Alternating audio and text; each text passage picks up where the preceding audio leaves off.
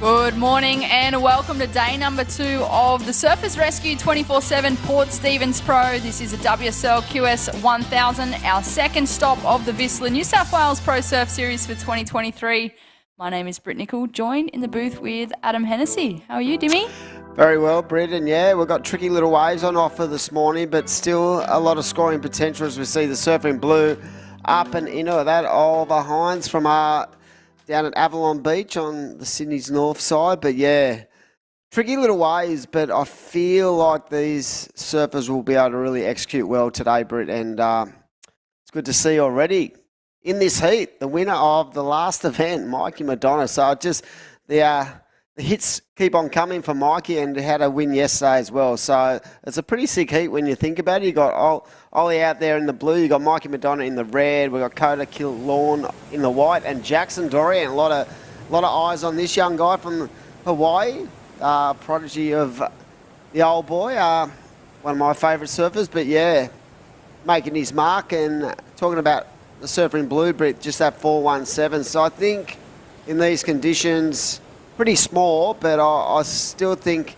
you know, they'll be able to identify exactly what they're looking for to consolidate as we see. Here we go, we're just talking about him, and that is young Dorian up and riding. But yeah, it's just crazy how many events we've had back to back, and trying to sort of manage all those different levels, Brit, of fatigue and, you know, and trying to keep yourself mentally fit, because still this is a 1000 event. You win this, and it could be the difference between jumping onto the Challenger or not. Yeah, for sure, Dimmy. They'd certainly all count at the end of the day and the end of this leg. And you talk about the fatigue, physically, mentally, but a lot of these competitors have also done the Pro Juniors as well. So if you add that to the mix, they would be exhausted by the end of this leg. Yep. But what it will give them consistency in their performances, I feel. And this is the thing about, you know, these series events back to back, you just nailed it. Some of the surfers, like take someone like Saxon Reba, who won his first ever Pro Junior the other day. He's still in the draw here, so he's basically bolted from Redhead up to Port Stephens. He was up at the Tweed. He's been everywhere so far. So I think, you know, physically, the work these surfers actually do in the off season carries them through, but they've still got to be able to switch off. I think that's the important part of it, if they want to sort of continue to, you know, stay fresh. But when you think about it on a wider scale, these series events really are like a 3-month block. So they just have to get through that block, and they know, you know, there's a chocolate bar at the end of that tunnel. Let me tell you, there is a big prize, and that is what we call the Challenger Series, and that's what they're all sort of aiming to do. They're aiming to get there, and you know, the reward is definitely there for those who can actually execute. We have Coda Killawn on his backhand, trying to link this one all the way through. Surfer from Maroubra, also on the VISSLA team. Wait and see where that number goes. At the moment, Oliver's locked in a 4.17, Jackson Dorian a 3.17, and we'll just wait for there you go, Coda Killawn a 2.5. So just over 16 minutes remaining. Mikey Madonna, the winner of the Camplify Great Lakes Pro, sitting out there with first priority, and here he is, Dimmy. Yeah, up and riding on a little insider, and we're having a chat between the commentary team, Brian, and talking about that win and how, you know, there was a real steely look to Mike even after the win. I think he was trying to sort of take it all in, he wasn't in shock, but he was sort of very steely in that post-seat interview after that win, and I felt like in his eyes, yeah, it was a great win, but there was so much more meat on the bone, and he knows where he wants to be. He wants to be on the Challenger full time.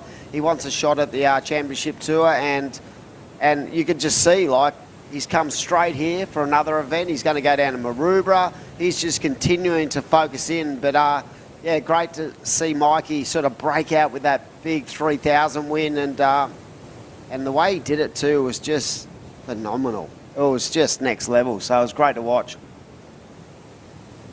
No, we were watching it on the edge of our seats. It was such a clutch finish to that final. He got the number that he needed with 4 seconds on the clock. Yeah, I mean, people were talking about it afterwards, trying to identify, did he make an error?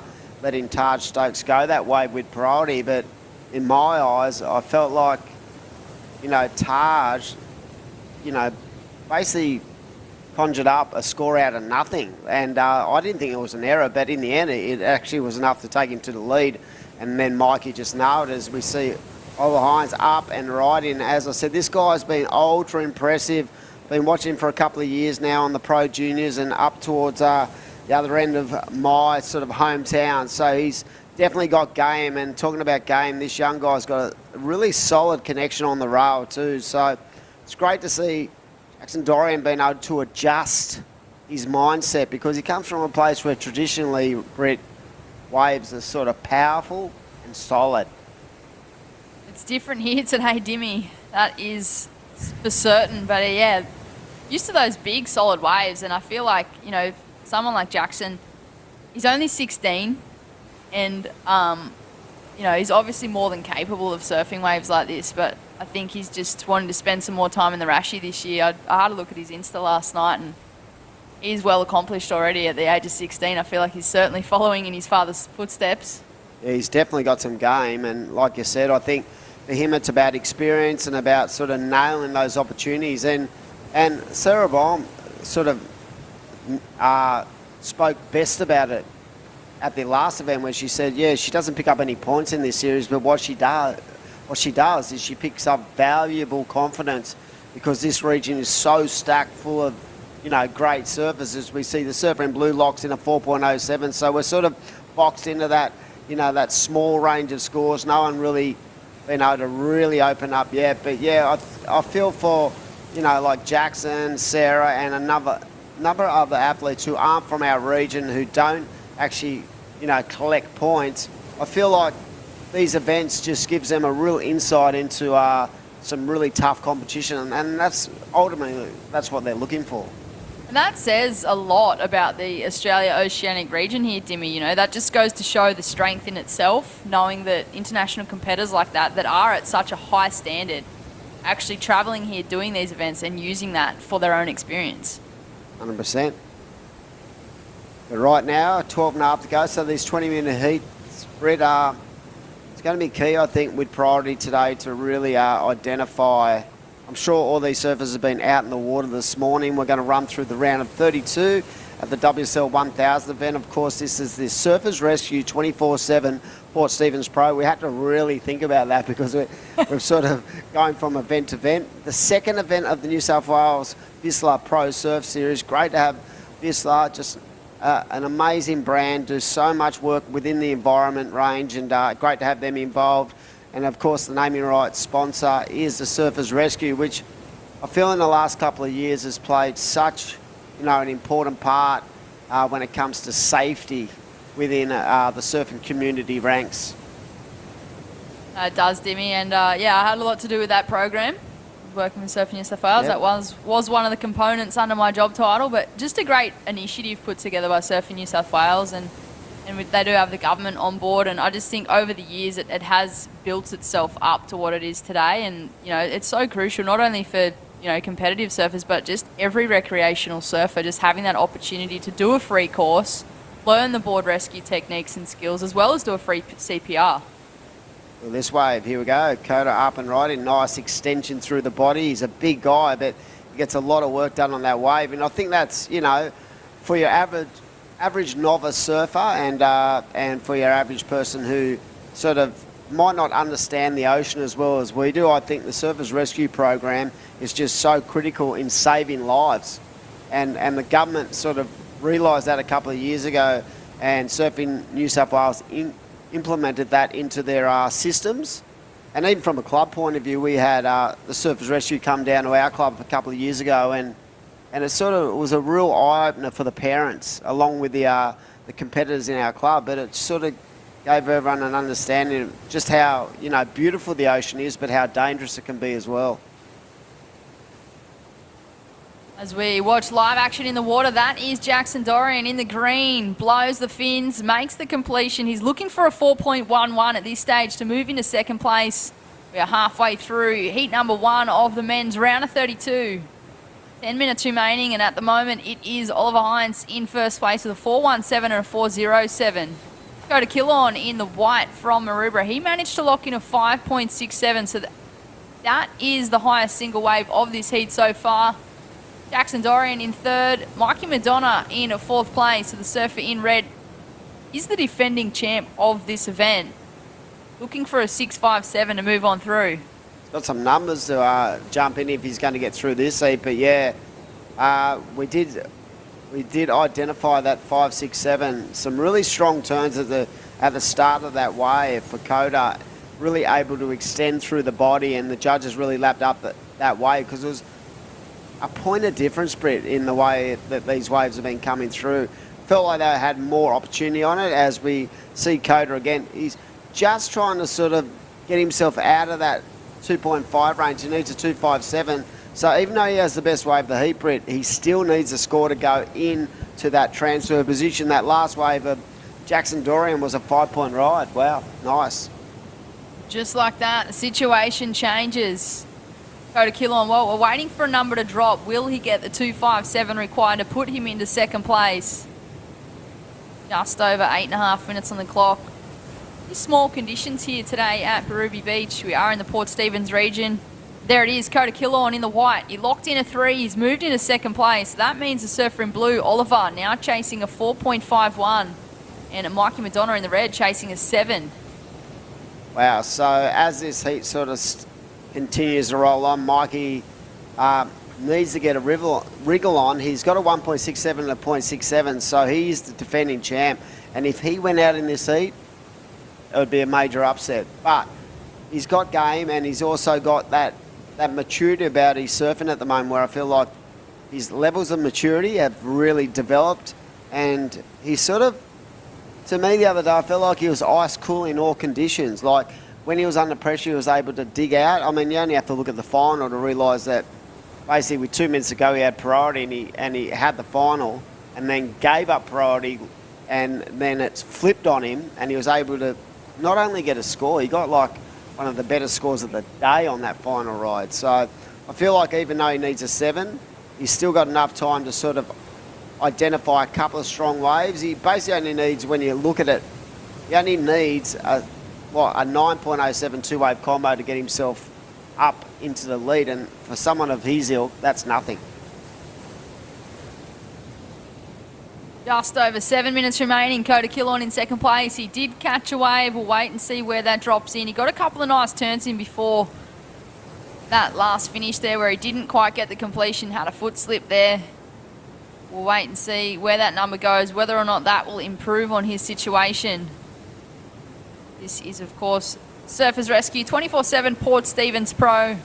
Our second stop of the VISSLA New South Wales Pro Surf Series for 2023. Great to have VISSLA partnering up with Surfing New South Wales again on these QS events here in New South Wales. Well, Mikey Madonna up and riding, Timmy. Yeah, nice first turn, comes off the bottom, into the corner, and really well-read wave, that one for the surfer in red, so that gets him on the game. So he's back in the hunt now, and I felt like he really wanted that wave. He wanted to wait for that wave, as we see Ollie up and riding. Really nice flowing turns on the forehand for the goofy footer. But yeah, Mikey Madonna was nice and patient, but I have a feeling this last wave of the surfer in blue is going to sort of set the cat amongst the pigeons, because I felt like it was a bigger wave, Brit, and it was some strong forehand surfing. We'll see what the judges think. He's found his spot on that bank. That left has continued to keep giving on that, or his forehand on this little bank here at Birubi. Beautiful part of the world as we watch the Destination New South Wales replay. It was just a bigger one, as you mentioned there, Dimmy. He got the connection on the inside, so we'll wait and see where the judges. Yeah, I think there was actually a turn before the web went on, before the camera went on to him, and I feel like that's going to be put easily his best wave, just because he came out of it nice and cold. We'll see what the judges think. Mikey Madonna locks in a 5.47. So we spoke about it. He was nice and patient. He's back in the game. Doesn't need a lot now. And you can see him on the screen there, on the web there. You can see him. He's actually identified where he wants to sit on the peak. And he's a lot further down than the other three surfers. So he's definitely got a game plan, and he's executed well, because the 5.47 is basically up there towards the best wave of the heat. That last wave we spoke about for the surfer in blue was a 5.73. That was a really nice ride. That puts Oliver Hines into the lead. Coda Kilhorn in second. Jackson Dorian with priority only needs a 4.21 and Mikey only needs a 3.74. With just under 5 to go, Britt. And all change here. Coda Kilhorn up and riding on his back end. Great first turn. Got a steeper section and puts it beyond vertical. So excellent surfing there from the man in the white. Comes up unstuck at the finish. Chasing a 4.24 to go to first. Or wants to drop a 3.53 to solidify second position. I feel as though that might replace 3.53. I just feel like the second turn was so critical. Yeah, that was money. It was 12 o'clock, and even though I believe he came unstuck on the last, and I just felt like there was some really strength through those couple of turns, and we'll see what the judges think. And there it is, a 4.47. So had he landed that last turn, I reckon that would have gone, right up there with his best way. But right now, very tight heat. White goes to first, blue to second. And it is up to Jackson Dorian to get a 4.91, and Mikey needs a 4.44. So you can just see, Britt, there's those scores in the sort of the mid to good range, but no one has really executed that high 6, 7, and that is going to be where the separation is. So very tight battle. What a great way to start the morning at Port Stephens for the Surfers Rescue 24/7. Port Stephens Pro, of course, this event has been a part of the New South Wales surfing program for a number of years. And it's great to see the defending champ, he could have easily gone home and rested up for the next couple of events, but he chose to come and defend his title. He's actually in a little bit of trouble right now, Brett. He is. Mikey Madonna, that is the man in the red that we speak of. He's chasing a 4.44 to go into second place. Still 3 minutes on the clock, and it's a highly achievable score there for Mikey. We just watched him last week at the Camplify Great Lakes Pro, which was held at Boomerang. He took the win and took it within the last 4 seconds of that final. So he's more than capable of locking in those scores under pressure. Yeah, definitely, and there's 2.5 to go. So priority right now sits with the Hawaiian. Second priority with the surf in red, so they are the first two cabs on the rank. Third priority with blue and fourth with Coda. So, but I do like there's quite a bit of separation. So each of these surfers have had a good look at the banks, worked out where they're going to sit, and right now you can see Mikey's actually moved himself a little bit towards the north to put himself in a position for these next couple of heats. Next couple of sets in this heat. So going to be interesting, and there's not a lot separating first to fourth, but again, we've said it before, Britt, time is the enemy when it comes to making the right decision. So whenever they pull the trigger in the next couple of minutes, it's going to have to be the correct decision if they're going to get through to that next round, into the round of 16. So we are running round of 32, 8 heats, and then into the women's side of the draw as well. It's going to be an exciting day. And tomorrow we're going to finish off strong with the final of the second event on the VISSLA New South Wales Pro Surf Series. So we're excited. It's the gravy train just keeps rolling on through, and what a great way to start the morning, Brett. Perfect start to our Tuesday morning here at Birubi Beach at Port Stephens.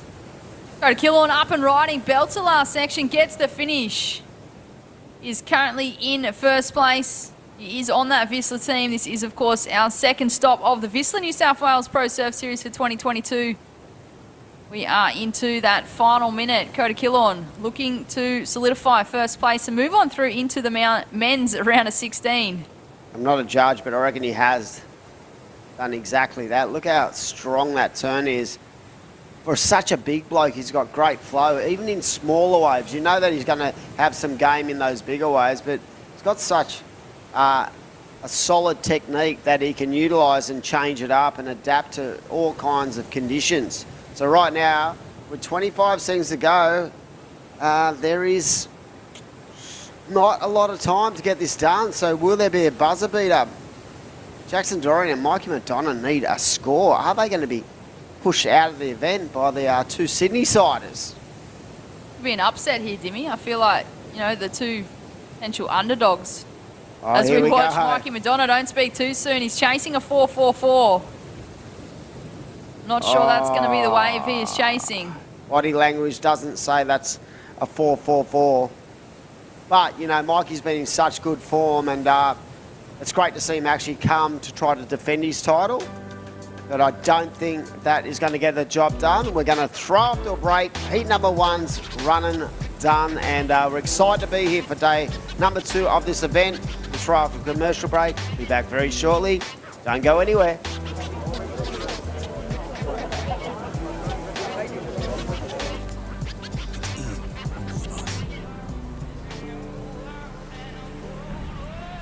That craving to feel new again, to see something new that will blow our minds, or meet someone new who will change it.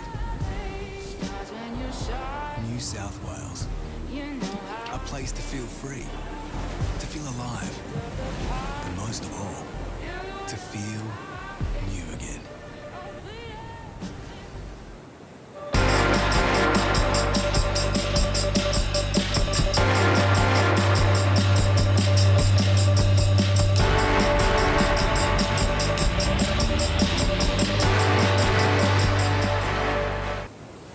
It's in all of us. That craving to feel new again, to see something new that will blow our minds, or meet someone new who will change it. New South Wales, a place to feel free, to feel alive, and most of all, to feel new again.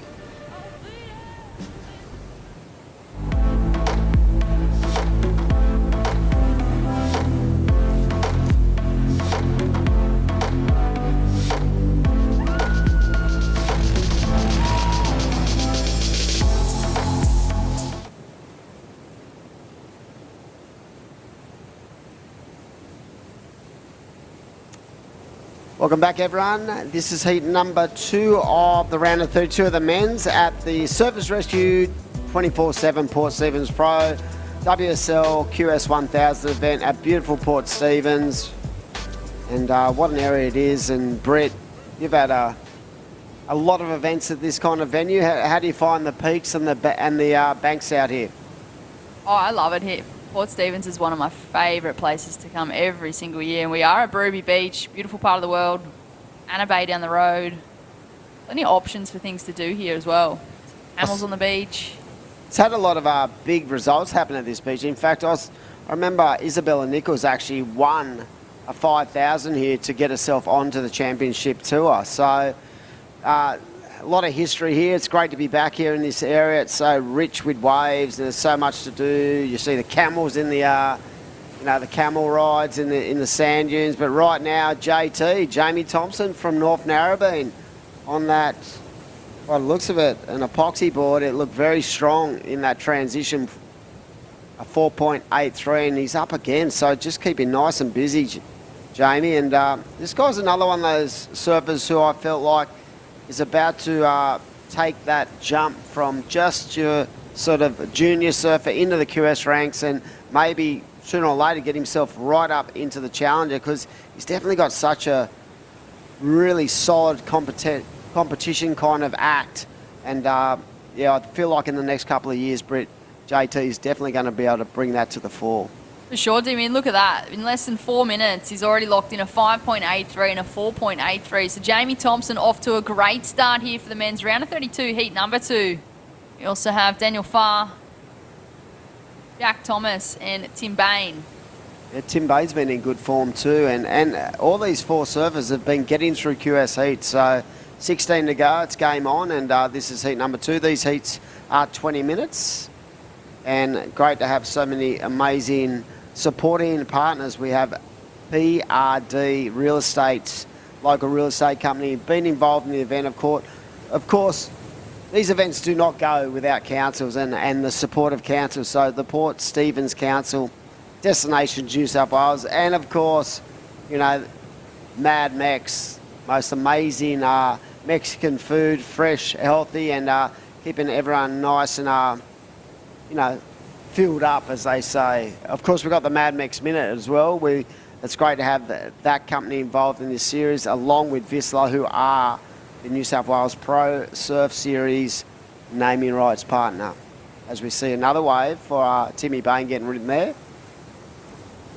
So yeah, I feel like this is very similar to that second day, that first and second day on the webcast up at Boomerang. So they're going to just have to make the adjustments. But what I do like there in these small waves, Britt, I feel like the scoring potential is still there. The opportunity to get a big score we saw in that last heat, Coda Killhorn, and he really sort of executed well. Already Jamie Thompson, a couple of really nice waves early, keep him busy. And we saw Daniel Farr there up and riding. So yeah, even though the waves aren't, pumping, opportunity is still there. And if there's enough sort of, opportunity, these guys, seriously, they can make anything happen. And just watching guys like Jamie Thompson and Coda Killhorn in that last heat, they're quite tall surfers, and they're making these small conditions just look like they do this every single day. As we watch Timmy Bain on his forehand, belts a couple of turns there. Wow, that was impressive. Got that 3.5, and he's basically paddled back into the lineup and went straight into another one without priority. And this is the thing today. How do you feel with the priority situation today, Britt? Would you sort of be a little bit freer with priority because of the fact that there are a lot of waves being ridden? Yeah, you said it just there, Dimmy, being free with priority. I feel like in smaller conditions like this and the way the peak and the bank works, there is opportunity. And I think, you don't want to be sitting that entire heat just waiting for that perfect one, because you're going to have surfers in second, third and fourth priority and have those opportunities because they're waves coming through. It's not slow, there's not lulls. It's actually pretty consistent here this morning at Port Stephens. Yeah, if you think back to that last set with Mikey, I felt like he was really sort of structured in the way he wanted to identify the wave he wanted. He actually got the score that he really wanted, that mid-5, but what it did, it sort of, it strangled him towards the back end of the heat because he didn't have another opportunity. So as we see Surfer up and riding again, yeah, I feel like, Jamie Thompson sort of probably has been sitting on the beach with his coach, having a good look at that, thinking, you know what, as we see a replay of that really nice turn, that is 2 solid manoeuvres. I feel like maybe the next heat would have looked at that and gone, you know what, I think it's really important that we be a lot more busier in this heat. And already, look at it, 12 and a half minutes to go. That's means 7.5 gone, and there's been plenty of waves being dished up by these 4 surfers. We watch the Destination New South Wales replay. The foam climb to start, zip line to finish. Surfer in blue puts a number on the board. That is Jack Thomas, a 3.9. Also got Daniel Farr from New Zealand locked in a 3.8. But last of Timmy Bain, a 6.17, so the highest single wave of the morning so far, Timmy. Yeah, definitely. You could just see that power and the lovely way he engaged a rail on a smaller wave. It's such a important skill set, I think, for these surfers to be able to develop. And I mean, when you sort of live where we live, and you're going to get smaller days, and these surfers work so much on their technical side of their surfing in smaller conditions because they need to identify the fact that they're going to have to surf events when it's pretty much minimum, and the waves are 1 to 2 feet but clean, and if you get the right wave you can really tag off on that, and we've seen it with Coda in the last heat and definitely with Timmy Bain on that last wave. As we watch the Destination New South Wales replay, this is Tim Bain. Beautiful first turn. Just love how he keeps the momentum along that wave. It was tiny. Got the finish. I think the key to that was flows.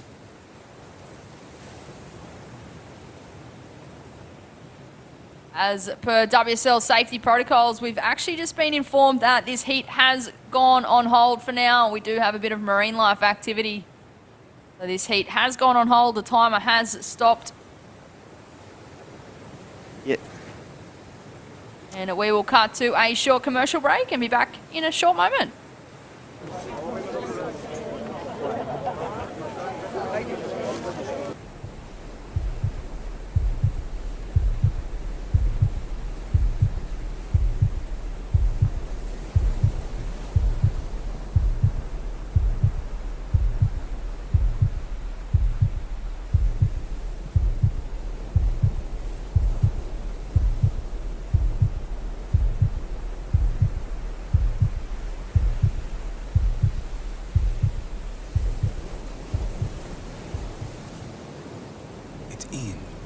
us.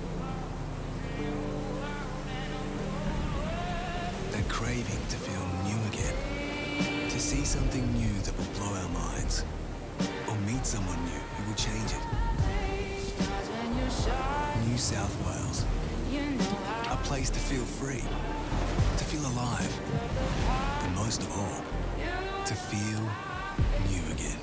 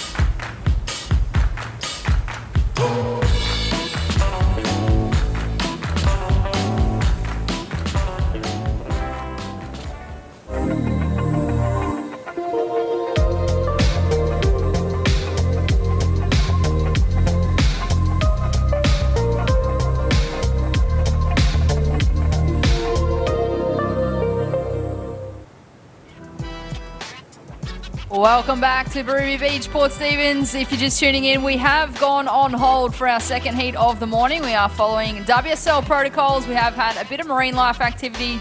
We are currently on hold, but stay tuned. Hopefully we won't have to wait too long. Yeah, I don't think it's going to be that long before we re-enter the fray when it comes to competition. Yeah, I think, you know, the safety issues, WSL do a great job. They're onto it, and yeah, there is traditionally a lot of, marine life in the Port Stephens area, and you'll see this happen a couple of times, I think, during the event, and it's more of a safety issue and making sure that we connect the dots. And once they have that water cleared, they've got drones and they've got jet skis. You can see the skis out the back there. They do a great job, and once they feel like whatever has been around, has been pushed out to sea or whatever, they'll get underway. But Britt, let's be honest, it is the ocean, and you're going to have those days. We are, Dimmy. We are in that playground, so following protocol, we are on hold. Surfers in this heat are all safe, and that is our main priority right now.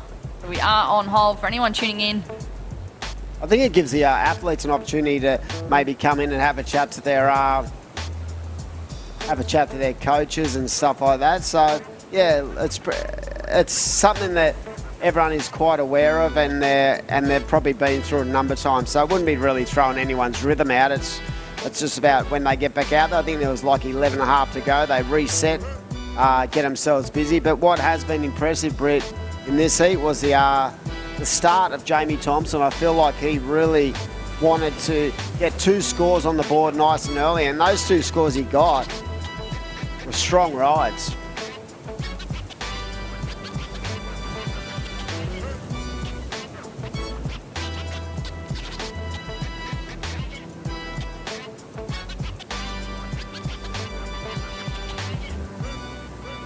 so for everyone tuning in, stay tuned to the live action. The webcast will stay live. We are just going to put our headsets aside for a moment, take a little break, but stay on the broadcast because we will be back soon.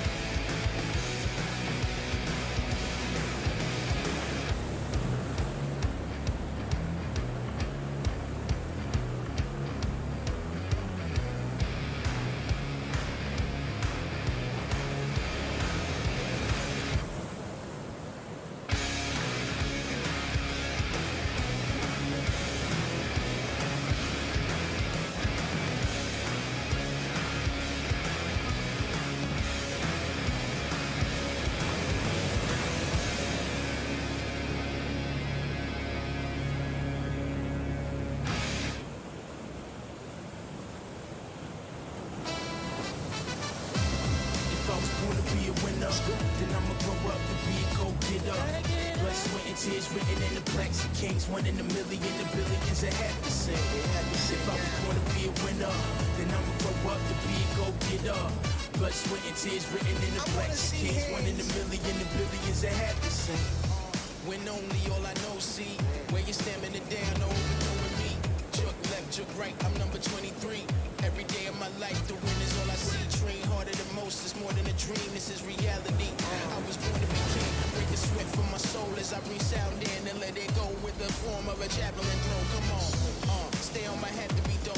Wrap my hands up tighter than the rap that he wrote, then let it float like a butterfly right to your throat. Think it's a joke till you tenderize, beat you up so bad your friends that ask which way did he go. Hard to recognize, sorta like the face of a ghost. I'm blazing your boat, don't think you gon' be staying afloat. The waves on the coast claiming you on your way to the ropes. So let's go, come on. If I was born to be a winner, then I'ma grow up to be a go-getter. Blood, sweat, and tears written in the plaques of kings. 1 in a million, the billions that have to sing. If I was born to be a winner, then I'ma grow up to be a go-getter. Blood, sweat, and tears written in the plaques of kings. 1 in a million, the billions that have to sing. I've been a champion for all of my life. As a young and golden medals, more than something I like. I would always look for challenges, the sorcerer's type. Always where the hazard is, left hook, so where the jabbing is. Brought up with the savages, I had to win. Thought about the war long before they brought the battle in. Hashtag warrior, what he channeling. Pick up the ball, then I'ma slam it in. What do you call what's really happening? Slapping with the bat in hand. Full house, now bring it back again. Oh, you lost, get back to hassling. Hustling hard to get back to the front.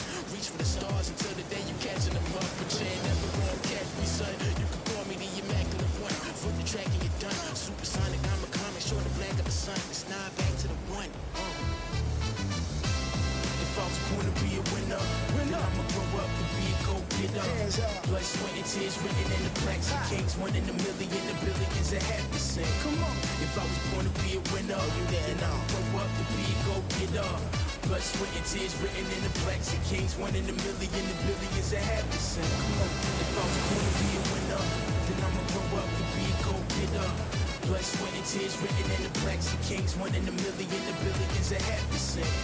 If I was born to be a winner, then I'ma grow up to be a go-getter. Blood, sweat, and tears written in the plaques of kings. 1 in a million, the billions that have to sing.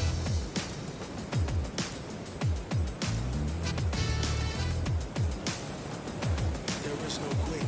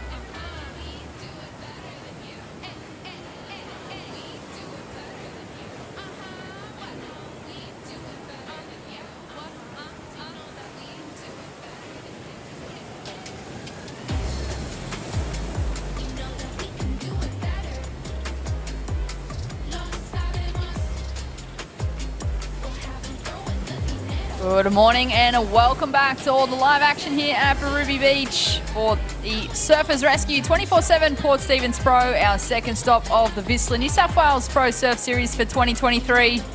We did go on hold for a moment there due to a bit of marine life activity, but we do have all four surfers back in the lineup. We are just waiting to resume this heat. This is, of course, heat number 2 of the men's round of 32. My name is Britt Nicol, joined in the booth with Adam Hennessy.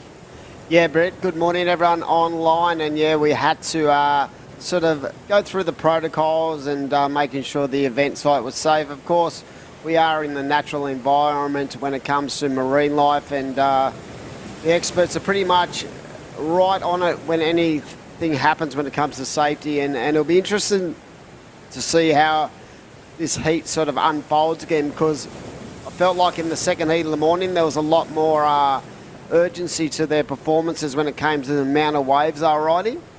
And Jamie Thompson was definitely, a big part of that when you consider he got his 2 waves in the first 4 minutes. So there's still just under, 12 minutes to go. So much time, so much meat on the bone for these surfers to execute, Brett. This is where it can get interesting too, Timmy. They've had to put their heat on hold. They made their way to the beach. They're on the beach for a while.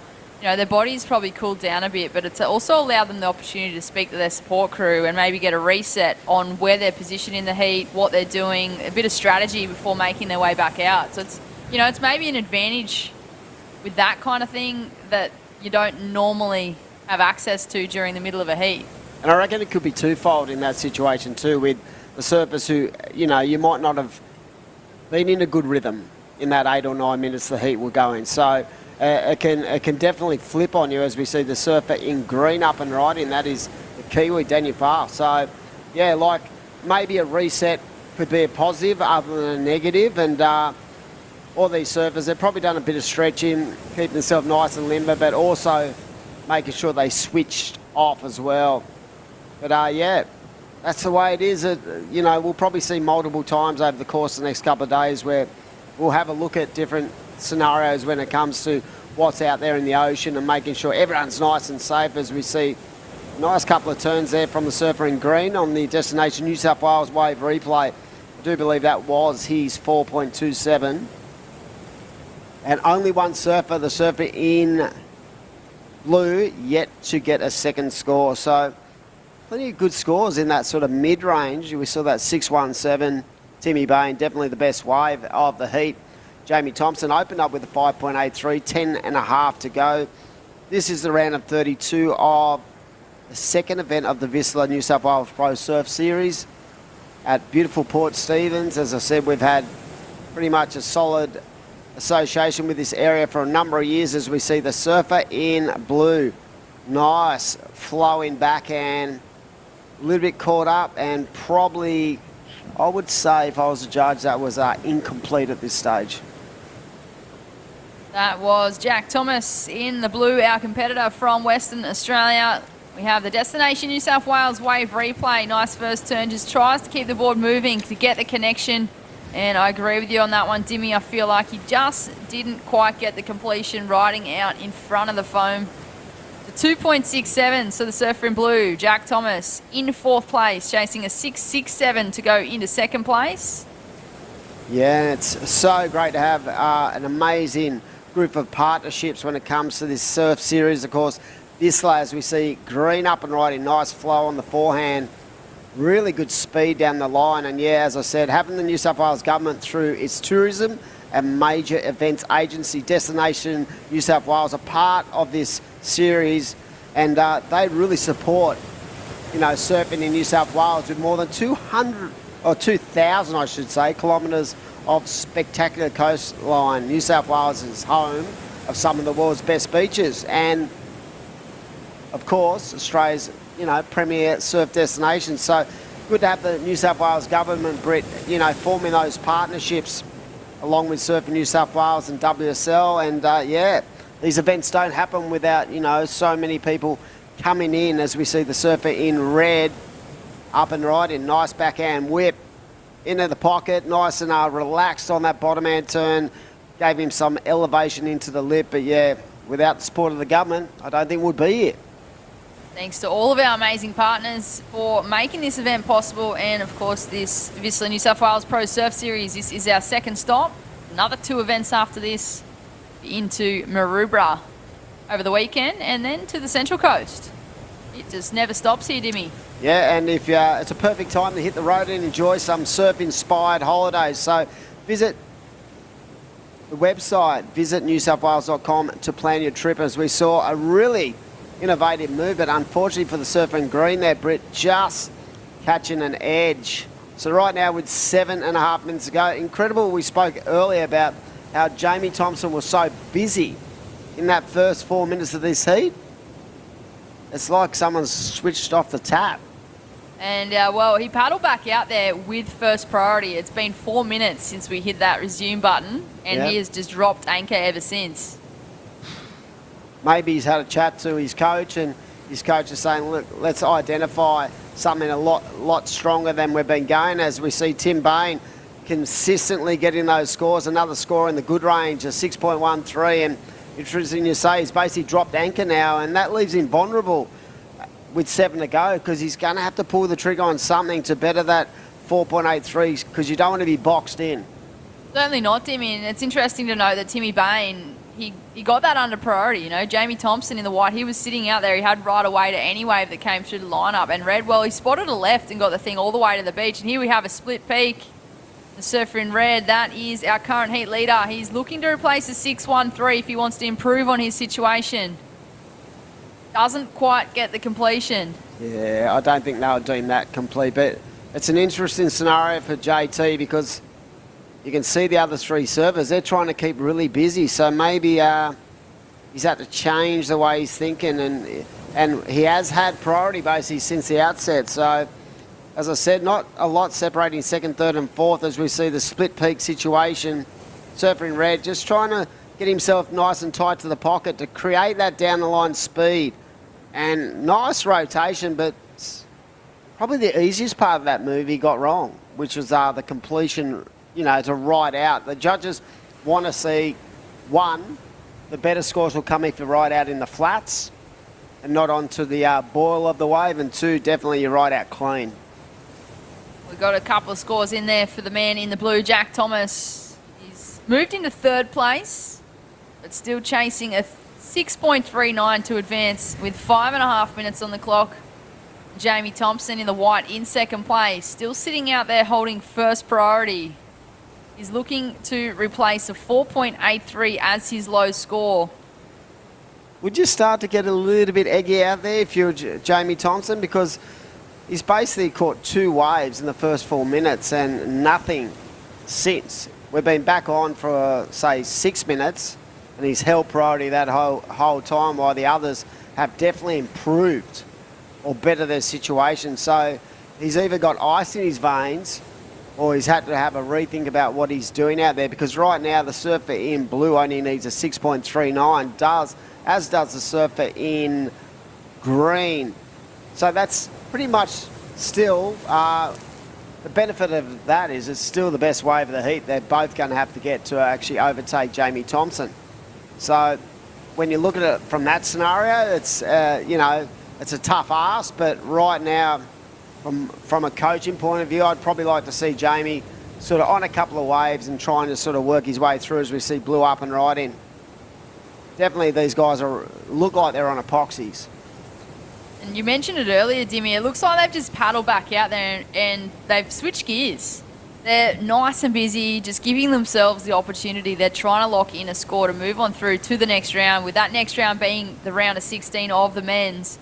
And yeah, Jamie Thompson, well, he's done the opposite. He was busy in the first 4 minutes, and he has just dropped anchor ever since. Maybe he heard us talking about him, going, mate, how impressive it was. It was, you know, wave after wave after wave, and he's going, oh, you know, might go the opposite way. But still, there is 4 minutes to go, and it is the surfer in white who has first priority. It is Daniel Farr, the Kiwi, who needs a 6.39, and the surfer in green up and right, and again, nice flare. And surfer in blue only needs a 6.09, so he's reduced that requirement by the barest of margins, but still, 3.5 to go.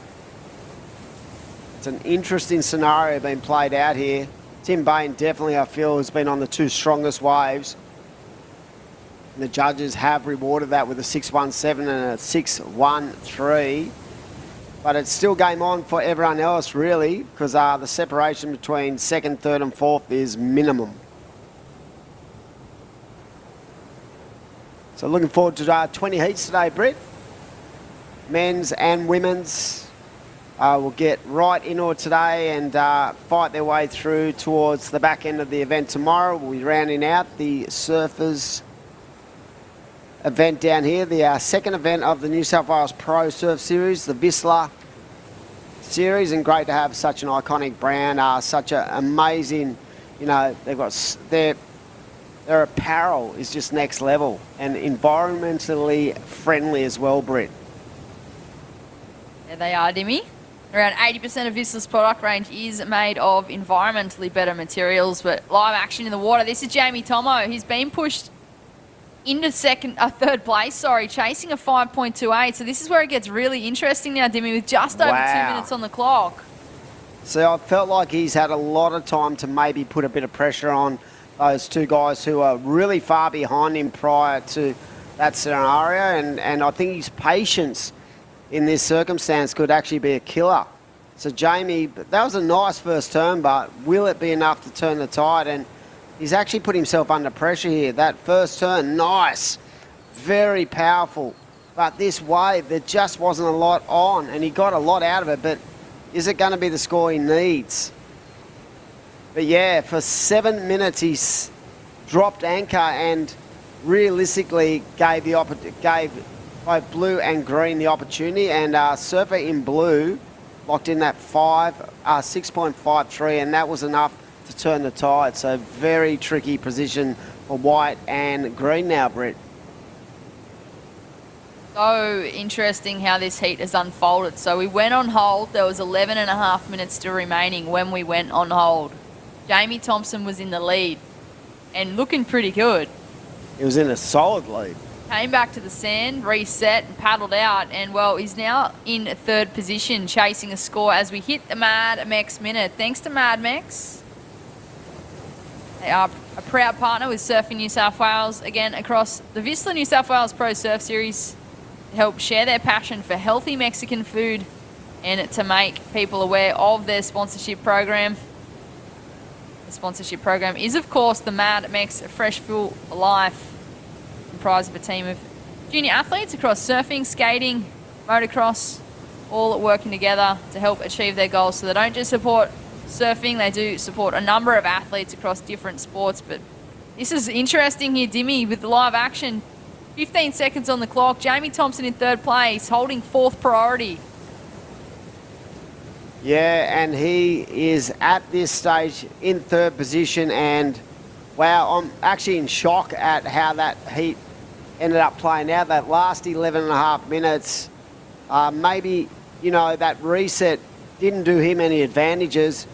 But, I mean, he had his strategy and he was in the lead when we went back to the live action. But unfortunately, you can see the disappointment. You can see just that body language. He's fuming.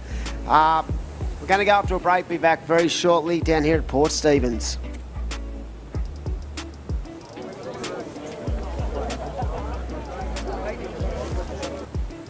It's in all of us. That craving to feel new again. To see something new that will blow our minds. Or meet someone new who will change it. New South Wales.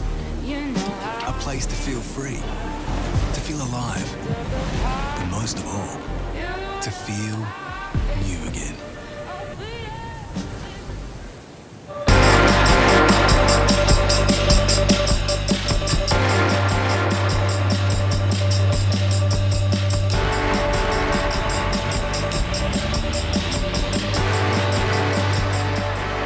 This is the motivation.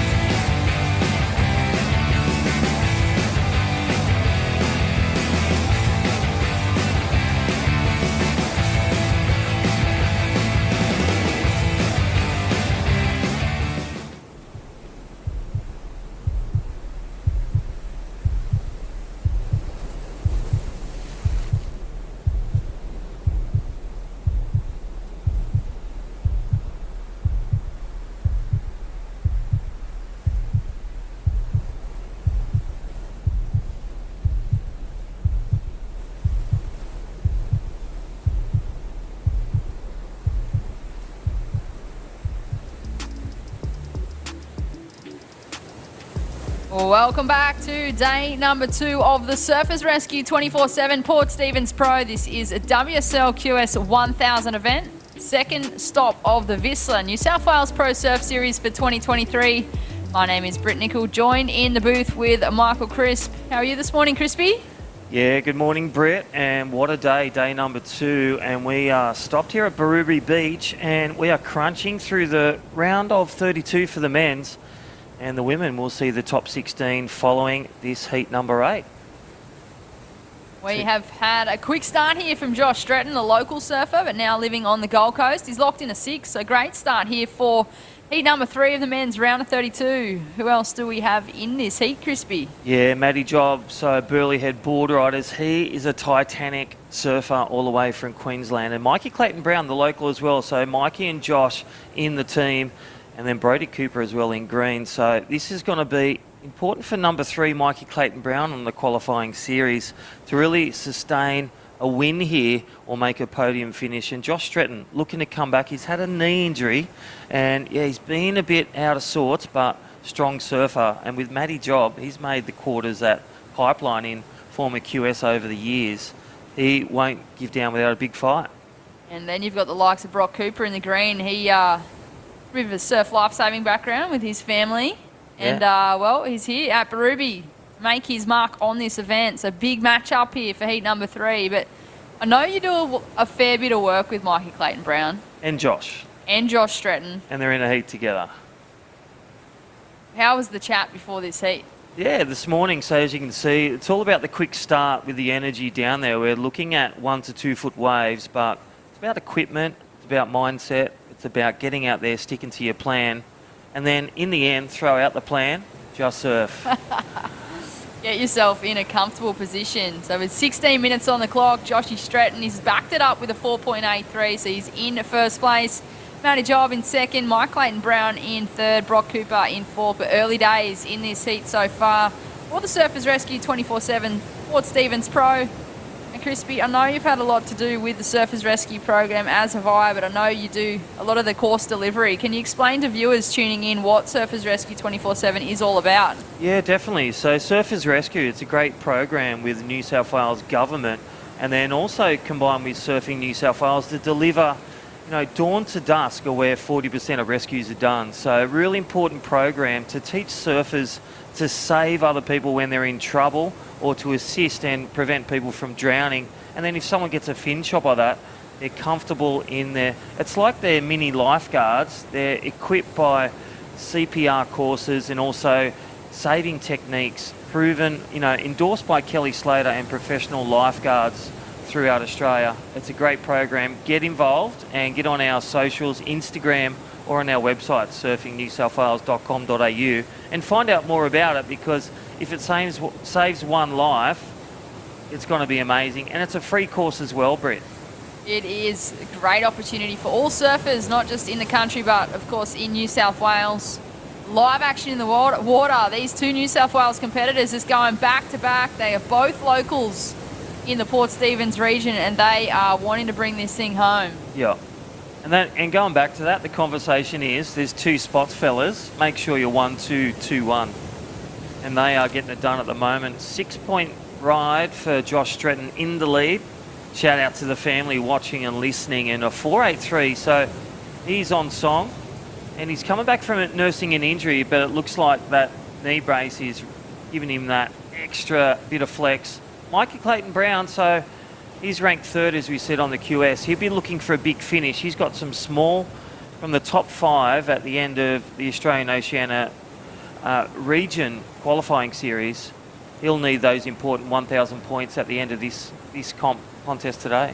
And Mikey Clayton Brown, well, he just came off a 3rd place at the Great Lakes Pro last week in Boomerang. So I feel like Mikey will be going into this event with a fair bit of confidence. Yeah, definitely. You know, knocking out the likes of Reef Hazelwood and some of the qualifying series, you know, the former challenger representation. Mikey, you know, he just sticks to his strengths, and that's a key in surfing. You can be against big names and numbers and former pro surfers. You've got to stick to what you do well and control the controllables. Live action in the water. Couple of surfers up and riding. Matty There's a bit of Job. whitewash in between those two surfers, so that'll be fine. But Matty Job finishing off on the inside, the surfer from Burleigh. Thanks to Destination New South Wales for that wave replay. We've got some scores locked in with 13 minutes on the clock. Josh Stretton currently leading this heat, and that is the man on screen. Yeah, nice with priority. Nice first turn. Again, the judges are looking for critical turns and also risking it to get that combo in. And look at the speed, power, flow. And this guy's a big fella. He's rating about 80 kilos, surfing his small wave board, and that's a key where we talk about equipment.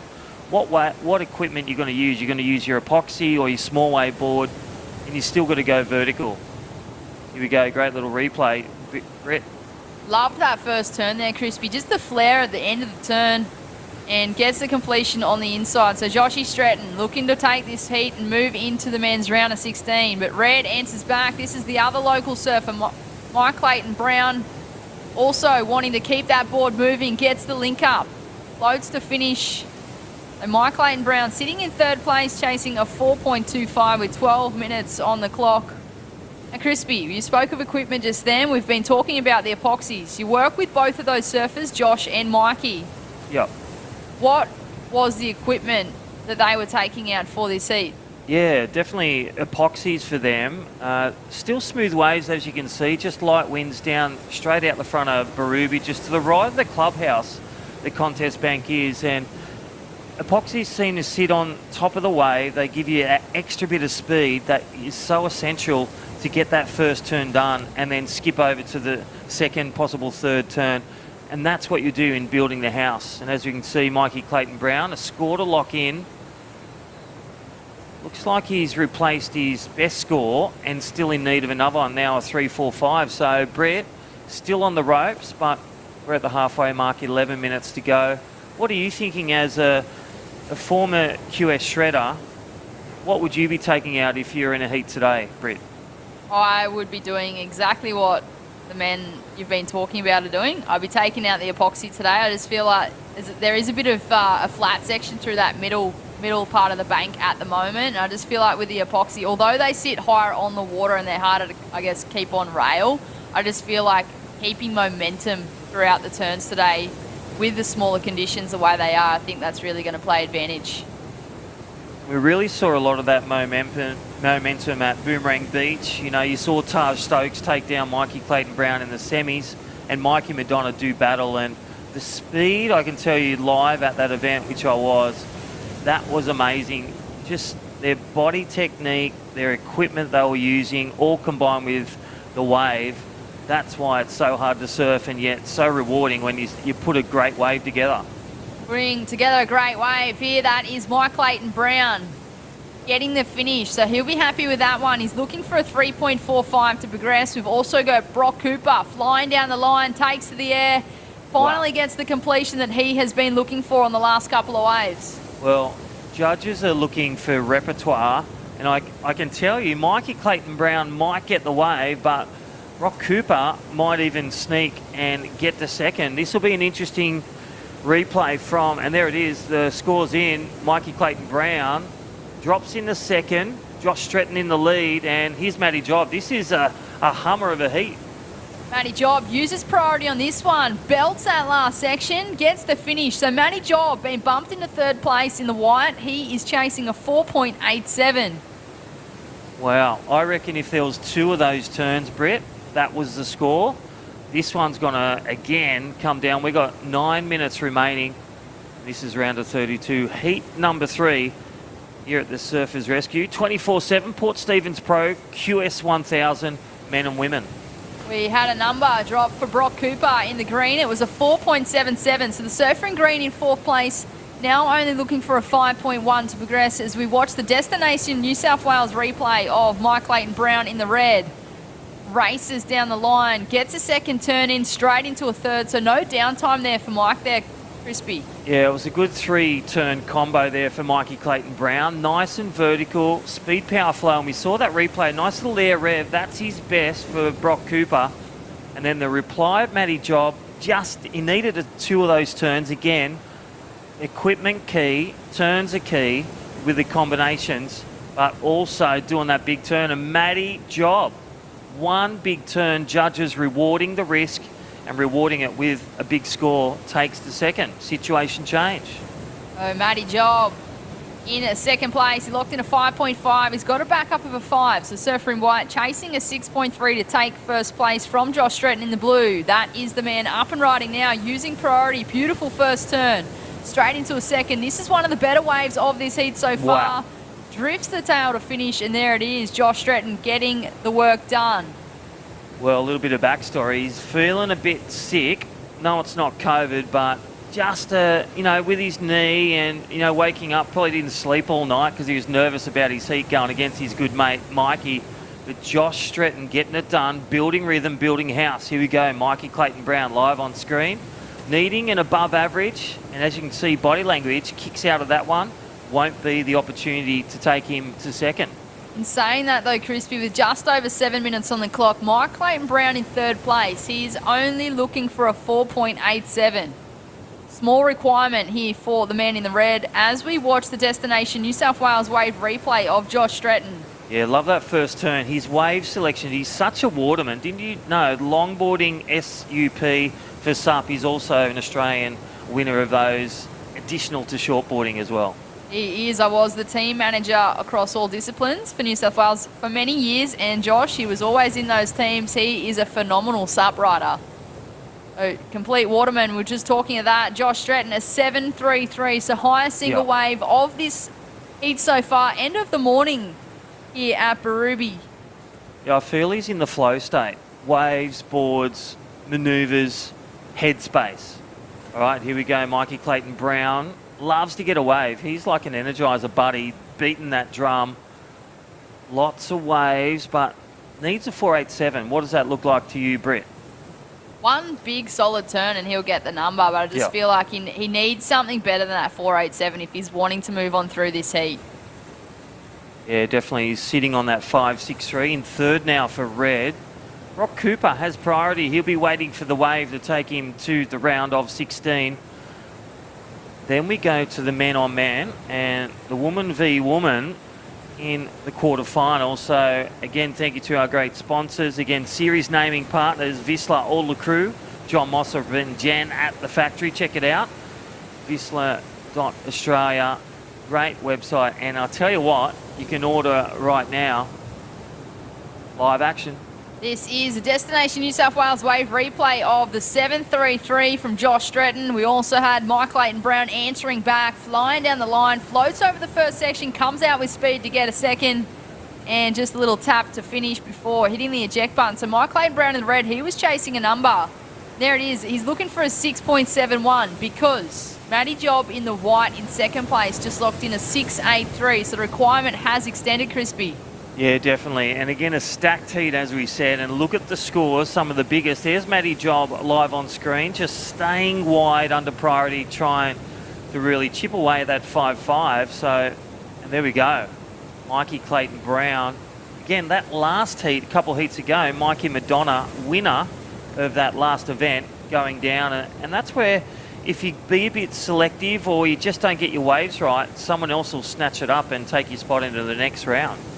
I think with the changing location, changing conditions, like we were at Boomerang last week and conditions were similar in the first couple of days. It was small, it was clean, but moving into the tail end of that event, the conditions did pick up, and I just feel like the surfers that found momentum throughout that event have come into this event, and I feel like the strategy just has changed slightly, and they haven't quite been able to find that rhythm here at Birubi. Well, 4 minutes to find that wave for green and red. Priorities lays it. There we go. Brock Cooper up and riding. Nice little selection wave. Again, capable of airtime. I reckon he's going again to fly. That was Brock Cooper in the green from the Gold Coast, the 19-year-old. He is chasing a 7.56 to move on through to the men's round of 16. This is, of course, heat number 3 of the men's round of 32. We'll be moving through this round and into the women's round of 16 and back into the men's round of 16. Live action in the water. That is Josh Stretton, the current heat leader. There you go, Brock Cooper. He locked in a 5.2. He's been pushed into third place, but now chasing a 7.13. All right, live action. Mikey Clayton Brown now pushed to fork. He's just seen the body language. He's just not into those small waves. And looking to manufacture a score around the 671. That is really just under Josh's best wave of the heat. Something with 3 vertical turns, or maybe a big solid turn and finish with a nice air rev or a nice slob air. Here we go. This is Brock Cooper just having a quick look at that one, opting not to take off. He recognised that that was not going to be a 7.13 on that wave. With just over 2.5 minutes remaining, Josh Stretton, the local, in first place with a 6 and a 7.33. Matty Job from Burleigh, a 6.83 and a 5.5. He's chasing a 6.51 for first. Brock Cooper in third place, chasing a 7.13. And Mike Clayton Brown, the other local in this heat, he is looking for a 6.71. Yeah, big combos, really demonstrating the prowess of this heat and also the availability of waves. 1 to 2 feet, multiple beach breaks. We are at the beautiful Birubi Beach. Light winds and sunny skies, and pretty much some camels on the beach as well. Beautiful place. Don't forget to check it out.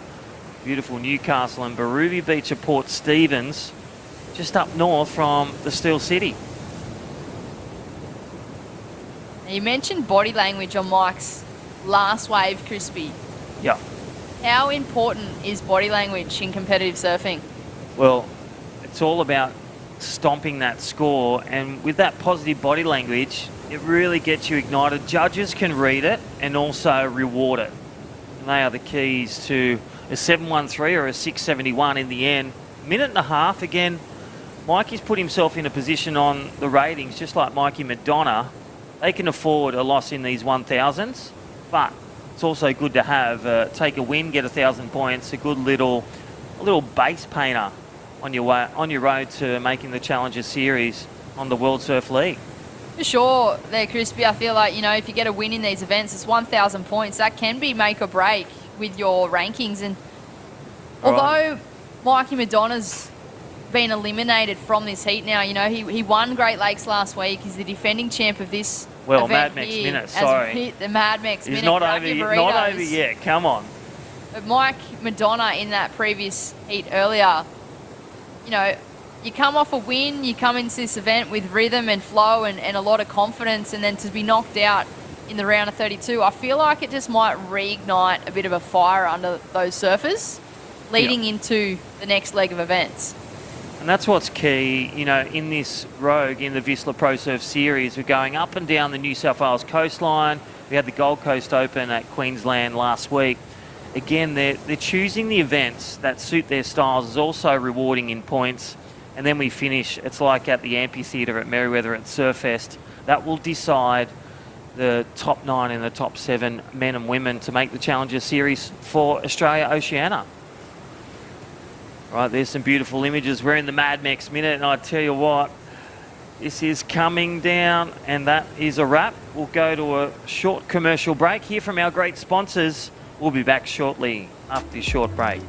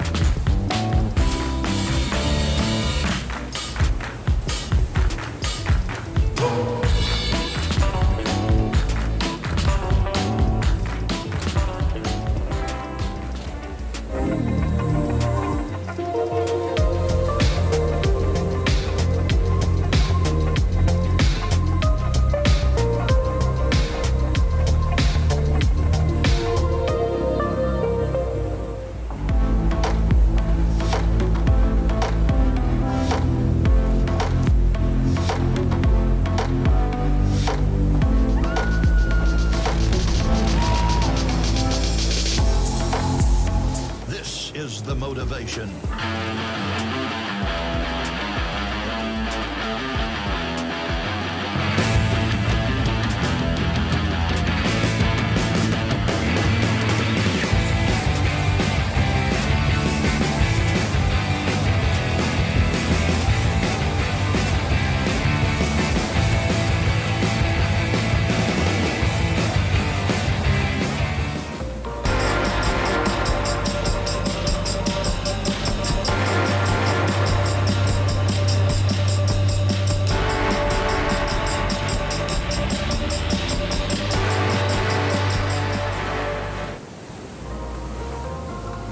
Well, welcome back to day 2, the Surfers Rescue 24/7 Port Stephens Pro. We just saw Josh Stretton take that last heat out, and we are down heat 4. And welcome back, my co-commentator, Dimmy. Welcome back, Adam Hennessy. Yeah, how are you, mate? Yeah, good times, and good to see the men in the water this morning at Port Stephens, one of the most beautiful areas on our brilliant coastline of New South Wales. And I think eyeing off what we've seen in the first couple of heats of the day, mate, you're going to have to keep busy out there if you're going to get the job done. You do not want to be putting yourself under kind of any duress towards the back end of the heat.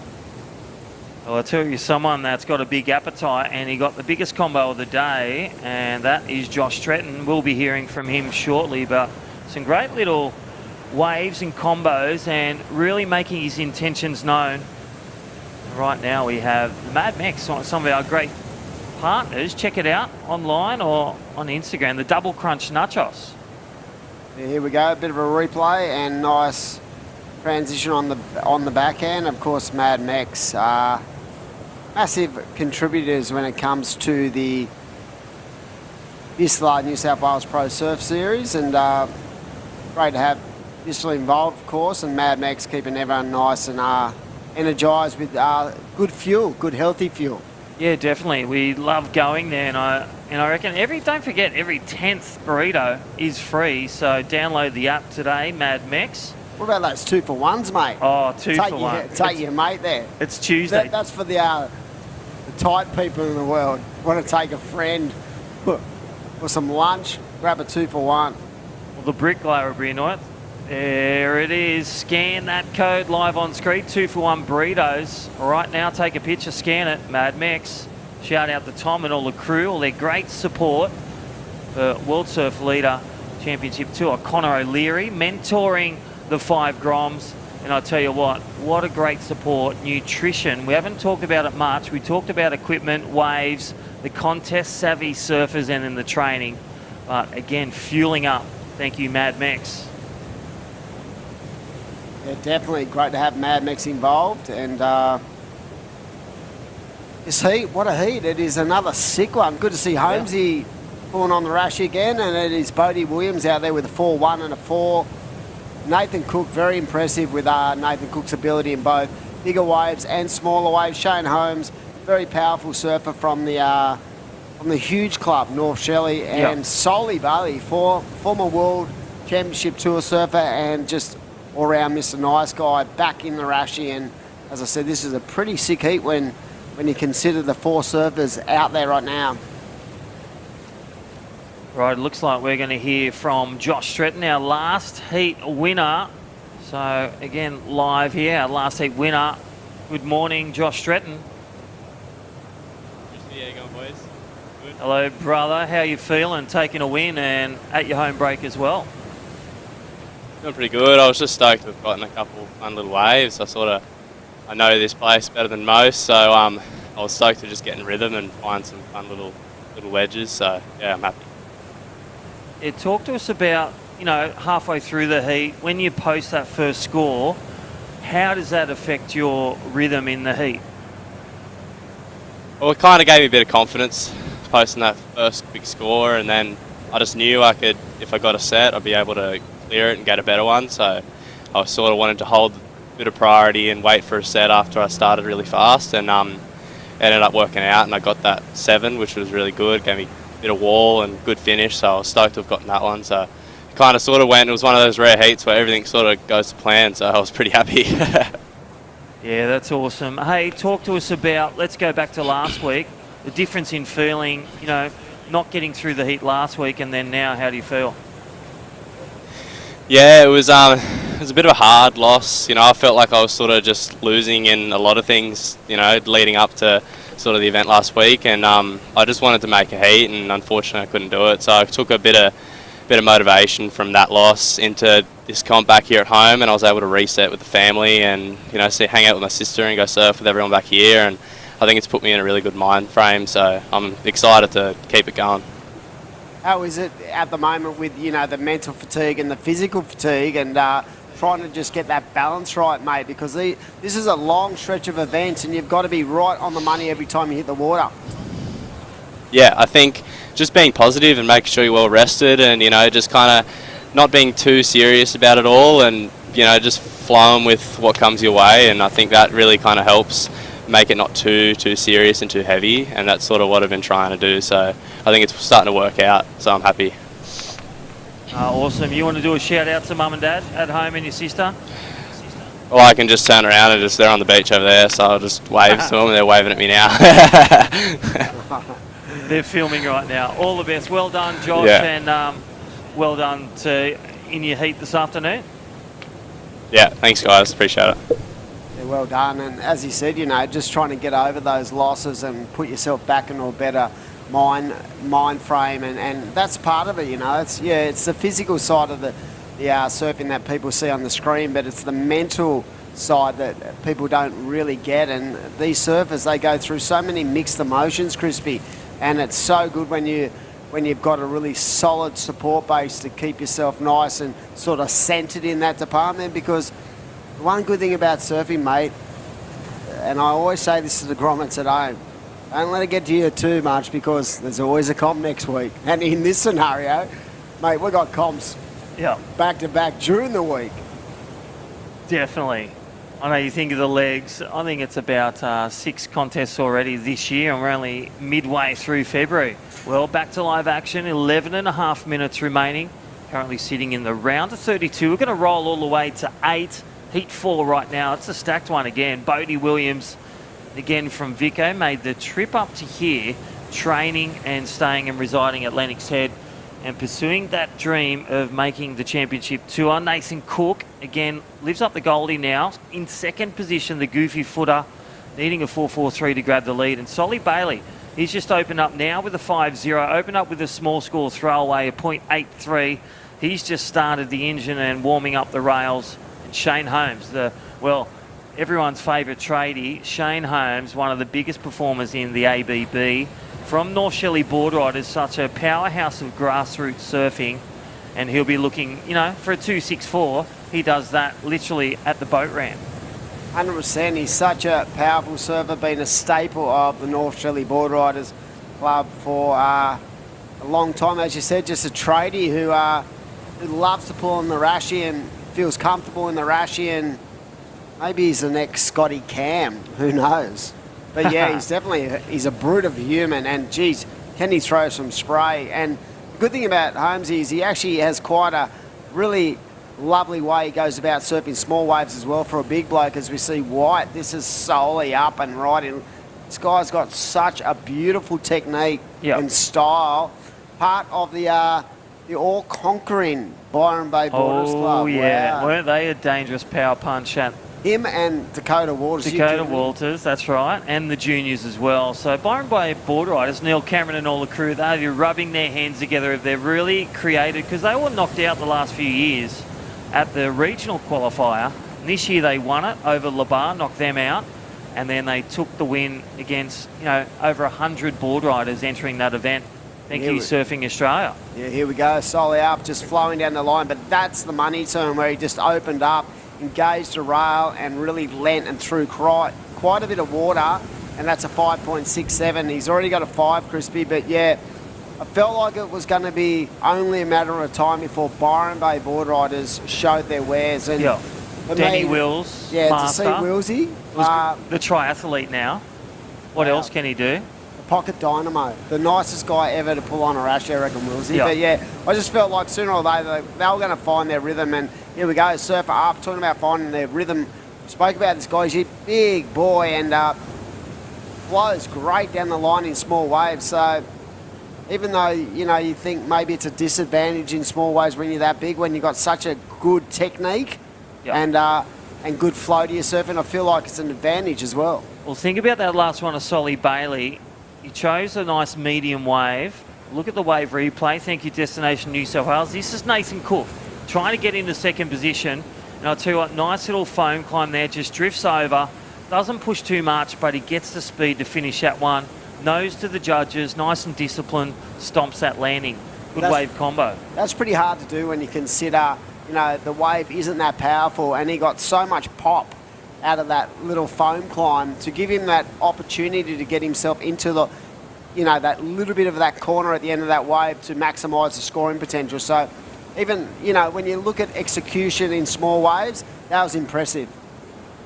Well, I'll tell you what, Solly Bailey, he's punching above his weight. Not even a 5.67 and a 5.0. Bit of background on Solly. He's been doing a lot of boxing at Byron Bay. And again, I love finding more about these guys. Like, we've got the tradie right now, Shane Holmes. And again, nice two-wave combo, two-turner. Is it the small score? I reckon that is there, Dimmy. He will potentially go to second. This could be one of those ones. Bodie Williams leading at the start. Like we saw with JT, he's really got to compose and learn that just because you're sitting in the lead at the start of the heat, it's all about that middle and finish to get you across the line to the top 16. I think it's important in heats like this, on days like this, you need to keep busy. And that last wave of Holmesy, I think it was the 3.73. I don't know if it was enough. He needs a 3.87. But yeah, I feel like the key to success out here is not to be overthinking the situation, especially with priority. Here we go, Holmesy, straight into another one. Nice vertical turn. I actually think that is going to be the wave that puts him up into second. But yeah, I think, you know, even though priority can be an advantage, it can also be a disadvantage. And I felt like in that heat earlier with Jamie Thompson, it was a key indication that he held priority for 7-8 minutes, and then basically the other three guys got the better of him. But I feel in small waves, if there's a lot of waves and opportunity, have a crack, because you just don't know what's going to unravel in front of you. And there it is, that last wave of Holmes. It was 4.23, I think, and it did put him in the second. So Bodie Williams goes down to third now. Needs a 4.80. Nathan Cook needs a 5.17. These are 20-minute heats. Great to have the water safety out there, Crispy. And, you know, we saw this morning. Yep. We went on hold just to make sure the safety mechanisms are met, the WSL standard that they set, not just in this region, but around the world. Yeah, definitely. So Australian Lifeguard Service, well done to Chris O'Rourke, Ruben Roxburgh, just leading the team, the safety team. And they're doing a great job down there, the local lifeguards, keeping our athletes safe. Again, in conjunction, you know, you want to become a surf coach, see Surfing Australia. You want to become a lifeguard, Australian Lifeguard Service. Mate, what's the tides are doing? It looks like it's low tide at the moment. Have we got an indication of what the tide will do? And what is your professional opinion on what's going to happen when that tide starts to come in this afternoon? Yeah, definitely. So we've got light winds all day, and we're sitting on that 1 to 2 foot waves straight out of the east. So it actually faces south, this bank. So Okay. if you go to your right hand, that is directly south. So it gets the south swell as well as the east swell, and it's offshore in the northeast. So it's a really open beach at Birubi. It's the north end of Newcastle, Stockton Beach, and it's such a great hole of, it's offshore in the nor'easter, but it's also fun on the cross shore as well. So a bit of everything. Bit of a mixed bag, as we see surfers getting busy with 5 to go. It looks like Shane Holmes is going to have a look at this wave up and right in and out. So that little double up didn't eventuate for Holmesy, but waiting on a couple of scores to lock in with just under 5 to go. And yeah, it looks like we have a 0.7 of a metre swell on tap. So that's 1 to 2 foot, but I feel like there's plenty of opportunity. So no one is really missing out there this morning. This is heat number 4. Round of 32 action. The Surfers Rescue 24/7 Port Stephens Pro. And it is great to have VISSLA part of the New South Wales Pro Surf Series again, as we see. Really nice first turn, and again, just that little bit of point of difference from Bodie Williams. Is that going to be the 4.80? Crispy. Yeah, well, we're going to leave that one with the judges, but what they are looking at, size of the wave, good wave, ticked his 2 turns. I feel that last turn, it just got a bit, not uncontrolled, he completed it, but didn't come out with solid control and power. I'm going to leave that one with the judges. I'm saying, does he get a 4.77? I'll compare it to those other scores, the 5.67 and the 5. That's what they're thinking about with Solly Bailey's, and I say he just gets under.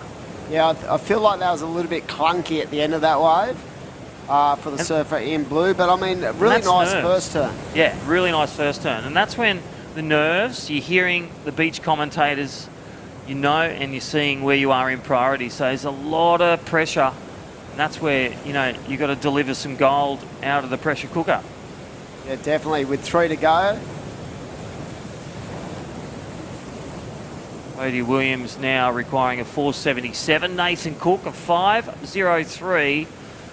And really, Pro Junior, they are grinders, and also with Nathan Cook, he's, I reckon, been around qualifying series for around 10 years, whereas Bodie Williams coming up from Vico, training on the North Coast and then coming over to Gold Coast.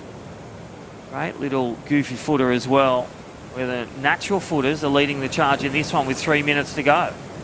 Exactly. Still plenty of time on the clock, and like we said, I think that last wave definitely fell short just on the, on the completion of that second turn. Had it been more, clinical and more, rounded that turn, I felt like he probably would have got the score. But there's still plenty of time. There's basically like 2.5 points separating first to fourth, so nothing is actually, for sure at this stage. And on my radar, I've still got a wave to come in for the last of Bodie Williams, so maybe they're looking at it. But at this stage,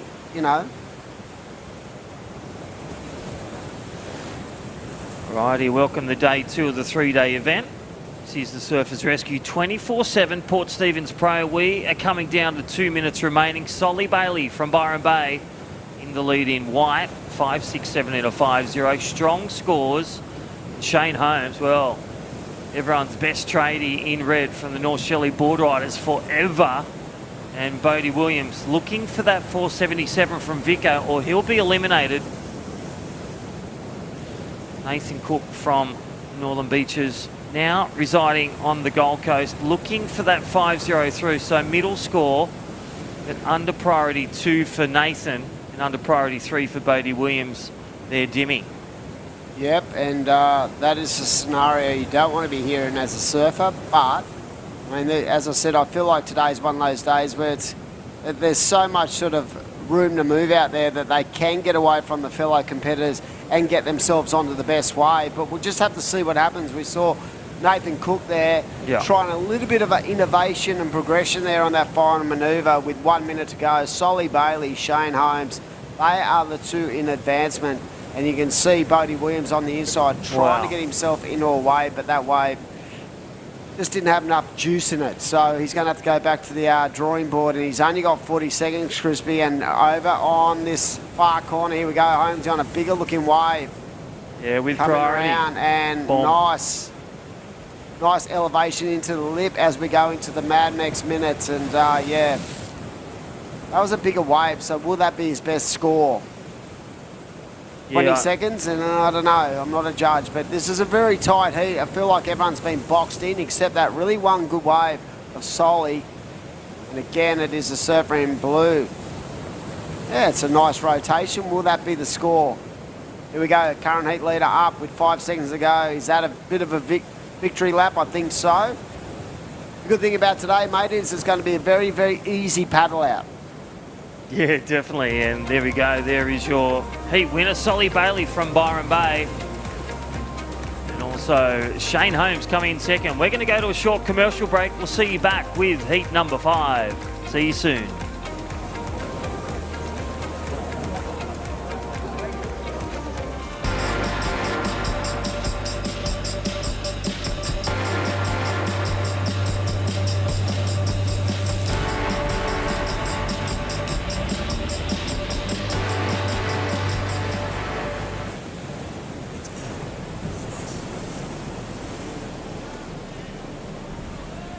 The craving to feel new again, to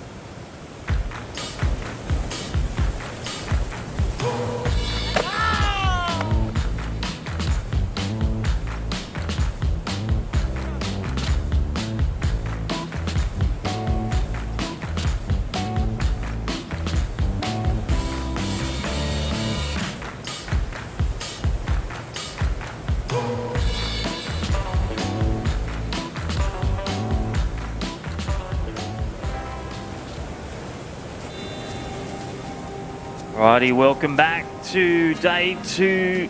We are here at Port Stephens, the Pro QS 1000 at beautiful Birubi Beach. Light winds, 1 to 2 foot waves. We've got that southeaster light wind on at the moment. Sitting on a low tide for the surfers, so, well, there's small wave prowess being showcased. And we'll talk about prowess. Takehu Butler from Mount Moganui, that speed star is in the water in red. Heat number 5, round of 32. We are in the men's division, World Surf League. My name's Crispy, and welcome Dimmy, Adam Hennessy. Welcome back. Yeah, mate, this is a truly international heat, and I do believe we've got Solly Bailey from Byron Bay down in the post-heat area. Solly, good morning, mate, and talk us through that. A little bit small out there, but I feel like you found all the good waves out there. I don't know if there's a good wave or a bad wave out there. It's all pretty tough, but yeah, I just kind of knew I had to just keep trying to go waves and yeah, just do the best I could. It's definitely tricky, but yeah, there's still a little bit of push, and hopefully with that high tide later this afternoon, it'll probably get pretty fun. Epic, mate, and you've got so many people who love the way you surf, buddy. I know that probably embarrasses you, but you've got so many fans out there. For me, I'm one of them, and I love that you're back in Arashi. How are you feeling, mate? What's the plan for 2023? Yeah, thanks. I really appreciate it. Yeah, I don't know. You know, I'm just trying to enjoy a bit of competing, and I really have had a kind of a scratchy start to the year with all these regional events. So we'll see how the back half of it plays out. But just loving my surfing, trying to improve, and just yeah, it's nice to put a jersey on and you know, compete. Hey, Solly, Crispy here. Great win, mate. Talk to us about, you know, what's in a week of your training coming up to it. I read a bit about the boxing out of the bag. What are you looking at?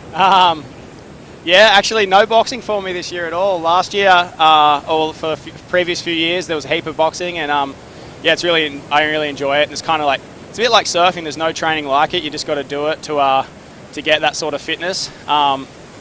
And yeah, just kind of really been enjoying it. Just heaps of time in the water. This year's had like plenty of cyclones, and yeah, just trying a heap of different boards and surfing. A little bit of stretching and just enjoying. Heaps of golf with my mate Shelley. Oh, I was going to say, how's the golf going, buddy? You are a golf geek in the Tommy Whitaker mode. Yeah, I'm staying with Sheldon Simkus, and we've been on the regional golf tour. I love it. No, we've been killing some time. Oh, mate, surfers are golfers, let me tell you. But best of luck, buddy. Great to see you in New Jersey, and all the best moving forward this afternoon. See you, Solly. Thanks. See you guys. Yeah, he's such a good bloke, and yeah, How good is he's he? definitely a golf geek. They're all... I'd say. I love the way he keeps his cards close to his chest. He's been shredding Akira and all the swells up the Gold Coast with the cyclones, and then heading down to the secret reef breaks close to home as well. Great to see there. Solly Bailey moving on through to the round of 16, but right now the Heat 5 round of 32. We are sitting on day 2 of the 3-day event. The Surfers Rescue 24/7 Port Stephens Pro Women's WSL QS 1000, and the men's. We're going to roll through to Heat 8. This is Heat 5. Takehu Butler leading the reins, the New Zealander. This Oceania Australia division, a 4.33 and a 2.5. Ricardo Christie, his countryman from New Zealand, a 5.67 for Ricardo. It's great to see him, Ricardo Christie, back in the jersey as well. Right now, Ty Richardson from the Gold Coast, Queensland, son of Mark Richardson, and all the Richardsons up there. Looking to tee off, just a slow start for him, but that will kick some goals and put him in a great little start. 15 minutes remaining. All right, first wave of green for De Gruen. It is a 4.5, so some good waves and some good scores to start. You can see Takehu Butler straight out of the gates with a 4.33 and a 2.5 to drop. Holding priority.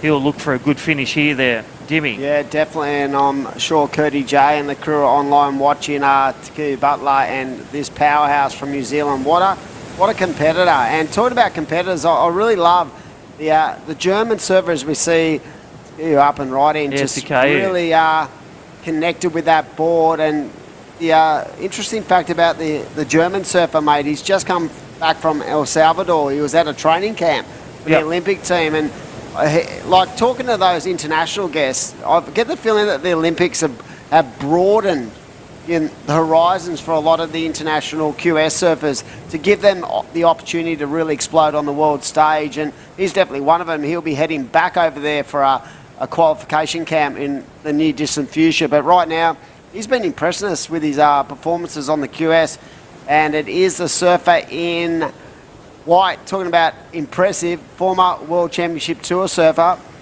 Carter Christie out there with that 5.67 Crispy, and look at that. Well, it's lovely the Grom. turn. That is the power Grom, I should say. Ty Richard. Yeah, I think representing Australia in the World Junior Groms over there, the World Junior contest, that's young Ty Richo from Queensland, always there with his dad and his mum, doing well, training hard, surfing hard through the junior series, the pathway, and it's great to see him here. Dip his toes into the qualifying series, starts late with a 4.8 and then brings in the Boeing, the 717 Destination New South Wales replay. The first turn, all the suds, all the power in that first turn, and then just patting the cat to finish that one. Great combo, 717 rewarded. One of the biggest 100%. scores of the day.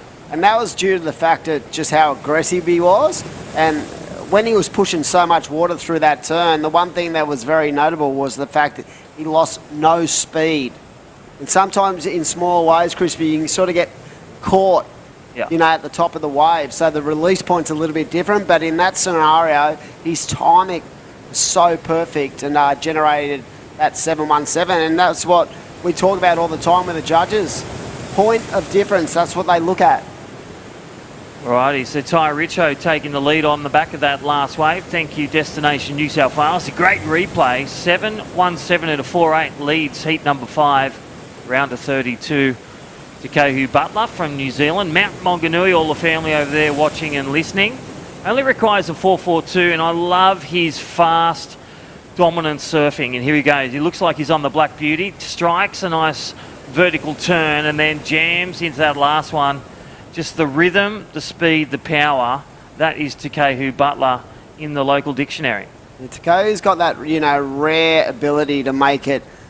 I feel like he's got so much time. He's like a good footballer. They say, you know, the best footballers, the Andrew Johns and stuff, when they've got the ball in their hand, it feels like, you know, the time the world stops. And I feel like with his surfing it's the same. He's just got such a great rhythm to his surfing, and you could see it on that two-turner. Here we go. Carter Christie, the coming back from a couple of years out. Took a bit of time off the tour, I do believe, and great to see him back because, you know, he was a powerhouse on the tour. But, yeah, I love how, you know, the timing of those turns for both red and white, just a different kind of setup.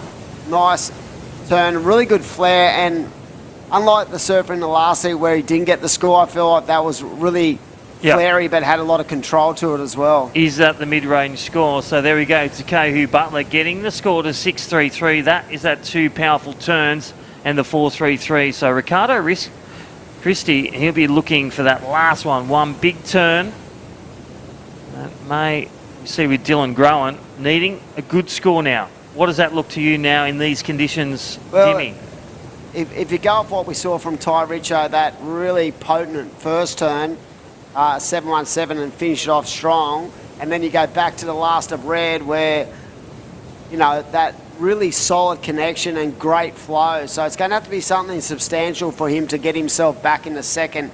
But when you consider the likes of Ricardo Christie only needing a 5 and the surfer from Germany needs a 617, I mean, that's you know, this heat is well and truly game on, and, you know, it can turn on a flip. So it's just one of these things where, you know, you've got to identify those strong waves and really go for broke. And I actually feel like these, you know, the waves are going to actually get better and better as the day goes along, because I reckon it'll work even more on the higher tide.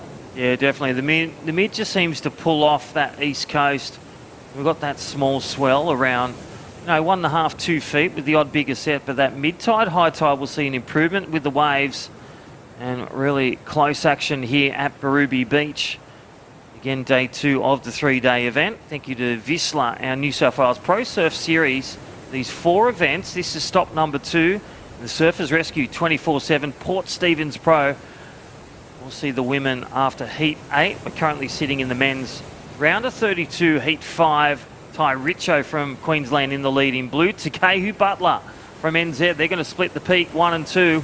And there he goes in, looks like the Black Beauty, throwing that one away.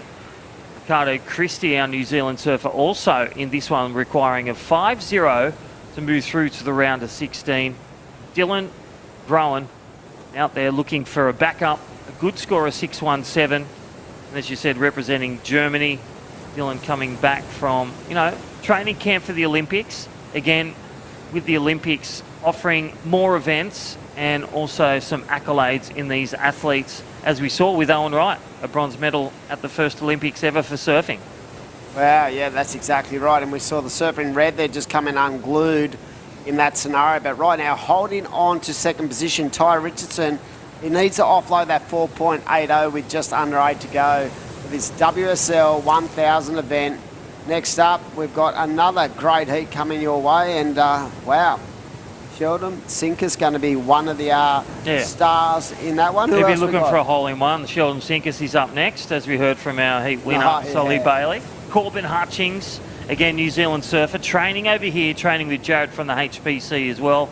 Oscar Salt, he's in blue, and Luke Brumby. Wow. He'll be looking for some tidy waves out there. Good to see Oscar doing some events from Boomerang as we see the surfer up and riding. Good looking wave. Look at this thing from the wide angle. That was, I'm pretty sure, was Ty Richo. So Ty Richardson getting to work. Very, comes from, a good grounding when it comes to his dad. His dad's one of the best coaches in Australia. And I feel like, some surfers have that unique ability to find diamonds in the rough when it comes to competing. And even from a junior level, I felt Ty definitely has been put in that in that little jar. Well, I loved his patience. In the first 5 minutes, he had no score, but when the wave came, that's when he posted his 4.63. And then the next one was the 7.17, as we see Takehu Butler, again from Mount Maunganui, New Zealand, just weaving that one. Mount Maunganui, mate. Oh. The Mount, bro. Mate. I actually play in a rock band with 3 dudes from the Mount, and I felt like when you spoke to every Kiwi in my hometown of Manly, you go, "Where you from, mate?" And they go, "From the Mount, bro." I love when he's won the Pro Junior, or whether he's at Cronulla at another contest. The whole family follows, supports him, and here he is live on screen, that young champion, Takehu Butler, the speedster. Nice little round and a nice little finish. Again, carved a finish. Will it replace his score? I'm feeling won't replace his 4 range, but it does block the other surfers from getting the wave and making something of that wave as well. Yeah, it might go a little bit further south than the 4.33. I don't know if it's going to be very tight, but at the end of the day, what you said is important. I feel like that was a opportunity to not taken away from Ricardo Dylan. or Dylan to have a crack at that wave. So with 5 to go, it is the surfer in the blue with that 7.17 and a 5.23. He holds the lead in second. Surfer in red, he only needs a 6.08 to go up. There's still plenty of time on the clock. And yeah, like I said, with Ricardo and Dylan, they're going to have to get busy. And there has been a priority change. Yeah, so again, Ricardo Christie just paddling on that one, though. He's really being patient with his selection, but goes from priority 2 to 3. So Dylan Groen out there with priority. And we talked about that. There's been a few priority errors this morning.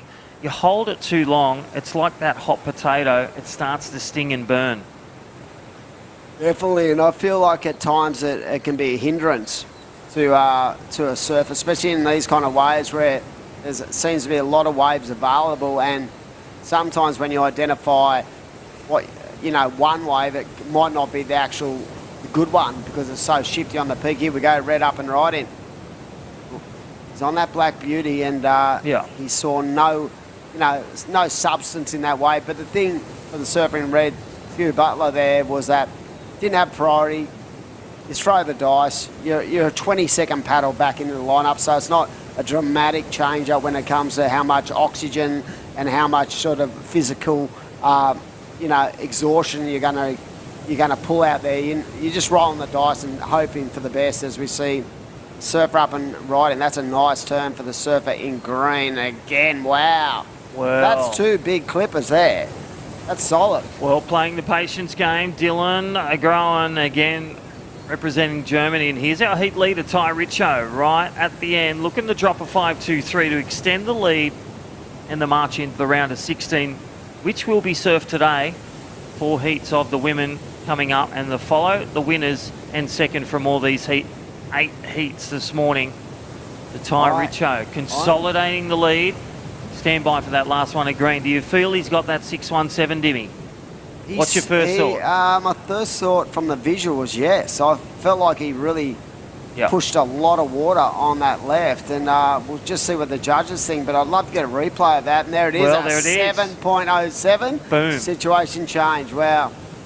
Well, Dylan Groen, the patience, the priority, and with power, getting into second. Here we go, Ricardo Christie looking to pull something out of the hat.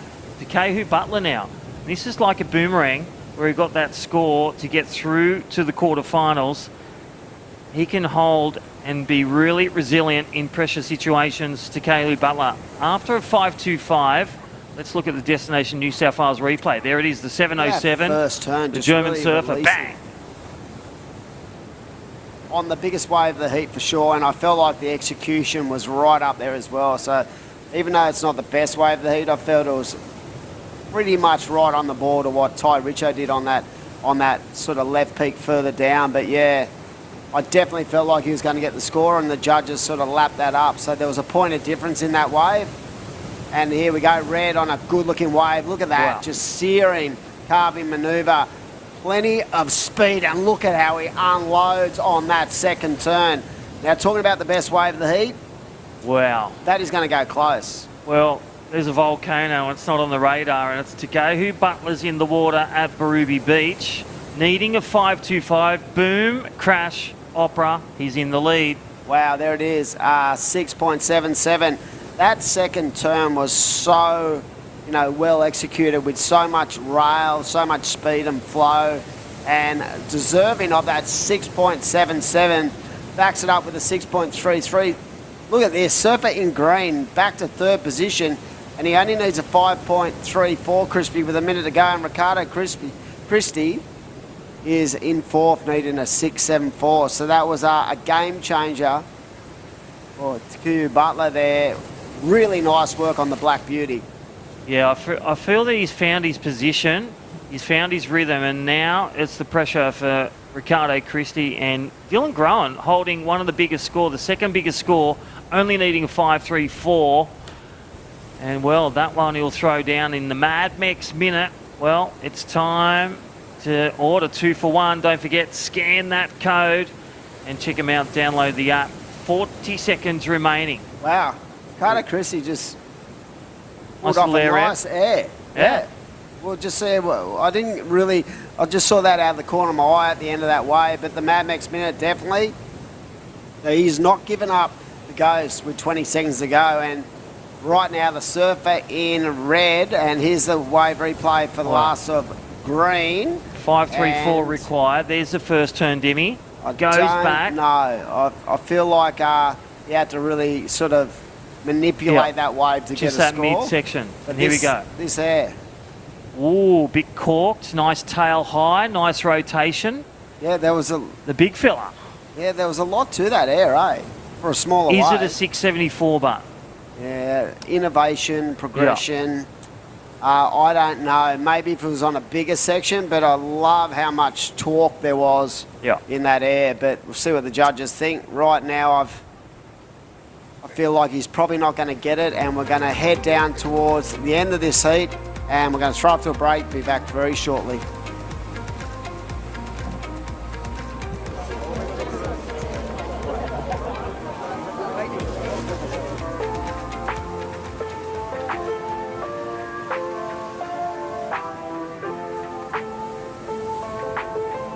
It's a beautiful day. Huge thanks to Surfing New South Wales for getting out there, not only communicating with people about why it's important to not use single-use plastic, but how easy it can be to transition and stop it and swap it. We're basically down here to showcase how we are reducing our plastic footprint through all things like keep cups and reusable water bottles and our beautiful toggles which we use instead of cable ties. We've invested in about 100 water bottles and keep cups. We've distributed to the whole team. You know, everyone's so passionate about this program and so enthusiastic to be a part of it. We're doing our bit to give surfers a cleaner ocean and save the environment for a better future.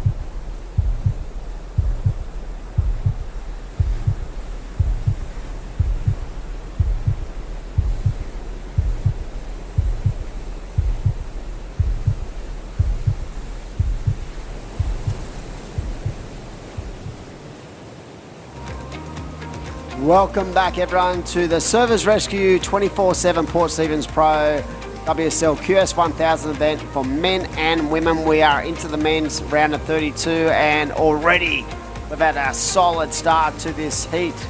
And it is the Kiwi with a 6.33 to open up, with Auburn Hutchins and Sheldon Simkins with a 5.50. So already, Brett, welcome back in, and it is game on. So these guys identifying they want to be nice and busy early, and that's a good way to start. We've got the Destination New South Wales Wave replay. Here we go.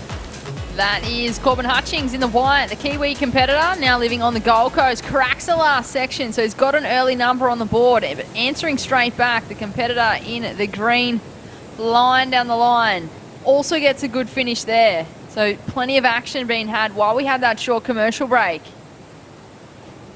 From red up and right in and out, but yeah, just a really solid start for both Corbin and Sheldon there, as we see Luke just sort of trying to gather up some speed down the line and a little bit off key with this series of turns, but he's such a great young surfer, and I'm sure he'll be back out there ready to go. There are 20-minute heats today. Oscar Sold out there from Boomerang Beach. He is out there with first priority, and the waves, I feel like, are starting to get better and better. They are. I feel like conditions are improving, and speak of improving and making the most of these conditions, we do have Kehu Butler down here, our last heat winner. Kehu, it's Brittany and Dimmy. How are you feeling after the heat there this morning at Birubi? Morning. I feel good to make it through that heat. You know, it's hard being 30, 40 kgs heavier than everyone else for me and Rick, but it's fun out there. Walk us through the equipment you used this morning, because like you said, the waves are pretty weak, and for bigger guys, I feel like, do you need more volume, or you just go to the epoxy and trust your own ability? Yeah, because we're bigger, we have to ride more volume, and I'm riding the Inferno FT, the model that Philippe rides, the 4-fin setup. So yeah, it's it gives me a little bit more speed, and I feel like I kind of need that more than everyone here, just because I'm a bit bigger. So stoked to have that underneath my feet. Just talking about the series events, and we're sort of on that trail of back to back to back to back, right? What are you doing in your downtime? How are you sort of keeping yourself mentally in shape? Because the physicality of the comps are one thing, but just trying to keep yourself nice and switched on. How do you do that as a professional athlete? As a professional athlete, you've got to learn how to switch off just as importantly as switching on. So my downtime, I just cruise, play tennis, waiting for the footy to start. Can't wait for that to start, and just treating it like every normal day. How good's the footy, mate? Can't wait for it to start. Something to look forward to. I reckon it's going to be a good one this year. Going to be a cracker.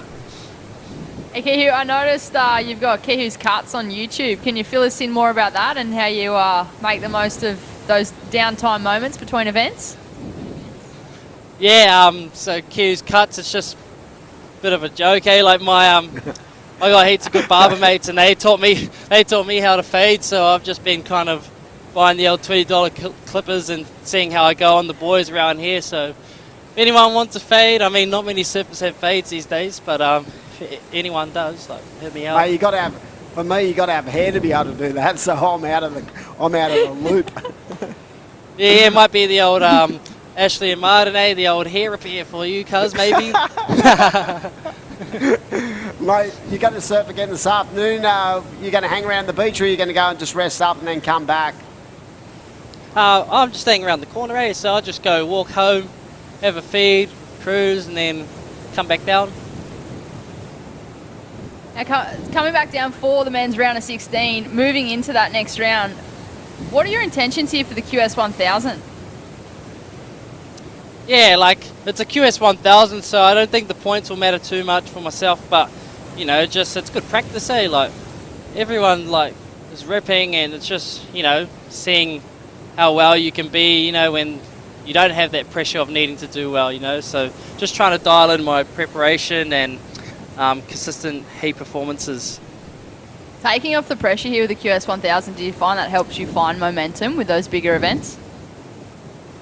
Oh yeah, like just trying to treat every day just the same, as if I was back home, and feel like when you nail down that kind of preparation, you find the best out of yourself. So yeah. Well, you're prepared and ready to go. Stoked to have you through to the men's round of 16. Enjoy the rest of your day, Kehu. Cheers, thank you. See you later. Yeah, mate, yeah, well done. And right now in this heat, we are 12 and a half minutes away from completion, and it is Sheldon Sinkus on a tear, a 6.73 and a 5.50. There's been so much action going on when we're talking to Kehu, but what about that? His cuts. It's pretty funny. I mean, it's a great insight. Like these, you know, every surfer has their own kind of set personality, and I feel like Cuzzy Bro just brings it to the game every time. He's that fun. He's always been like that, and you know, I think at times it's a mechanism to release that pressure off an individual. And but he said something interesting with these 1000s, like, yeah, the points don't really come into play for the most part, but I reckon they do. If you win a 1000, and that could be the difference between sort of getting in or not getting into the Challenger Series. So yeah, they have a tendency to push that, you know, the points don't really apply. But if you do get 1,000 points, let me tell you, that could be a keeper, as we see the surfer in green up and riding. That was Sheldon Simkus from the Tweed area. He is the current heat leader of the men's round of 32, heat number 6. He has a 6.73 and a 5.5. It is his good mate, Corbin Hutchings, in second place with a 6.33 and a 4.23. And there's quite a separation between second, third and fourth. Yeah, that's the first time I've seen that today. I felt like all these heats have been so really tightly bunched up. But yeah, I mean, when you consider just the expertise of Sheldon Simkus, his ability in you know, the competitive arena, you know, a second in a Challenger last year. I mean, the guy is absolutely amazing. And, you know, it's no surprise to see him out there with that 6.73 and a 5.50. And I'm sure he's trying to get himself back into the fray as we see a replay of the surf in white flowing down the line and just connecting the dots. And, yeah, I just feel like this guy is going to, you know, really push the point in 2023 as we see the Destination New South Wales wave replay. And it's going to be really, you know, important in the next couple of minutes, Britt, for both red and blue to sort of get themselves back in the game, because they're needing scores in the high sevens. And to be honest, there hasn't been many of those kind of opportunities arisen. So they're going to have to go and try to get a couple of waves on the board to sort of break that down. When you consider Corbin Hutchins has a 10.562 wave total, it's just two mid-range fives. That feels a lot more easy to get than when you look at that 7.96. For sure, Dimmy. In conditions like this, you know, like you're breaking down that two-wave total, and with just under 10 minutes on the clock, we are halfway through this heat, but I feel like with conditions small the way they are, it actually allows competitors to still get those 2 waves with only a few minutes on the clock. So they've got plenty of time right now, but it'll be interesting to see what happens through the dying stages of this heat, because Luke Brumby and Oscar Salt, they are sitting in 3rd and 4th, but they're holding 1st and 2nd priority respectively, so they can make the most of this opportunity, but they're gonna need some decent numbers. So 2 sixes will get both competitors back in the game. Corbin Hutchings, he's in 2nd place. He's looking to make things a little harder for 3rd and 4th.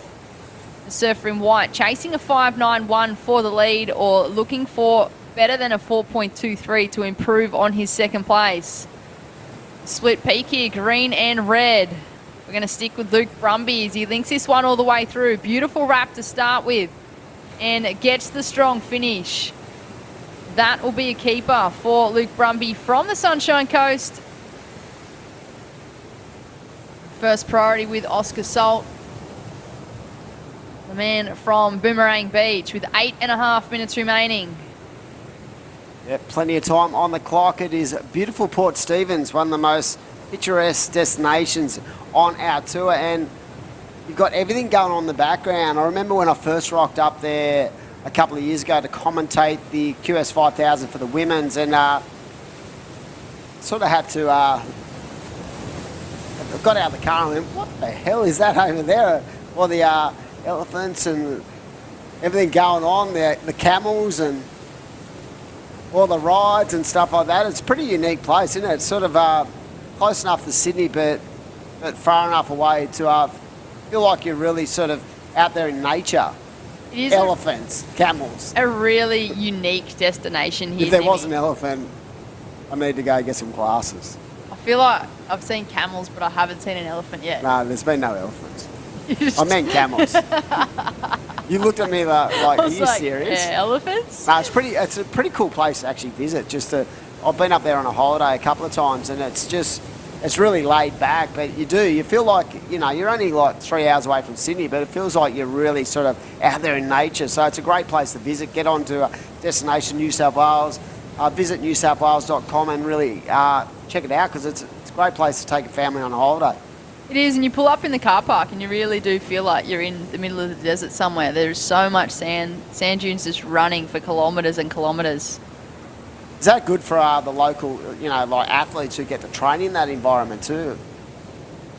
I reckon the Newcastle Knights, they would have done some pre-season on those sand dunes, a bit like the Wanda Beach sand dunes over in Cronulla. But yeah, it's a great place to visit. We really encourage everyone, on the serious note, to get up there, have a look at it, maybe grab the family. Great accommodation, local people are just so warm and welcoming, as we see the surfer in white up and riding, nice carb to start this wave, but it runs out of juice. But he's looking to offload that 4.33, and when you consider the surfing red's just locked in a 5.60, he's shortened the requirement. We spoke about that. A couple of mid-fives is going to get him there. And right now he's sort of well on the way to bouncing himself back into this heat. Really nice read on this wave, and 3 nice turns on that sharp eye. So Luke Brumby, even though he needed that sort of mid-7 a couple of minutes ago, he's broken it down in increments, and I think that's an impressive strategy to come by. Smart play there from Luke Brumby in the red. We were talking about it earlier, breaking down that requirement into 2 waves, and there it is, last of red, 3.93. So not enough to move him into 2nd place. He is chasing a 5.07. So we watch the Destination New South Wales replay. I feel like that middle section might have just been the difference. It definitely wasn't the surfing. I just feel like that middle part of that wave let him down when it comes to scoring potential. I couldn't agree more with you there, Dimmy. He'll make his way back into the lineup and look to reset and chase that 5.07 with just under 5.5 minutes on the clock. Oscar Salt out there in the blue chasing an 8.06. Well, he's going to have to get moving if he wants 2 waves. He certainly is. It's been a slow old heat for Oscar, as we see the surfer in blue. You can definitely see he's identified, he's concerned about that 4.33 because it leaves the door open for both Oscar and Luke to get themselves on through with 5 to go. And I do feel, I said to Crispy earlier, I feel like the banks out here are going to get actually better with that incoming tide, as we see a nice sort of flary move right into the lip, comes around and solid release. So that's better than I thought it was. Maybe it will push that point a little bit further. We'll see what the judges think of that ride as we see the surfer up. And that is a surfer in blue, I do believe. I could only see the wide shot, but yeah. So interesting heat, 4.5 minutes to go, these 20-minute heats. Sort of rapid fire, but there's so much opportunity, and I feel like the swell direction sort of picks up multiple swell directions at this place, so it's going to be good if we get some waves leading into that final day tomorrow. This is, of course, day number 2 of the Surfers Rescue 24/7. Port Stephens Pro WSL QS 1000. Thanks to Surfers Rescue 24/7. They are our naming rights partner for this event. So talk us through, Britt, how that came about. That you were a big part of that, sort of developing that when you were working within the boundaries of the Surfing New South Wales office. Really important for not only the surfers, but more for the public to identify just how dangerous the ocean can be. And the Surfers Rescue, it's such a great program. Oh, 100% there, Damien. Yeah, Surfing New South Wales have done a great job to recognise that gap. You know, like a lot of rescues and a lot of emergencies happen between dawn and dusk, and you know, you've got lifesavers and lifeguards on the beach, but there's so many different breaks along the coastline and in Australia in itself that are unpatrolled. And surfers themselves, whether they can be competitive or recreational, they're normally the first to those type of emergencies. And if you can teach, surfers how to use their board as a rescue tool and teach them the techniques, you know, they're going to save lives in the water. And that's something that Surfing New South Wales did recognise, and they came on board with the New South Wales government to provide surfers with free training. So they have free board rescue techniques as well as a free accredited CPR component. Yeah, the importance of wave and knowledge and ocean safety, it is such, a tragic part of, the summer of it in Australia, and always has been, as we see the Surfing Red up and riding, where you see tragically so many people drown because they just don't identify with, the ocean's beautiful, but it's also very dangerous. So programs like this to really put people in a strong place when it comes to being not only being able to save people, but understand the powers that the ocean has. So, like, what a great way to send out that message through the Surfers Rescue 24/7 program, as we see the last of Red, really nice way. But yeah, you don't want to see anyone drown out there, and we could push the point and save some lives. I think that, the governing body is doing a great job. And like I said, Surfing New South Wales, it's so passionate about safety. And congratulations to them and the New South Wales government for really getting on board with something that, is close to everyone's heart. Back to the live action in the water with just over a minute on the clock. This is the men's round of 32, heat number 6. And at the moment, Luke Brumby up and riding. He's still chasing a 5.57 to move into second place. Corbin Hutchins did improve ever so slightly. So Surfer in white in second place. Sheldon Simkus in the green in first. It is Luke Brumby and Oscar Salt. Well, they've chipped away at that requirement, Dimmy. Mid-range scores required now. Yeah, we did say that. It wasn't about that 7. It was about sort of putting 2 scores on the board and identifying that, that Corbin was only, his 2-wave combo was sort of mid-10, so 10.5 at the time. And that is the skill set of these surfers, able to really sort of break it down and go, okay, we've got 8 minutes to go. If we can get a couple of 5s, we're going to put ourselves in the mix. And they've basically done that. But the problem now, Britt, is they have no time left. There's basically 15 seconds to go. And will another opportunity present itself? Time will tell. With 10 seconds, it looks like there is one more wave rolling on through. Will there be anyone on it? As we look to conclude heat number 6 of the men's round of 32. Coming up next, we'll have heat number 7 of the men's round of 32.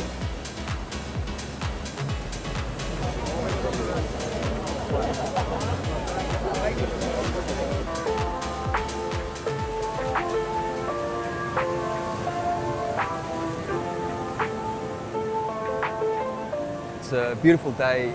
Huge thanks to Surfing New South Wales for getting out there, not only communicating with people about why it's important to not use single-use plastic, but how easy it can be to transition and stop it and swap it. We're basically down here to showcase how we are reducing our plastic footprint through all things like keep cups and reusable water bottles and our beautiful toggles which we use instead of cable ties. We've invested in about 100 water bottles and keep cups. We've distributed to the whole team. You know, everyone's so passionate about this program and so enthusiastic to be a part of it.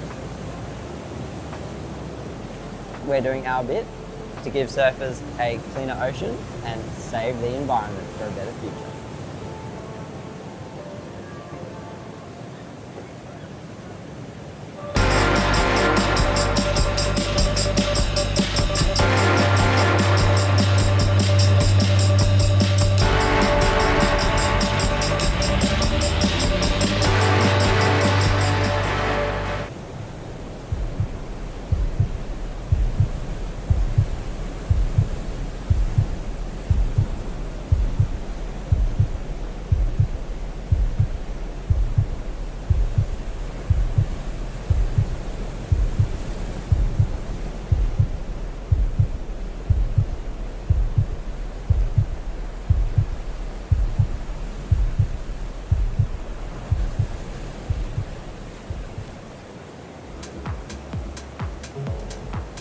Welcome back to all the live action for day number 2 of the Surfers Rescue 24/7 Port Stephens Pro WSL QS 1000.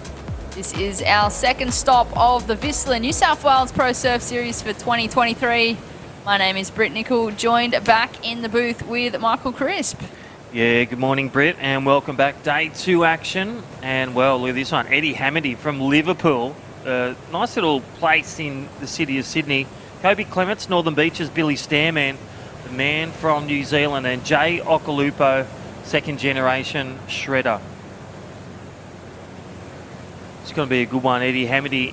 No fun fact with Eddie Hamady, he used to train with Kai Hurst. He's quite an amazing swimmer as well. He's got a beautiful stroke. And then Cody Clements, little fun fact, wants to land that backflip in competition because he does it when he's free surfing. Could the day be today, Crispy? Well, it is low tide as well, so you want to get your spinal board out, but this is Eddie Hamady on the live screen. The man in green in the lead, looking for a nice little backup as the speedster, and looks to stomp that one. Nice little backup there, quick backup. Always good to start with building the house. Build the house with a nice score, build rhythm, and then get that quick backup under priority, separate from the crowd. Always a good martindunn.com strategy. Plenty of strategy coming into play here at Birubi Beach. We are, of course, in the beautiful Port Stephens, just north of Newcastle, but live action in the water. That is Jay Okalupo. Beautiful first turn, links straight into a second, gets the finish, and he is looking like he's surfing with some confidence there, Crispy.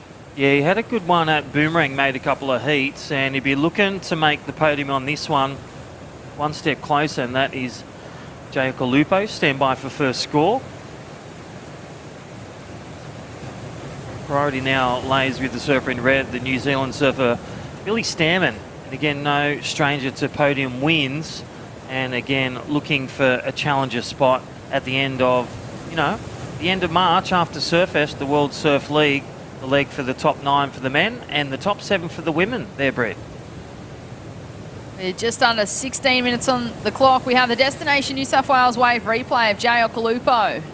The great opener for the man in the white. Just a couple of two-turn combos there from Jay. There's a 5.67, Crispy. I was going to say, where does it sit? It sits good on the scale. So the scale about 5.5 to 7, the good range. Judges really ironing out that one as we're sitting in heat 7 of round of 32. 5 minutes is gone. Look at the scores already. 5 good waves, 4 good waves being ridden already, and 6 on the board. So plenty of opportunity here in small waves at Birubi. 1 to 2 foot, sitting on a low tide. There is Eddie Hamady looking to drop that 2.57. Kobe Clements dropping in a 4.27 and a 3.57. Early lead. Surfer in blue in the lead. Green second, and Jay Okalupo within striking distance, a 5-6-7 opener. Patience the key, and that vertical two-turn combo.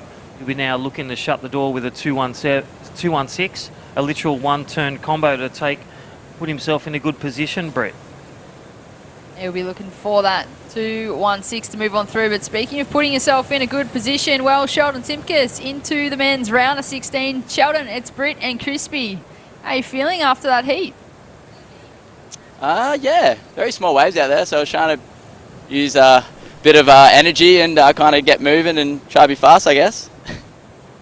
Speaking of the small conditions and needing that energy and getting moving, can you talk us through the equipment that you've chosen today at Birubi? Yeah, just a little epoxy, DHD. It floats me in the little waves, so I tend to bring it out when it's this size. Yeah, nice, Shelley. It's Crispy. Hey, talk to us about the, what's a week look like before the contest? Because Solly Bailey won the heat before and he told us a few stories. Yeah, we've had a really fun few days kind of travelling along the New South Wales coast, and we've surfed a bunch of waves, we've golfed a bunch of golf courses, and we've tried to keep it really fun, and yeah, we're having a blast in this little QS golfing and surfing experience. Awesome, buddy. Sounds like destinationnewsouthwales.com right there. But I'll tell you what's some of the goals you got for these next couple of events? Oh yeah, I just want to win heats, win comps, and find some form again. I feel like I've been surfing well in events, but no real results. So yeah, get results and just enjoy it. Like enjoy putting the Roushie on. So having fun right now. So hopefully keep that going. Yeah, Sheldon, speaking of results, you're sitting a fair way back on the regional series at the moment. Obviously, you competed on the Challenger Series last year.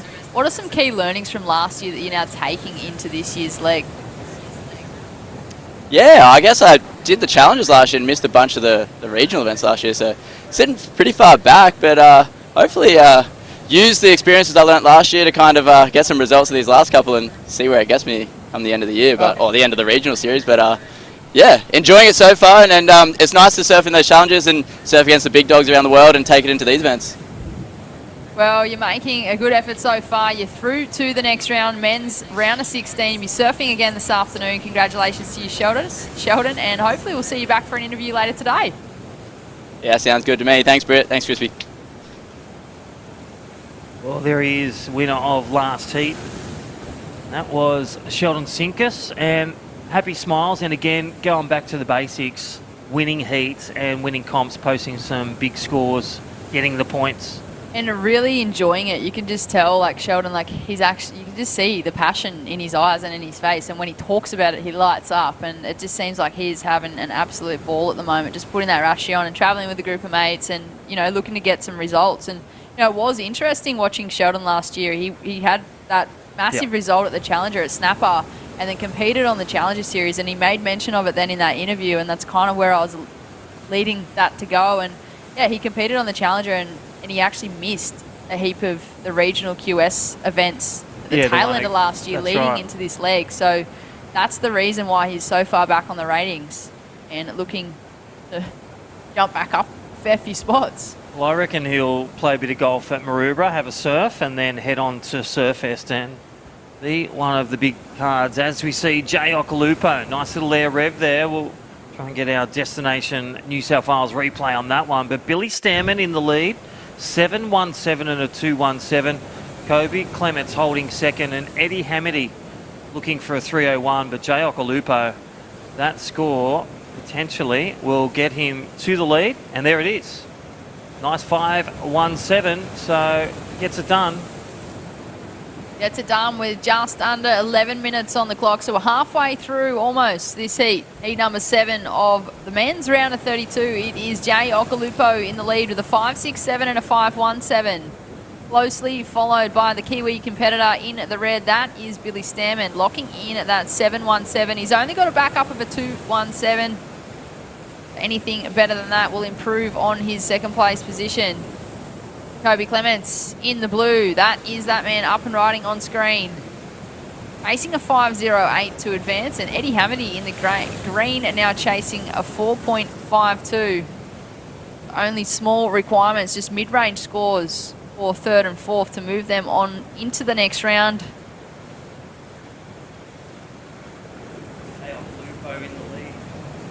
say that 567. Those from N over there in New. That was Billy Stammen from New Zealand. He is an Olympian. He is also the 8-time New Zealand national champ. So a lot of experience in that competitor in the red. Yeah, definitely. I love the way Jay Okolupo in the lead, holds priority. The ace cards are in his hand. A 567 two-turner, and then the 517, nice little snap and air rev. 3 manoeuvres, literally, to get him to the lead. Let's look at the Destination New South Wales replay as the blue and green split the screen, and surfer in red, Billy Stammen. Great little combo. So Billy Stammen holding second, Brett. Well, he's just gone into first place. Last of red, Billy, a 517. So the Kiwi goes to first place. Jay Okolupo in the white, now in second place, chasing a 6.68 to take that lead. Now, Kobe Clements in the blue, looking for a 6.57 go to second. Eddie Hamity in fourth place, also chasing a score as we watch the Destination New South Wales wave replay.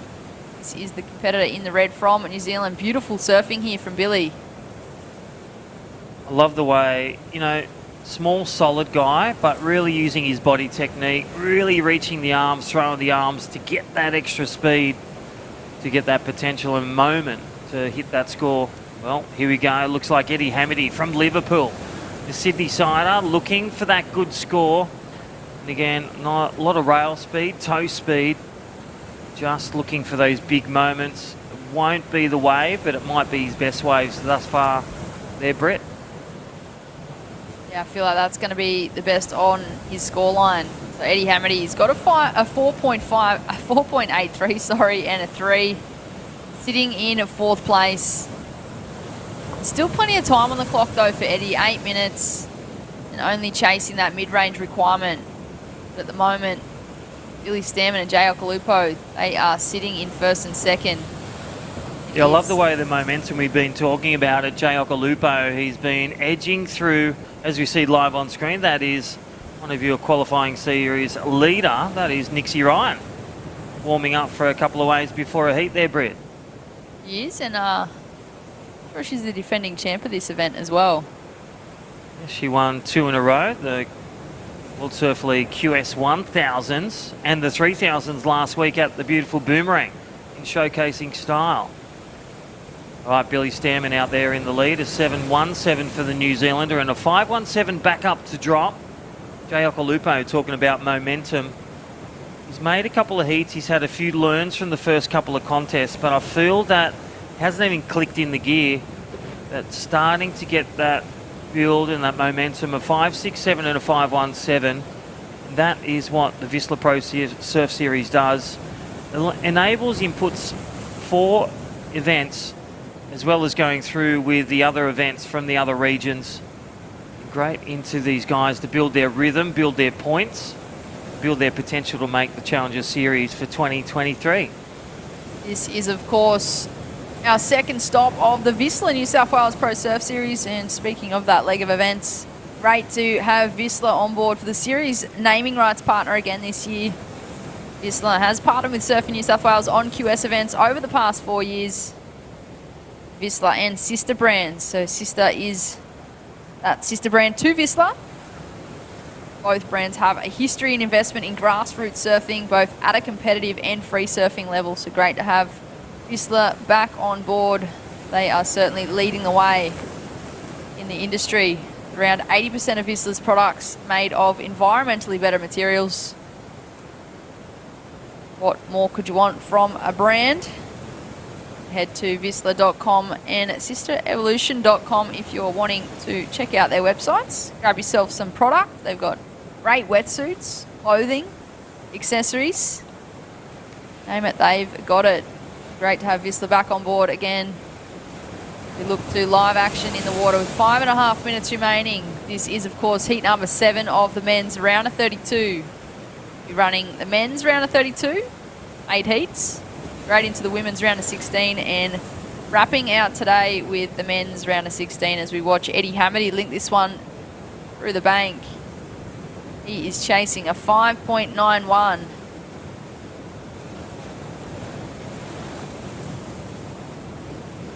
Yeah, definitely. As we said, the round of 16 coming up for the women. They are starting to suit up and get out there. We've got, well, the local, Philippa Anderson.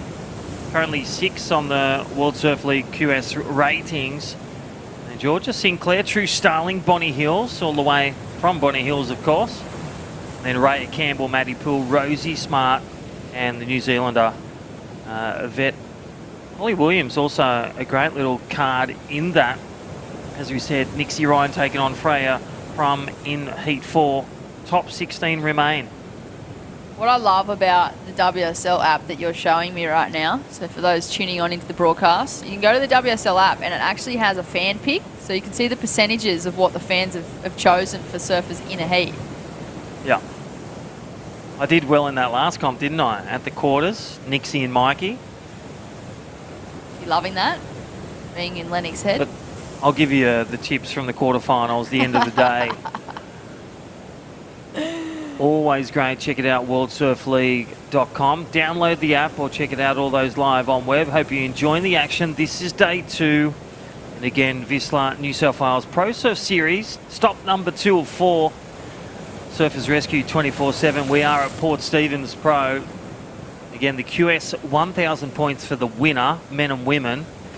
Valuable points to really bring that baseline. You get, you know, Nixie Ryan's got 3,000 points. She's got a couple of 1,000. So it's really just a momentum kicker for her. I'll tell you what, Jay Okalupo, he'll be loving to get to that podium. Or again, Kobe Clements or Billy Stammen to build the house. So coming down the crunch time, 3 minutes remaining. Billy Stammen, the stalwart, is such a campaigner that regularly reaches the podiums, even won at Burleigh Heads against Stewie Kennedy a couple years back. Jay Okalupo, second generational. You know, you've got Bugs, you've got Mini Bugs, and now you've got Mini Ock out there flying the flag for second generational pro surfing. Earlier today we saw Winnie Dorian as well. Yes, Jackson. He's been amazing at the events. Surfs all day, even in the contest area. All day. Good on you, Jackson. Every day. But back to the action in the water. That is Kobe Clements belting that thing all the way to the beach. He is chasing a 6.57 if he's wanting to move on through to the round of 16. Another one for you. Ethan Prestige, Todd Prestige's son, retired in 04. Here we go. Destination New South Wales. There's a bit of accolades for that one, and that is Kobe Clements. Under the lip, firepower, 3 bangers. Is that enough there, Britt? It falls just short of 5.47. So Kobe in the blue now looking for a 5.38 to move on into second place with 2 minutes on the clock. We have a surfer having a look at this one. That is our Kiwi competitor, Billy Stammen, flying down the line looking for a section. He's looking to replace a 5.17 to extend his lead. Look at that energy, Crispy. Yeah, definitely taking that one and looking for the man in blue. Just one turn on that. You can see the Richter scale, just the heart rate going up, the urgency in every turn, even to get priority over red. So that situational awareness there really well for Kobe Clements. Just kicking out of that wave, knowing that's not the score, and then kicking out for a potential one more moment. Here we go, Jay Okalupo with priority as the coffee van rolls in here for the webcast. Again, thank you to VISSLA. Thank you, Surfers Rescue 24/7, our naming rights of the Port Stephens Pro QS 1000. We are at the Mad Max Minute. It's time to scan the code. Oh, I want that 2-for-1 burrito. Do you like guac or sour cream, or do you do both? Both. The naked burrito is my favourite as well. There it is on screen. Scan that QR code thanks to Mad Max. You can grab 2-for-1 burritos. They are absolutely delicious. So make the most of that opportunity. Yep. Eat 2 to yourself if you want to. Maybe share one or put one in the fridge for later. Yeah, I'm going to zip out for a short break and head on to the Gold Coast Mad Max. Or if you're local at Port Stephens, head on down to Newcastle as well. A Mad Max near you. Check them out. That concludes heat number 7 of the men's round of 32. Coming up next, heat number 8. We'll cut to a short commercial break and join you back here for all the live action.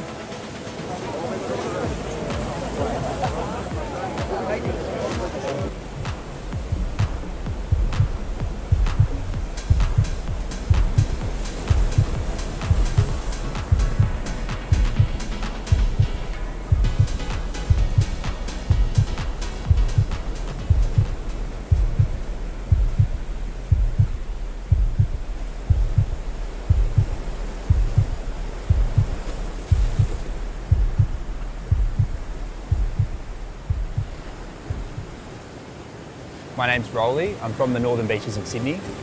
I love making coffee and I love picking up rubbish. And I love surfing. That's probably an important one, right? Yeah. As surfers, we have such a unique experience in the ocean and almost begin to develop our own language with it. Having Surfing New South Wales and the weight of the EPA behind the New South Wales government's Stop It and Swap It campaign, it's great because it formalises the issue and it really connects with everybody at this first touch point of how much waste we're producing in the first place. Stop it and swap it so that surfers get to surf in a cleaner ocean for generations to come.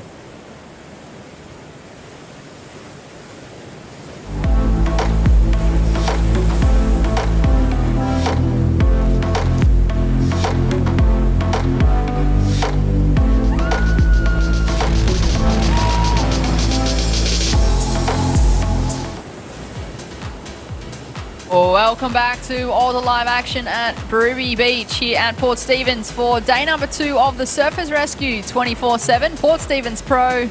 This is a WSL QS 1000 event and our second stop of the VISSLA New South Wales Pro Surf Series for 2023. My name is Britt Nicol, joined back in the booth with Michael Crisp. We are straight into this last heat of the round, Crispy. Yeah, definitely. So heat 8 in the water. Then we go to the top 16 of the women. But I'll tell you what, Billy Stammen taking a win in that last heat and Jay Okolupo advancing on through the top 16. So well done to those two. We'll hear from Billy Stammen very shortly. But right now, Geordie Lackman, he's a local there at Port Stephens, Newcastle. Zane Sink from the Gold Coast, Alex McGuffin, and Northern Beaches, one of Dimmy's cards, Saxon Reba. He's been grinding his way through all these events. All right, Billy Stammen from New Zealand. It's Crispy and Britt. Well done, mate. You're grinding it out there. Yeah, thanks. Hey, boys, and and girls. Yeah, it was pretty fun out there. Actually, my board's going pretty good. Like, I got a little Disco Inferno epoxy from Sharp Eye, so it's given me an extra little spice, a little extra step in my surfing. So yeah, no, feeling good. Yeah, you definitely had some speed out there. I hear that the Newcastle police are on their way down because you got a speeding fine, but maybe your prize money will pay that off. Yeah, well, hopefully. I actually did get a parking ticket in Burleigh, so I've got to pay that off. I've got to remember about that one. But hopefully I'll make a few more heats and I can pay those parking tickets. But yeah, no, the board's feeling good. I'm feeling good and loving Birubi. Hey, talk to us about, you guys are such a family and support for each other playing footy. What do you love about it with all you guys, Tekehu and all the New Zealand crew? Yeah, it's awesome. Obviously we're away from home this trip, so it's always good to get a few Kiwis and a few familiar faces around yourself and makes you feel a bit more comfortable. Obviously we all support each other and want the best for each other, and yeah, the rugby ball's always a good warm-up. Get the competitive juices flowing as well, a few tackles in there if we can. But yeah, it's always good. It's good fun hanging out with the crew. I think Safi's up soon, and Kehu made it, and I think Corpse might have made it earlier too. So yeah, keep on progressing. You guys are on fire, and I'll tell you what, there's some eruptions going on. Hey, I'll tell you what, talk us through, what does it mean to you to make the Challenger Series in your goals? Yeah, obviously I was on it last year, and I feel like I left a lot out there on the Challengers last year. A few things actually happened at the start of the year that kind of put me off. But yeah, I'm coming into this year pretty motivated. I've been training all summer, and I had a really good refreshing time at home with my wife and my little animals and stuff. So yeah, I'm just super happy at the moment, and obviously I want those good results. And I think if you're happy and comfortable in your surfing and your abilities, you can go a long way. So I'm kind of just enjoying the process, and yeah, obviously there's small stepping stones to get to those goals, and kind of just got to tick those off, and the big goals will come. So yeah, I'm just enjoying it. Mate, you've been doing that. You've been really grinding through and showcasing New Zealand surfing. Anyone to shout out at home at New Zealand? Yeah, obviously my wife and all my family, Dad, Vicky, Reef, everyone, all my brothers and sisters, and friends and family from home. Obviously they've been getting hammered with the rain and stuff, so much love to everyone at home. Hopefully everyone's kind of pushing through that together, and yeah, hopefully make some more heats and make you guys proud. Well done, Billy. Congratulations. Round of 16, we'll see you surf this afternoon. You Thanks. and the crew, we'll see you then. Chirp. Great interview there with Billy Stammen. He was the winner of heat number 7, moving on through into the men's round of 16. So great to see Billy on through. He is a great competitor. He's been competing for a while now on the QS, knocking on that door. He's actually an Olympian too, so I feel like that'd be another goal for him. And I think I had a post-heat interview with him last week, and that was something that he mentioned about. He left a fair bit in the water with the Challenger Series last year, but he felt he left a fair bit in the water at the Olympics as well. So I feel like he's really coming back this year with a few key learnings. Yeah, definitely there, Britt. You hit the nail on the head. And again, great to have that regional support with the 5 regions. Again, thank you to World Surf League and all the partners, all the great from VISSLA putting on the 4 Pro Surf Series. Again, Surfers Rescue, the main sponsor of this event here at the beautiful place, Birubi Beach. You can see live on screen. 1.5, 2 feet waves. Things are starting to improve. We had that pulse, that last couple of heats at that low tide pulse. We will see a bit of improvement with the light winds. Southeast light winds today. I'll tell you what, all of surfing superstars are here. We're going to have the 4 heats, but right now this is the closing cards for Heat 8. Alex McGuffin up and live riding right now. Geordie Lackman in red, holding priority. Nice little one there from Alex McGuffin. Surfer in white, well, he's only chasing a 3.67 to move into second. Just over 13 minutes on the clock. Will the Western Australian competitor get the score required? And here we go. That is him on the Destination New South Wales wave replay. Couple of nice turns here, Crispy, as he linked this one all the way through. Yeah, I like the way he stayed in the power pocket. And then he waited for that moment right at the end, really to go vertical. Judges are really going to reward that. Is it a 3.67? Yes, it is. We have another wave replay here. That is the surfer in green. Puts it up there, drifts the tail to finish. So answering back. That is Saxon Reeb, and I'll tell you what, his foot, if we get a slow-mo of it, it literally is on the tail cord, on the tail of the board. It's such a beautiful style. Just his body techniques you can see with these goofy footers or the naturals. Everyone has a different style. Really body technique. We can see Geordie Liakman, the natural footer, in from the Newcastle region. Only started to do the qualifying series with his mate Cooper Buttergill last year, but really sinking his toes from the Pro Juniors, making that pathway to the qualifying series here in Australia 2023. I think it's a great transition too, Crispy, you know, going from the Pro Juniors and being able to compete in these regional QS events. We watched the Destination New South Wales wave replay. That's Geordie on his forehand. I love the finish. Nice and compressed and rides out cleanly. So he was only chasing a small score, and there it is. He got a 4.1. The surfer in red went from 4th straight up into 1st. That is the doghouse to the penthouse, and Geordie Liakman is currently in the lead. Saxon Rebar getting the score of 4.83 and a 3.73. Green goes to second. To Zaynus Inc. from the Gold Coast, the Australian surfer, a 3.87 out of a perfect 10. And Alex McGuffin still within the mix, a 4.4 in early stages, nearing the halfway mark. 11 minutes to go, Britt. What are you thinking as a former athlete, and you're still getting in the waves and shredding a few events? What are you thinking if you're in 3rd and 4th, halfway through? What's going through your mind? How are you resetting? For me, I feel like with 11 minutes on the clock, there's still plenty of time for one. The scores required are only minor. And 3rd and 4th, they're sitting in 1st and 2nd priority respectively right now. Yeah. So I feel like it really just comes down to wave selection and capitalising on the wave that you're catching. I feel like if you're in 3rd and 4th right now, you're not surfing to a 3.87 or a 4.4. You're really wanting to actually lock a decent number in the board. You're not just surfing for the score.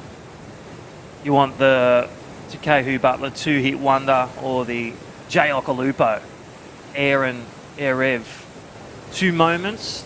They're looking there nearing the halfway mark. Alex McGuffin holding 2nd priority. That's that number 2 next to his name, and that big number P is priority. And that can change. You paddle for a wave once priority begins at the start of a heat. Once 3 surfers in a 4-man heat get a wave, if you paddle for a wave and don't get it, you lose that moment. You go to the back of the line. Keep cycling like that.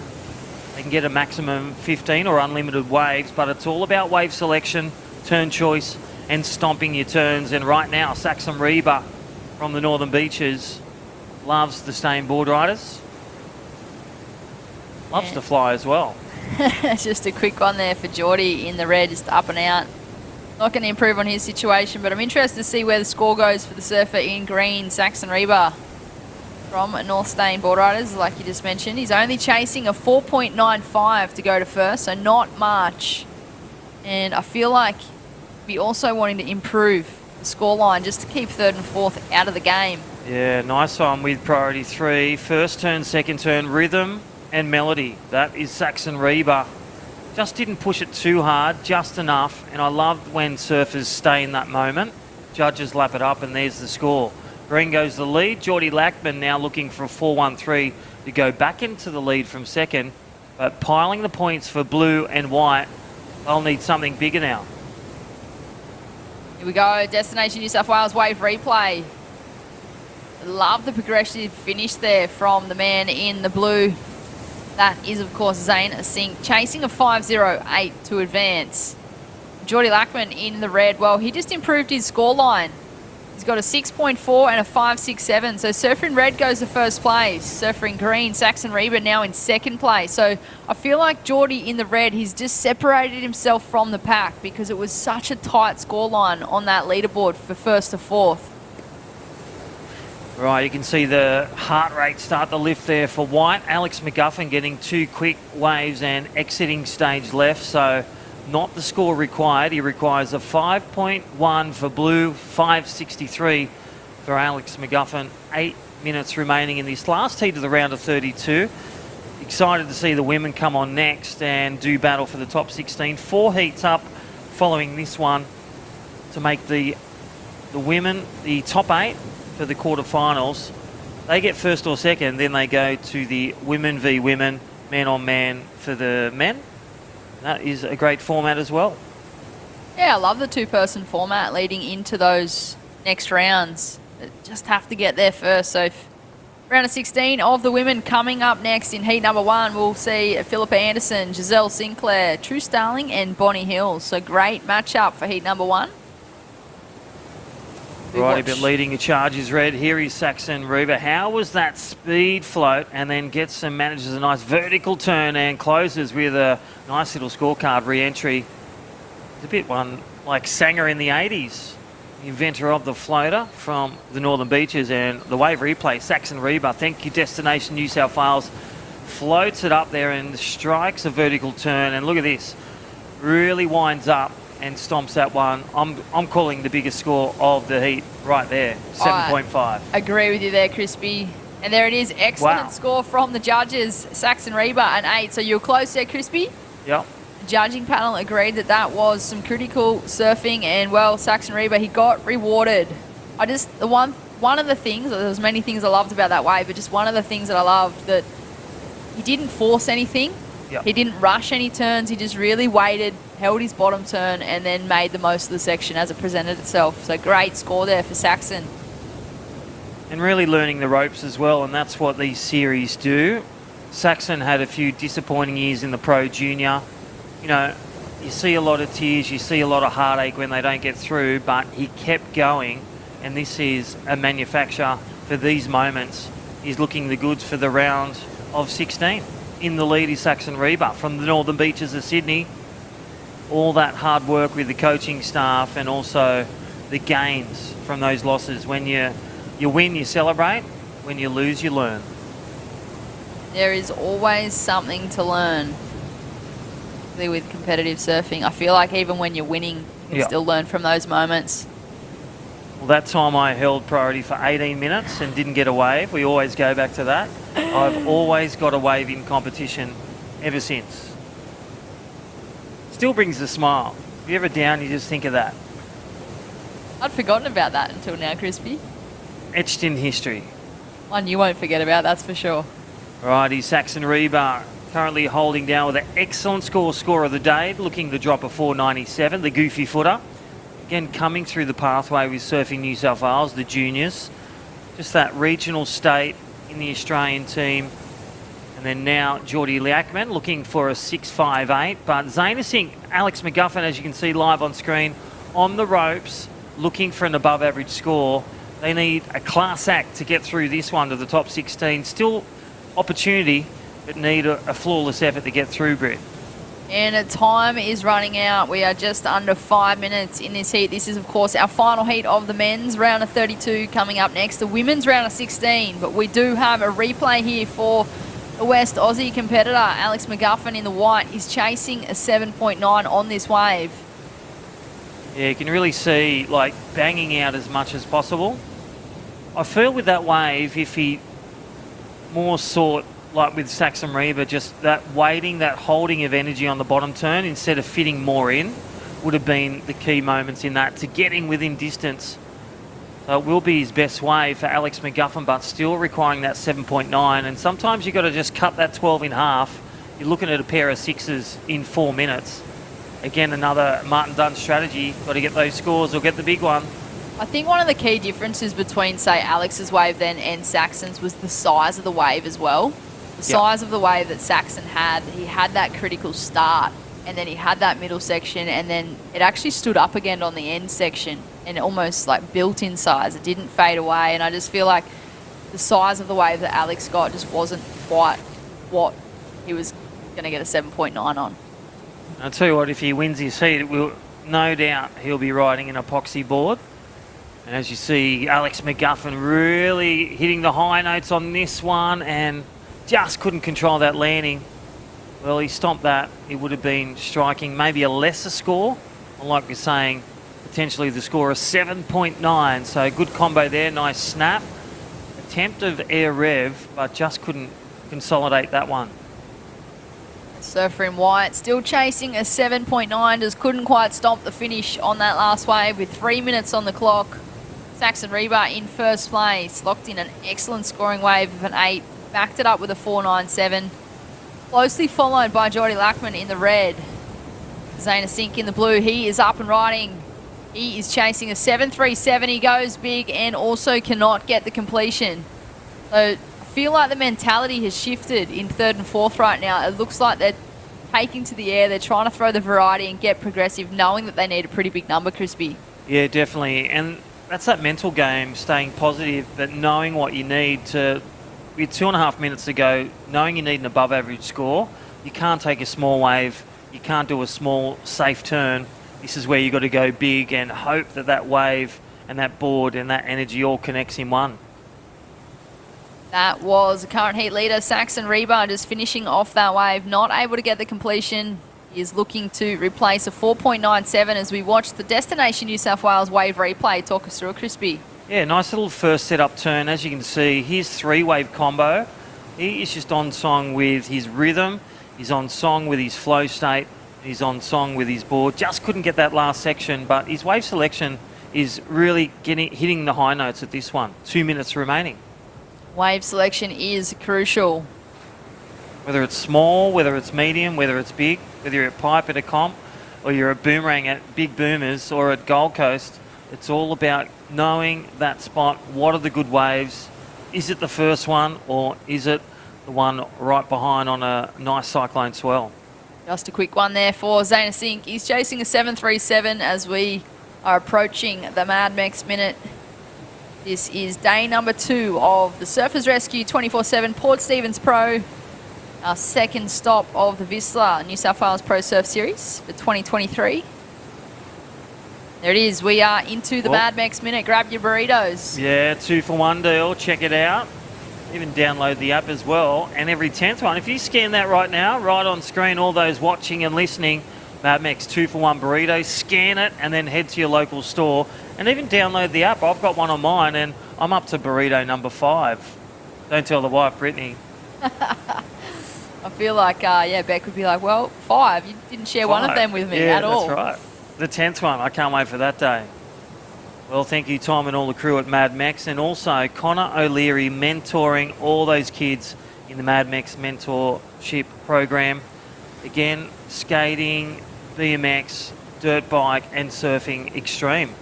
We are going to go to a short commercial break. Saxon Reba looks like he took that one with Geordie Lackman. We'll see you on the back end after we hear from our partners.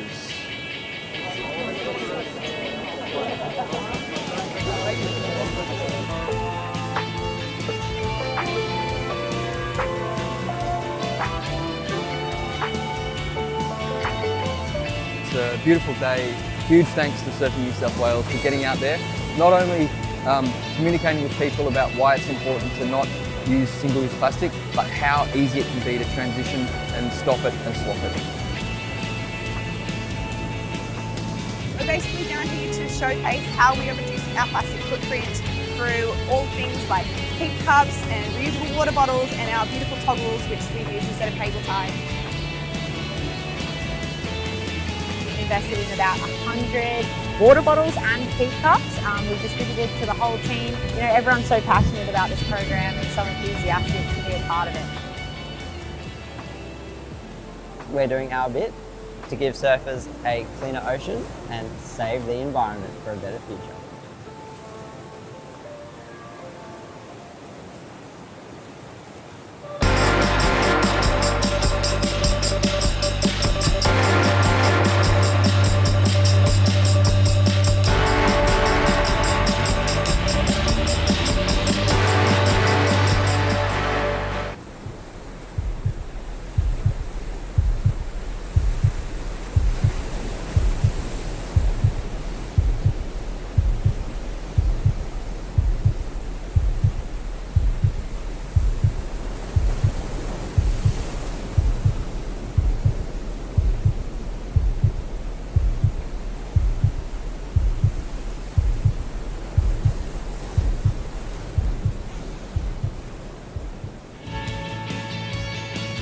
Alrighty, we are live, day 2 here at Surface Rescue 24/7, Port Stephens Pro, day 2, QS 1000. My name's Crispy. Welcome back, Dimmy. We are in the women's 4 heats.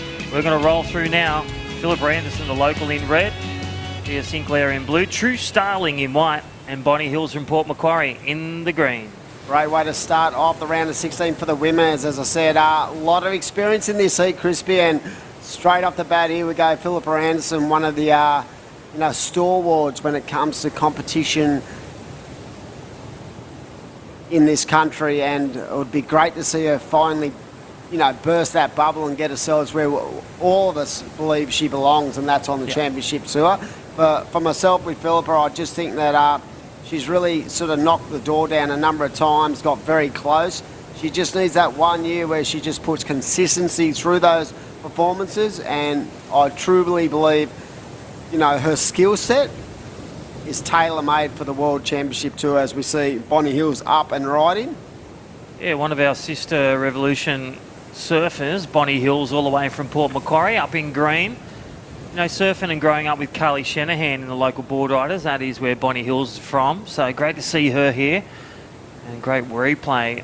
Thank you, Destination New South Wales. As we see, there is the replay of Bonnie Hills. Nice little car back right to the source, the pocket. And again, nicely good start, building that rhythm there. To make the 2-person heats, that's what's on the card for 2 of these ladies in this 4-person heat. 100%. So tomorrow when we go into quarterfinals, it'll be the 2-athlete format, and that will be great, because that's a different kind of mindset. It's a different kind of strategy. Unlike, the frantic pace of a 20-minute 4-surfer format. So, yeah, there's definitely, there's a light at the end of the tunnel, and when you start to consider quarter semi-finals, you win an event like this, you get 1,000 points towards your overall qualification, and we've seen it on a number of occasions where those smaller scores towards a surfer's qualification will to apply and could get them over the line. So right now we are going to flash on down to the winner of the last heat, Saxon Reba. You must be stoked to consistently just continue those performances, Sax. Yeah, pretty happy. That one was a bit nerve-wracking until I got that wave, but it feels good to put a couple heats together, and yeah. Yeah, talk us through, like you just said you were happy. Once you got that 8, did you find that you're relaxed and with your great wave selection to get that 8 when you hear it? Yeah, definitely takes a lot of pressure off. It's definitely a scrappy heat, and there's not too many ones that give a lot of opportunity out there, so I was pretty happy to get that one. Do you find now, you got your heat this afternoon, but do you find yourself looking at your competitors, or what do you do to get yourself in the right mindset? Nah, just do my own thing, just try and listen to music, do some stretching, and then just focus on my own heat. Can't really control what they do and what they don't. So. Hey Saxon, you know, like with Dimmy and myself, we've seen a lot you grow through your junior series and the Pro Junior. What has that taught you, bringing you now to the qualifying series to make the Challenger? What has it taught you throughout your career? Yeah, just like what I said before, you can only focus on you and, I don't know, just kind of do your own thing, focus on yourself. I don't really, yeah, just that sort of stuff. Hey, tell us about your board, epoxy board. Yeah, Chile Volume 2 epoxy. It was actually one of the guys that worked there, and then I ended up stealing it, and I liked it a lot, so he just let me have it.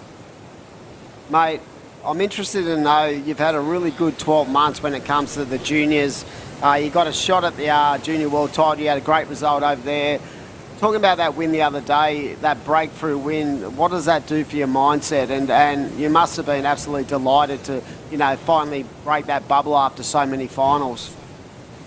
Yeah, it was almost like a bit of relief. I was just so badly trying to get a win, and then I ended up getting one in the last 10 seconds in that heat, so I was very happy, and yeah, kind of bit of relief and a bit of pressure off almost.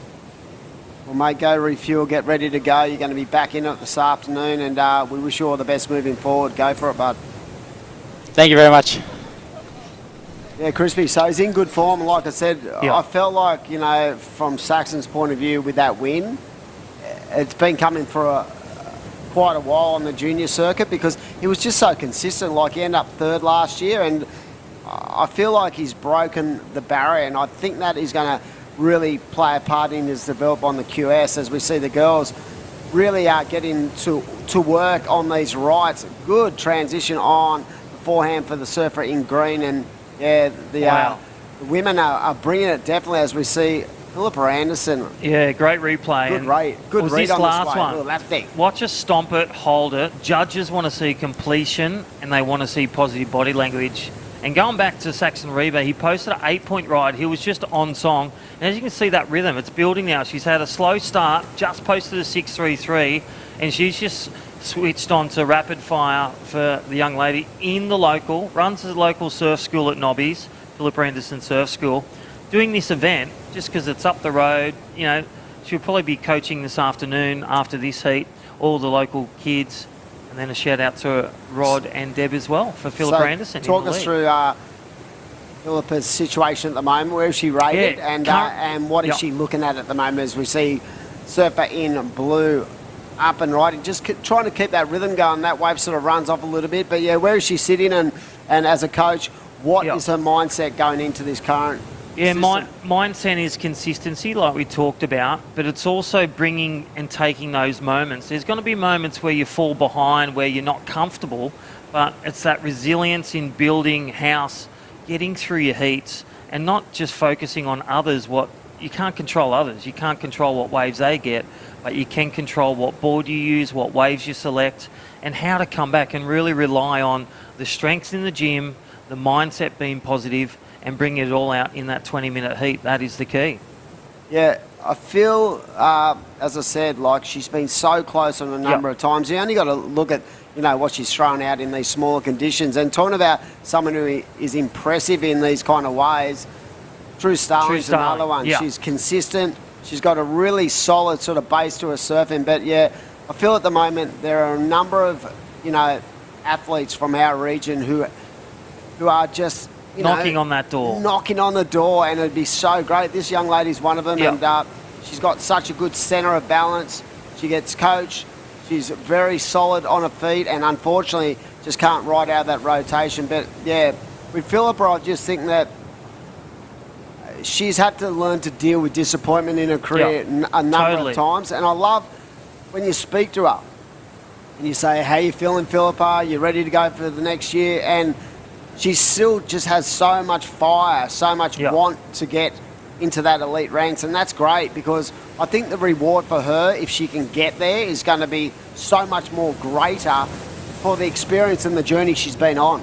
Yeah, definitely. And there is, you know, there's no real learns when you're winning. You're doing to get through the contest, but when there's a loss, she's so professional. And as you can see live on screen, there is your heat leader, Philippa Anderson, from the beautiful Newcastle region.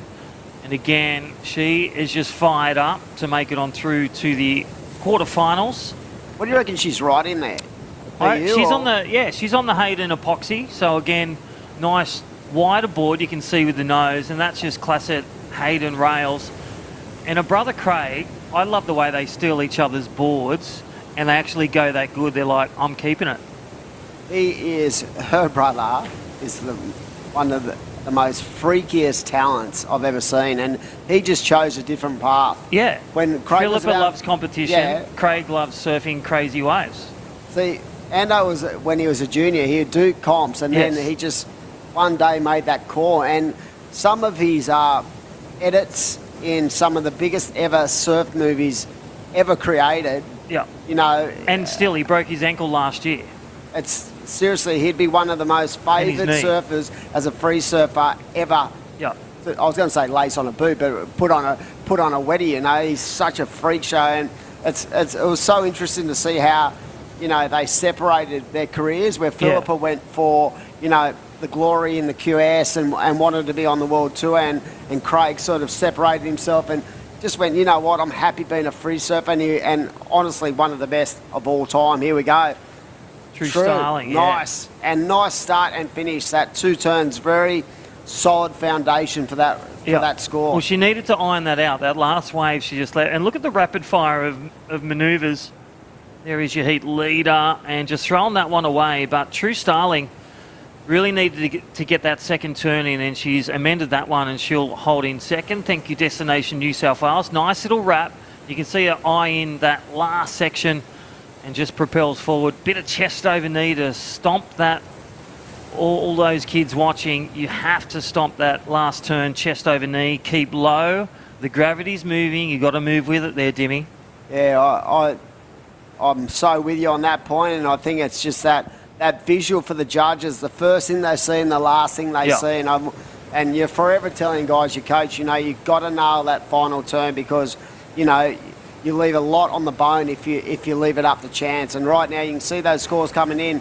Philippa Anderson with a 6.87.633, dominating this heat so far. 13.20 two-wave combo. And again, I like the just the pace True setting in this heat. She's just trying to build on those mid-4s to put a little bit more pressure on both 3rd and 4th in this heat. But I do love the fact she's keeping busy.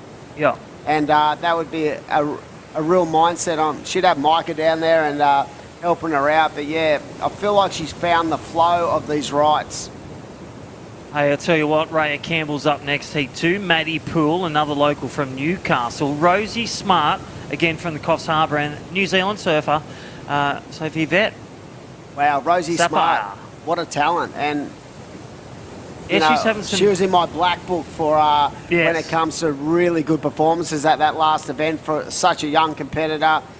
Learning the craft, her ability to read the waves at Boomerang was just outstanding. Well, look at this one, and she's on fire for a win. Holly Williams versus the Brazilian Ana dos Santos, the Sasha Baker from Sunshine Coast, and Kyla Whitfield, Izzy Campbell, Jasmine Sampson, Nixie Ryan, defending champ, and on a tear. On an absolute roll. And then Freya Prum can go from anywhere. So look out for Freya and Nixie in that last one. Here we go, Surfing Red, having a look at this wave. It's got a nice little angle to it. Philippa setting the pace, just engaging the roll as she comes down the line into the power source again, and just a little bit disconnected. So, yeah, like we said, those next couple of heats are going to be absolute doozies, so don't go anywhere. And you can just, if you look at the replay, I love the way she set this up, really leaning, engaging the rail, but then crispy. Yeah, that was going to be a really good combo, but the good thing is she's already got 2 good scores. She is just practicing for the quarterfinal right now. She's sewn up first place, unless a 8.77, excellent score, wave of the heat drop by True Starling. She's holding second. Takes up one with priority. That's why Green had to give way. And we all know what happens when you make a priority error. Once it's begun, it's literally game over for that surfer who commits that. I think in that circumstance, it was more about, you know, making sure that True Starling held on to second and not allowed Bonnie Hills the opportunity to have a look at that wave. So people might say, oh, that wave wasn't very good, but when that lined up on the bank, you know, that could have chip shotted right down the line and offered up and up for a 5-5, because that's not a big score when you think of how talented these 4 athletes are. So from a defensive point of view, I felt like True Starling, played the game exactly right. And that's the beauty of, having priority and using your priority. It's not always about you gaining momentum on the scoreboard. It's about you consolidating and not allowing your fellow opponent the opportunity to actually fight back in a heat. Yeah, too true there, Dimmy. So 4.5 minutes remaining. Priority lays that big P on the left-hand side of green for Bonnie Hills from Port Macquarie. A 5.5 out of a perfect 10 required on the scorecard. Gia Sinclair in blue, second priority. So blue has priority over red and white. Requires a 4.93 if green lets a wave go. So 4.93, a middle score. What does it look like? Well, nice little carve and a nice vertical finish. Or looking at the high notes, like Philippa Anderson getting a 6.87 on the back of 2 powerful manoeuvres. Controlled, biggest turns on a good wave, and that is what the judges are looking for to reward the points. Scores are out of 10, top 2 for all those watching. They're scored on their best 2 waves. They can get unlimited waves as well, they're Dimmy. So you got 20 minutes, and we even saw Mikey Clayton-Brown last week get 9 waves in 20 minutes. That was pretty impressive. Yeah, I feel like the waves are actually going to get better during the course of the afternoon session. So we're going to run right through the round of 16, both men's and women's. And if you can get yourself into that 13-point range on a day like today, I feel like you're really in tune with the ocean. Philippa up again, just sort of not having to worry about priority at the moment, just without priority, a little bit more freed up and, just trying to advance that position. The other thing, her moving around the lineup and it creates a bit of doubt in the other surfer's mind as well, as we see the Destination New South Wales wave replay. So this is Philippa's good 2-turner, and I love how, patient she went into that lift, Crispy, and talk us through this next one. Yeah, just a nice looking wave to select, but you can just see on the takeoff, she just stays present with each turn. So wraps it back, gets the speed back, and then just engages that second turn. With that one, that was that incomplete manoeuvre. So not a top 3, but I'll tell you what, she's looking on fire for a quarterfinal berth. She's in the lead. They need an excellent score to grab her. But she is one to watch, as with Nixie Ryan and Freya Prum coming up, and Holly Williams in 3 and 4. Yep, so True Starling again, just keeping that momentum down the line. And another athlete, I feel like, her rhythm on these waves suit her surfing, and already she's locked in a 4.43. But when you look at the surfer in blue, she only needs a 3.90. She's fighting back. The surfer in blue and green needing scores. We are down to 2 minutes to go, and holding all the aces, you'd say right now, is Philippa Anderson with that 13.202 wave combination. Lovely fight back from blue and surfer in green. They're all in the mix with only a minute and a half to go. Here we go, surfer in green up and right in. Lovely flow to her surfing. I feel like she's just going to have to snap away to get that 3.60. I don't know if that's going to be enough. There was just under a minute to go. What do you reckon? Yeah, I like the first turn. I just feel here there's just a couple of moments where she could have whacked up another one, right, and then it would have flowed right into that third turn. I think that's going to go right just under there, Dimmy, but we'll leave it. It's the Mad Mex Minute. Don't forget, the deal is on. Scan the code, 2 for 1 burritos. Thank you, Mad Mex. Check them out. Download the app today. Connor O'Leary, one of our mentorships for our junior surfers. He's mental. He is the mentor. He's mental. How good is he in the water? He's surfing so strong. Here we go. Talking about strong. Philippa, look at this little wedge. Crispy, nice transition, and held on. Well, it's the 2 for 1 deal, and that is Philippa Anderson in conjunction with Mad Mex. So she will take a win. True Starling is holding on the second, but look at this destination replay. It's a victory lap. It's do what I do, and again, just go surf your heat and win. Really good first turn. You could just see how much speed she was creating down the line, and she got nice and deep and really jammed under the lip. And we were speaking about it before, Crispy, about the fact that, you know, it's a 1,000. Yeah. But if you win a 1,000... Well, she can get in the points. I was going to say, she's Yes. dropping a 3 and, and a 350. So, for someone who's sitting in 6th position, that's good surfing. Righty, we're going to go to a break. That is a wrap for our first heat. We'll see you on the back as we hear from our partners. See you soon.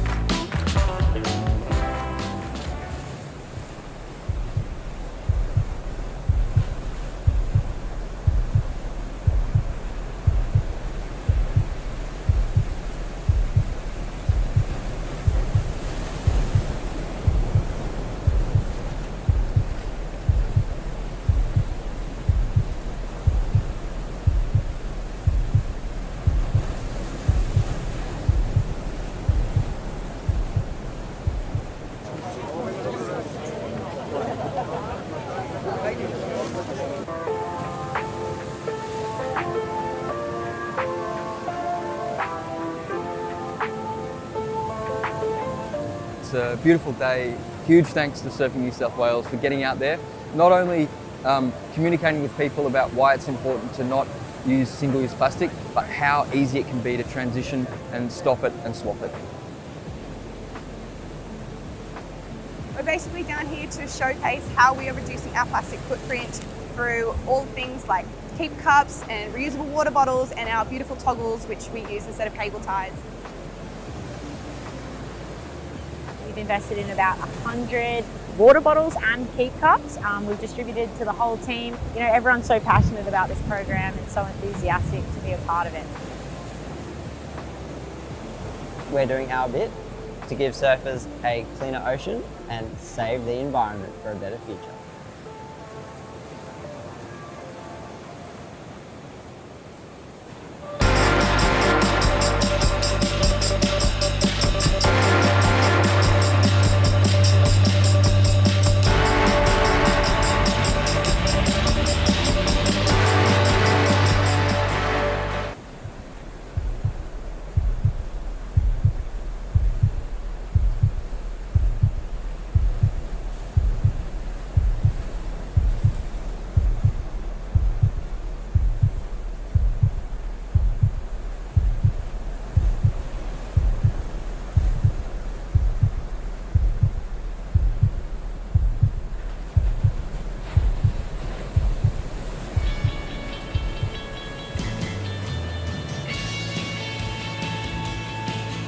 Welcome back to the live action here at Birubi Beach. Port Stephens for the Surfers Rescue 24/7 Port Stephens Pro. This is a WSL QS 1000. Our second event of the VISSLA New South Wales Pro Surf Series for 2023. My name is Britt Nicol, joined back in the booth with Adam Hennessy. Yeah, thanks, Britt. Yeah, great way to start day number 2. It's been some really intriguing battles going down in these smaller conditions as we see Raya Campbell up and riding on the backhand, nice start, nice pace she's set in, and I do believe we have had Philippa Anderson down in the post-seat interview area. And good morning, Philippa, and just a solid result, legend. How you feeling out there? Hey guys, yeah, good to get that one out the way. And talk me through it. You've had some good results this year, and even though this is a 1,000, a win here will definitely improve your situation because you're dropping a 350 and a 450. So how are you taking to this event, and what are you looking for out of your performances?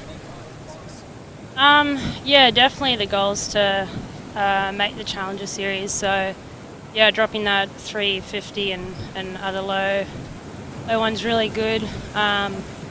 Yeah, just surfing heats. Yeah, haven't really had the start to the year that I wanted. So yeah, it felt good to get 2 6s, and hopefully I can walk away with the 1,000 and yeah, get that in my point score for the end. Now, being at home, you get to sort of hang at home during these events. That probably plays a part, probably a little bit more relaxing. How's your boards? What are you using out there today in these little clean 1 to 2 feet? Yeah, it's more if you can just get yourself on the right wave and right in the pocket there, like you saw Billy and a few of the boys in the heats before, they were dropping 7s because they just managed to take off and read the wave really well. So that's what I was hoping to do. And yeah, I've actually on like a board that's like 5 or 6 years old. Just an epoxy white noise 5.7. So goes well. Looking a little bit yellow, but okay. Yeah, just it goes really good in this stuff. So yeah, hopefully, well, if it's more for the remainder of the event, I'll just jump on that board.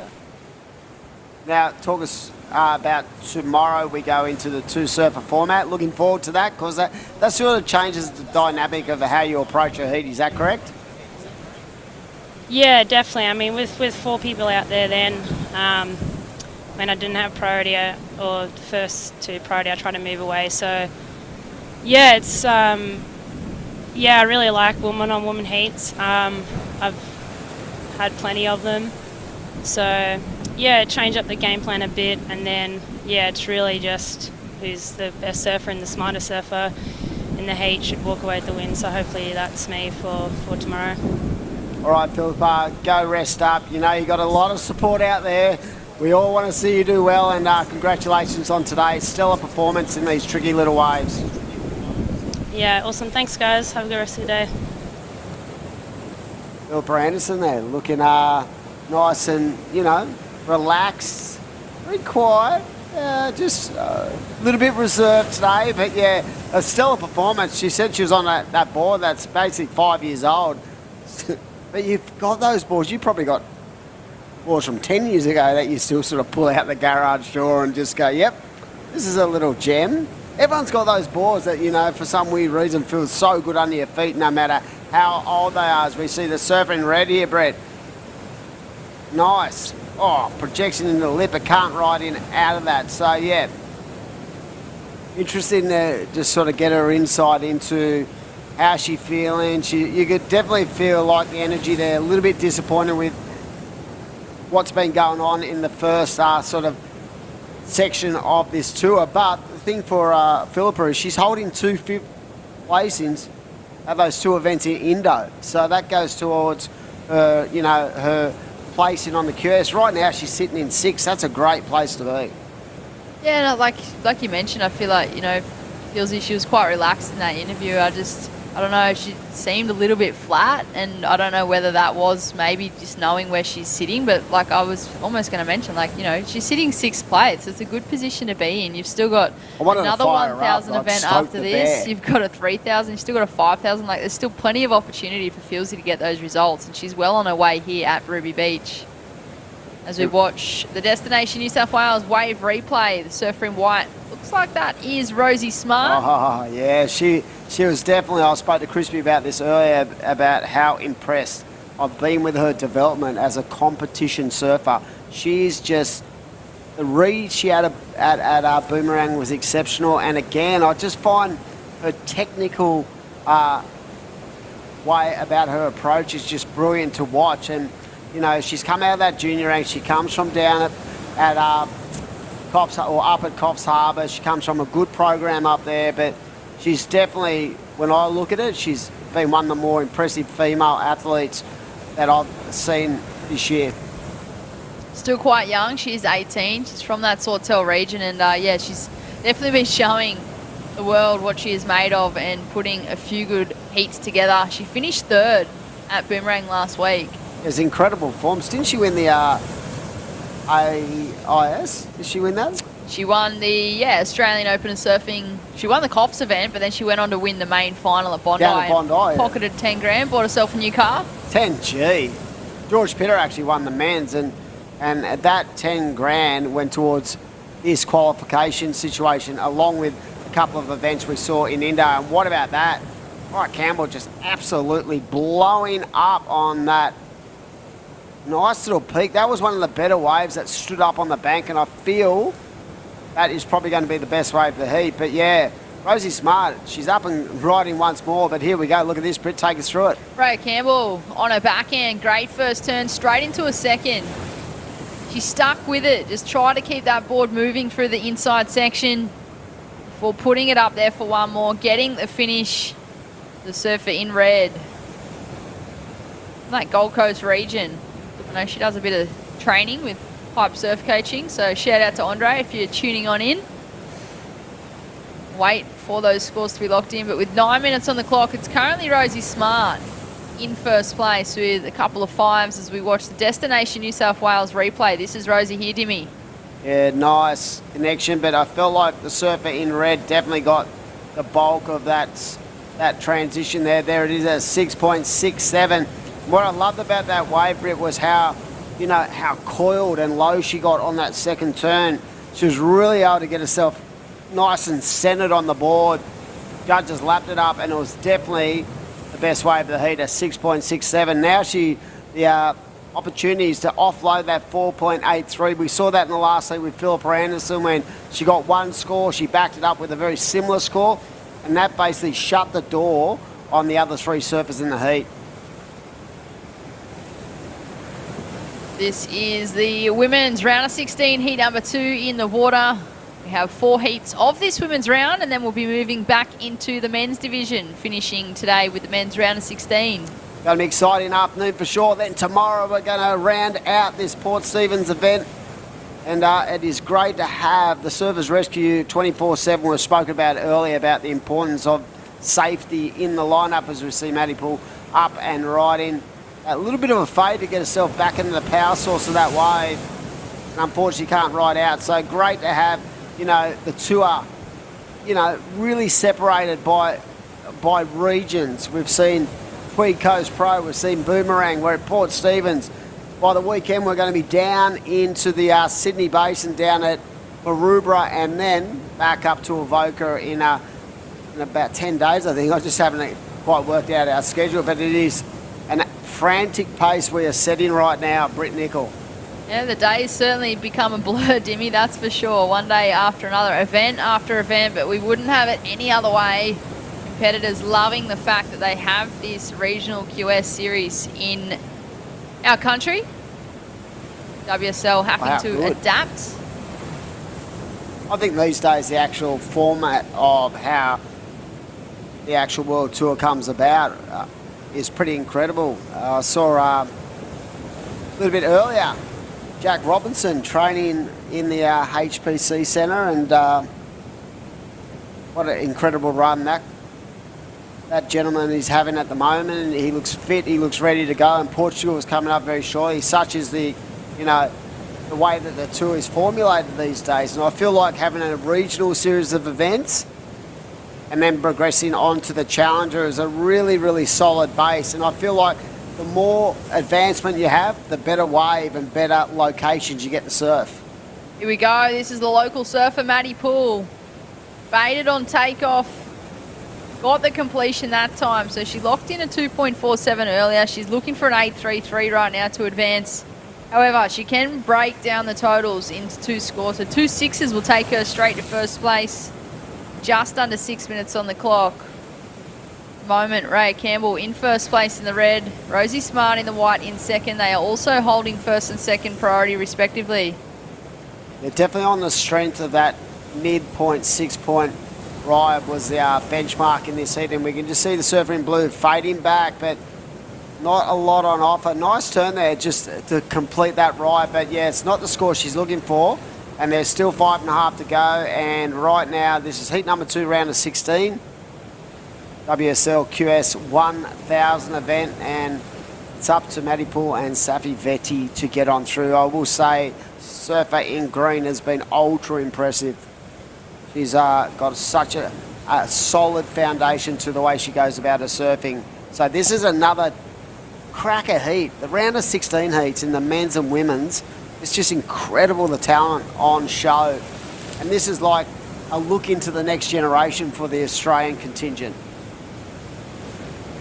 Certainly a talent pool over here in Australia. And yeah, it's hard to believe that this is a QS 1000. There are so many stacked names in the draw as we watch this young lady here. That is Rosie Smart. Beautiful first turn, straight off the bottom, cracks the lip and gets the finish. So she's looking for a 5.84 to take first. Wow. That is such a great read on that wave. Look at the approach, nice and tight, and look at the speed she generates to get that second turn in, and the fact she was able to sort of change it up just that little bit more dynamic on that second turn was pretty impressive to watch, Britt. And there it is, a 6.3. So Rosie Smart goes straight into first place. She is closely followed by Ray Campbell in the red in second. The requirements have extended for third and fourth. So Safi in the green now chasing a 7.5. Maddie in the blue chasing an 8.83 with just under 4 minutes remaining. That's definitely put a lot more pressure on third and fourth on the base of those two turns. Just eloquently, you know, positioned when it came to the board and the rail. And what I loved was the amount of pop she got from that first turn to give her that chip shot into that corner. And she's just exploded with really nice connection with the lip. And that's what the judges saw. They rewarded that with a 6.30, and seen a lot of her going right, and very impressive. I haven't seen a lot of lefts, but wow. Well, she is. She I might wanted have heard it. ya. I asked for it. She might be able to hear me out there. Look at that. I love the way she's actually releasing on the forehand as well. So she's got game both ways, Britt. She certainly does, and well, I've watched a lot of Rosie surfing over the years. She's had a lot to do with Surfing New South Wales and coming through their junior system. Rosie Smart, she is on fire here at Birubi. She's wanting to move on through to the quarterfinals. She had a third place finish at Boomerang for the Great Lakes Pro last week. Can she go better here at Birubi?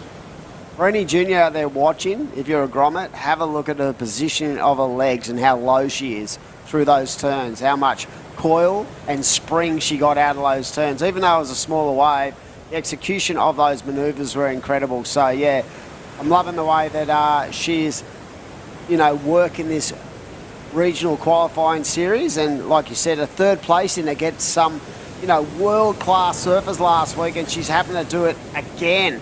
So just the internal grommet, I think that, you know, that younger generation just have that a froth meter going high, and their ability to just continue to work through heats, and they love it. The more heats the better for the younger contingent, as we see Rosie up again.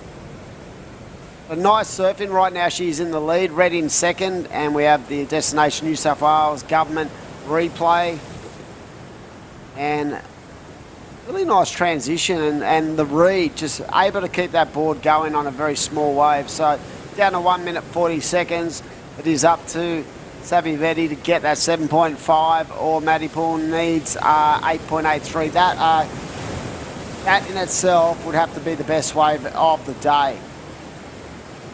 Yeah, it's certainly no easy task out here at Birubi. Small conditions, but highly contestable. It is all going to come down to positioning and wave selection. Will there be another opportunity for Maddie Poole in the blue? But she is chasing a high number, an 8.83, as we approach that Mad Mex minute. Oh, it's nearly lunchtime, Brett. The Mad Mex 2 for 1. Let's see if they can throw that up on the screen, surely. Look at it. That burrito just spins around with a clock, and there it is. On cue. On cue. Look at it.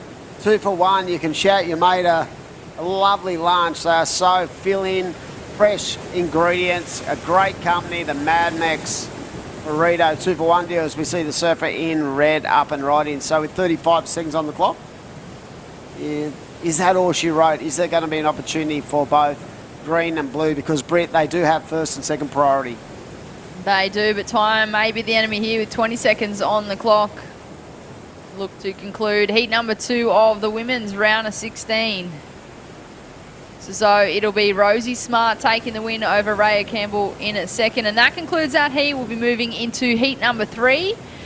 Stay tuned after the short commercial break.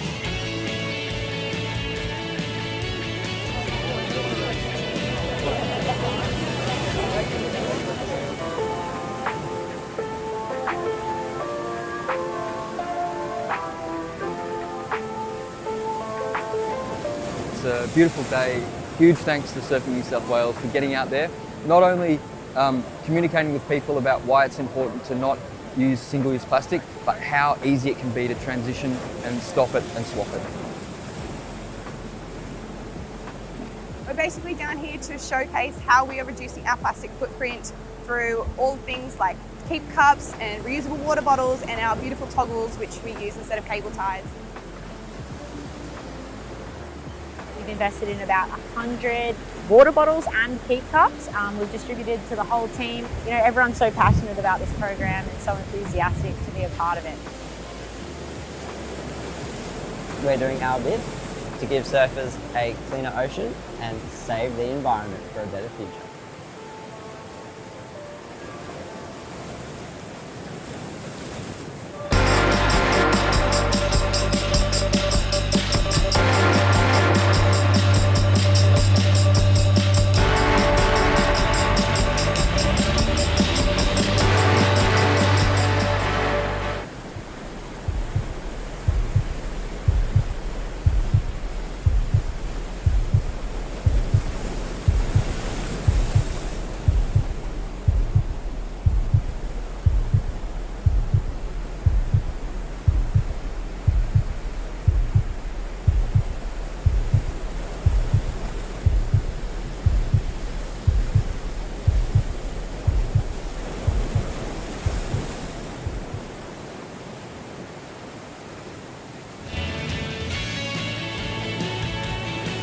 Welcome back to Birubi Beach for day number 2 of the Surfers Rescue 24/7 Port Stephens Pro WSL QS 1000.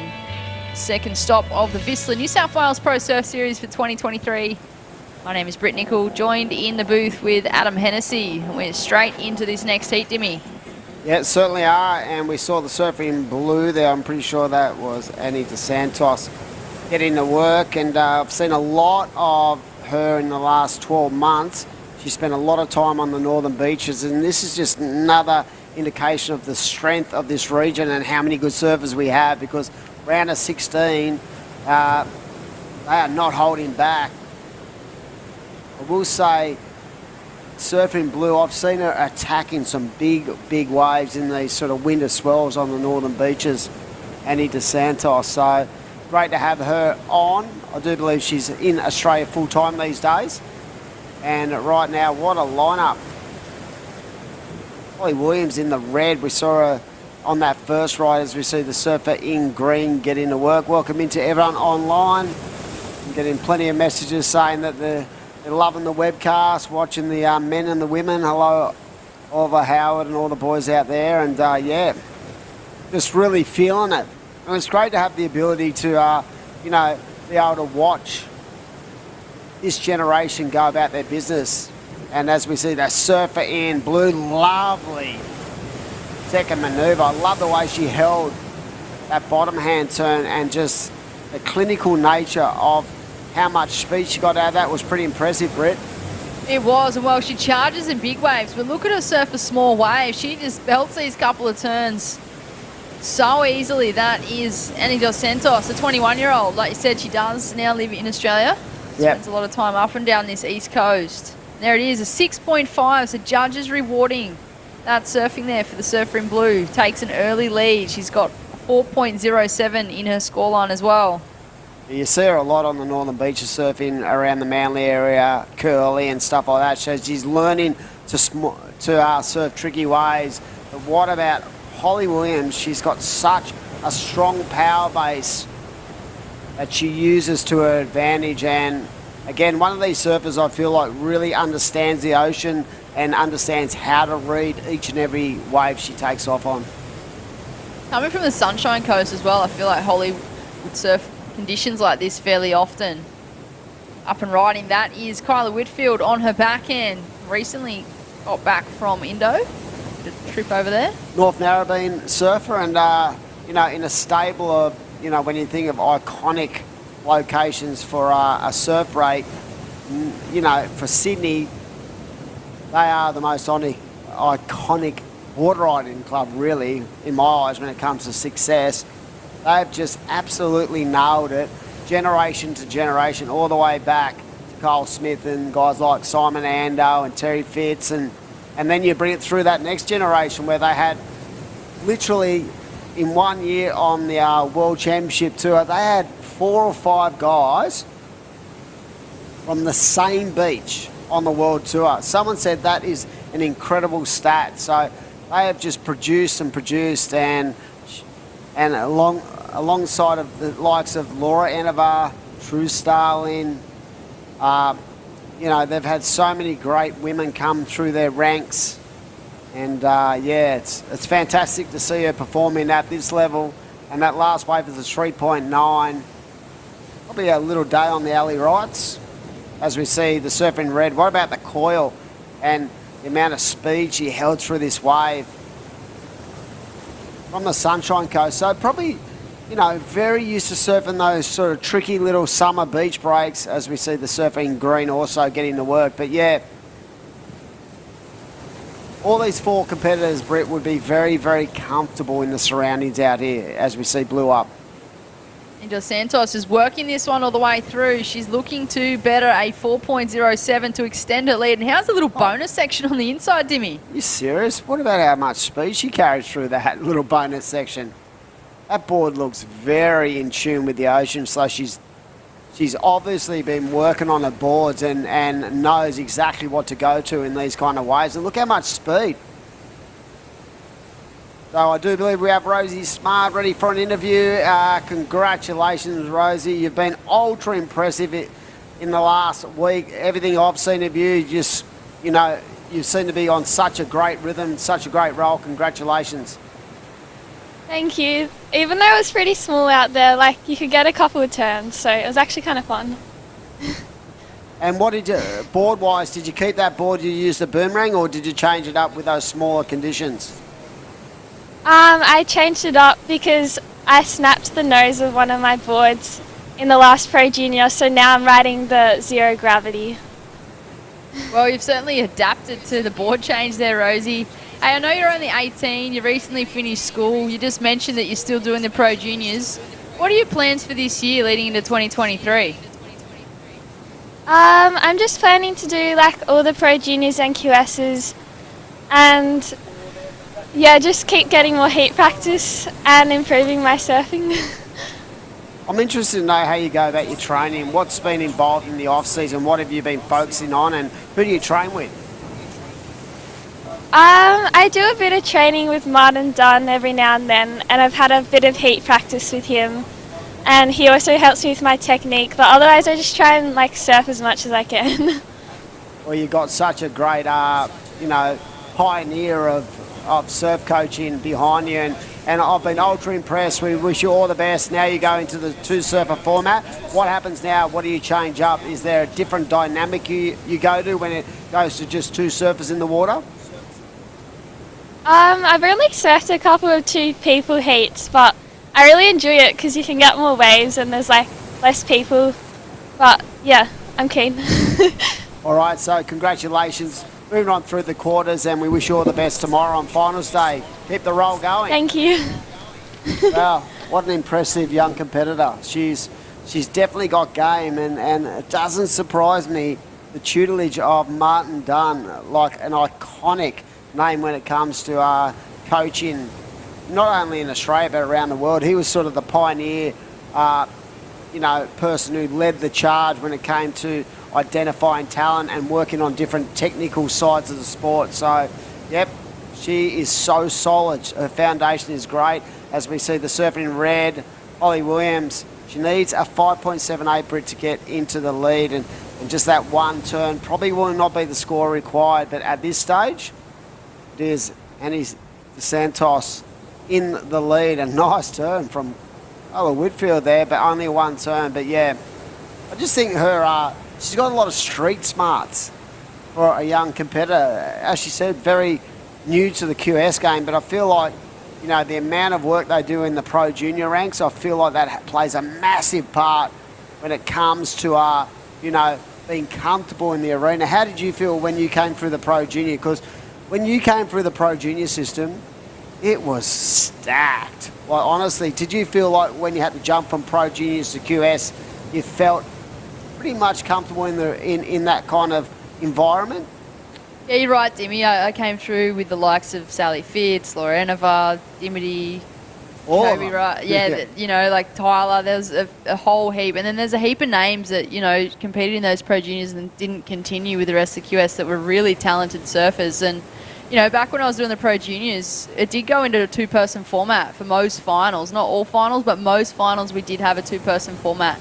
And I just feel like that does really help with the transition to the QS. And at the time when I was doing the QS, we had to travel internationally if we wanted to make that world tour. Obviously, it has changed now with this new regional tour. But I just feel like having that pro junior platform and having such a high level that you're competing with at that level, it really just is a bit of a stepping stone and really prepares you for that QS leg. Yeah. I feel like even at a younger age now, they've definitely got that ability to make the transition a little bit more effortlessly.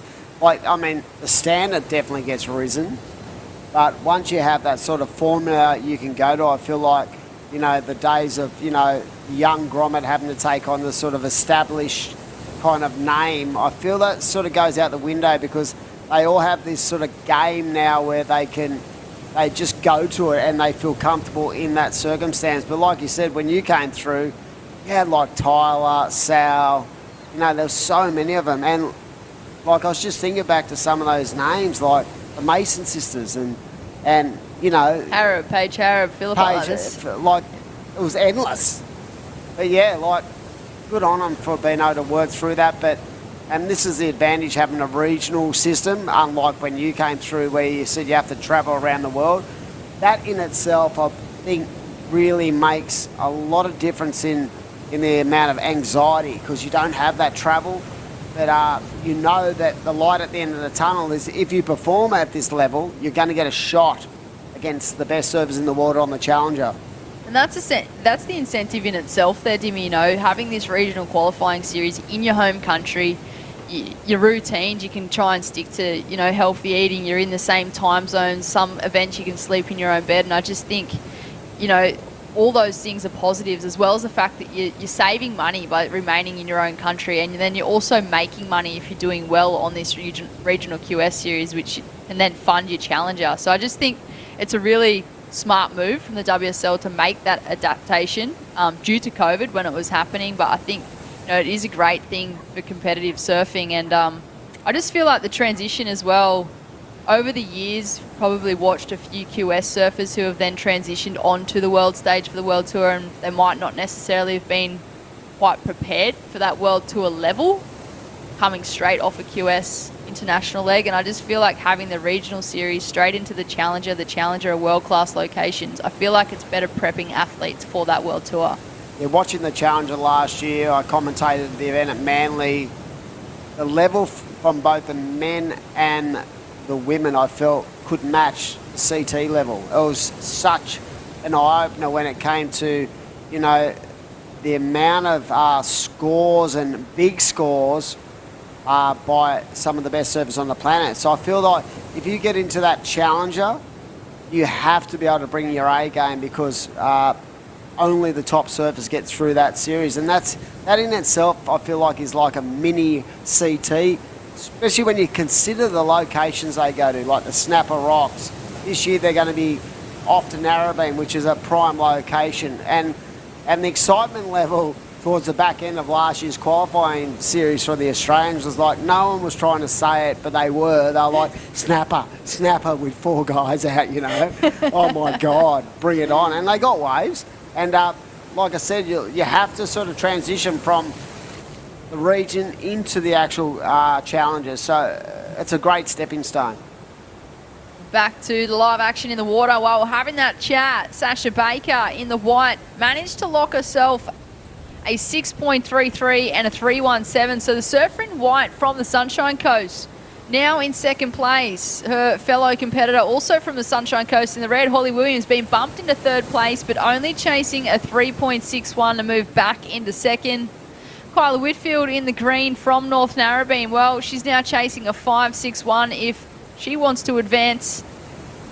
The lead being held by Annie Dos Santos in the blue, originally from Brazil, but now living in Australia. A great matchup between these 4 competitors for the women's round of 16, heat number 3. 4 heats in this round as we watch the live action. That's Holly Williams chasing a small score. She links this one all the way through. Strong finish there from the surfer in red. Wow, what about the body language then? I think she made it very, very, you know, look at that turn. She made it obvious to everyone on the beach that she feels like that is going to be the score. Look at her, look up at the judges and go, you know what?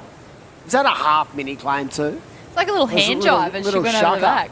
But yeah, I feel like her body language sold the story for her. And she only needs a smaller score, and there it is. She goes straight into second. Nice number, and yeah, that was well surfed. And the speed and the flow, I feel like it was a big part of why she got that score, but she definitely let everyone know that she felt that underneath the feet. So great surfing from Holly Williams. Pushes Sasha Baker back to third. She now needs a 5.07 and Carla Whitfield needs that 7.50. So this is a really intense battle because when you look at the surfer in white, Britt, she holds basically second best wave of the heat, but her second score is a 3.17. She needs to offload that, and you can just see how busy the surfer in red is getting. Look at the amount of speed she holds down the line. In fact, she couldn't even control that turn. Holly Williams goes big, but not able to get the completion. Oh, she rides for the sister brand of VISSLA. She's part of the Sister Evolution team. Wow, a solid team of surfers both in the men's and the women. So the VISSLA surf side, we saw earlier today, Kota Kilorn, part of that team, and fellow commentator is their team manager, but it's great to have, you know, that brand, just such an incredible brand, willing to be a part of this series, the major sponsor of the VISSLA New South Wales Pro Surf Series, and this is the second event on the calendar. Wow. It is. We were in Boomerang Beach last week for stop number 1, and here we are in Port Stephens. We're like the Leyland brothers. We're the everywhere crew. Travel from town to town. There was a song in that, I believe. Here we go. I wasn't going to sing, Dimmy. Don't sing. Here we go. Look at this. Wow, that was some nice surfing. That is the surfer in white, Sasha Baker. She doesn't need a huge score to go up. Let's have a look at what has transpired with 2 to go. But yeah, being able to travel this coastline, be involved in the series, Don and everyone at the head office, I know, just so passionate about it. And without sponsors like VISSLA, you're never ever going to be able to put on such a professional series of events. 2 minutes to go, Brett. Exciting battle. It is, and coming up next we have the final heat of this women's round of 16. We'll be watching Isabella Campbell, Jasmine Sampson, Nixie Ryan and Freya Prum.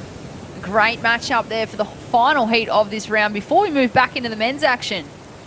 I don't think that wave was enough. It was a 4.30, I do believe. She still needs that 5.07, so Holly Williams and Annie Santos in first and second at this stage. But a minute when it comes to our surfing terms, it's a long time. Here we go, the current heat leader. Wow. Nice release, drifted the tail, only one turn. But A lovely free-flowing manoeuvre to finish the heat off for Surfer in Blue. Will there be an opportunity, Britt, for third and fourth to get themselves through this heat? Well, they're holding first and second priority, but it looks like the Ocean might have just gone flat as we watch the Destination New South Wales wave replay. Huge turn there from Annie in the blue. Go big or go home. Well, she wants to go big and go straight into the quarterfinals. 40 seconds on the clock.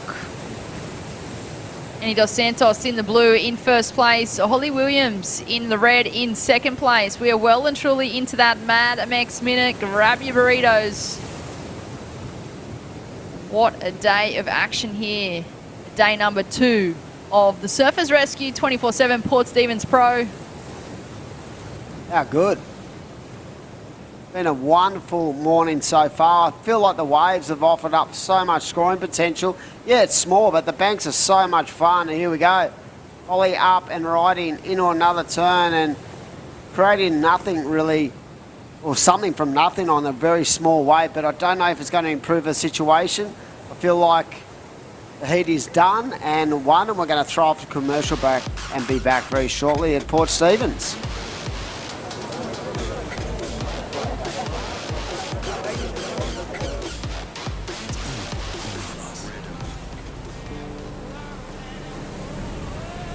That craving to feel new again, to see something new that will blow our minds, or meet someone new who will change it.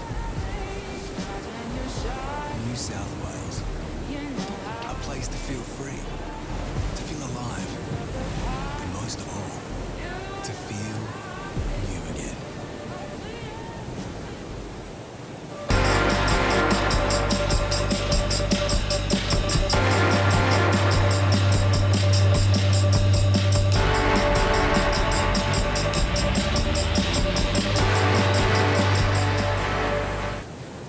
It's in all of us. That craving to feel new again, to see something new that will blow our minds, or meet someone new who will change it. New South Wales, a place to feel free, to feel alive, and most of all, to feel new again.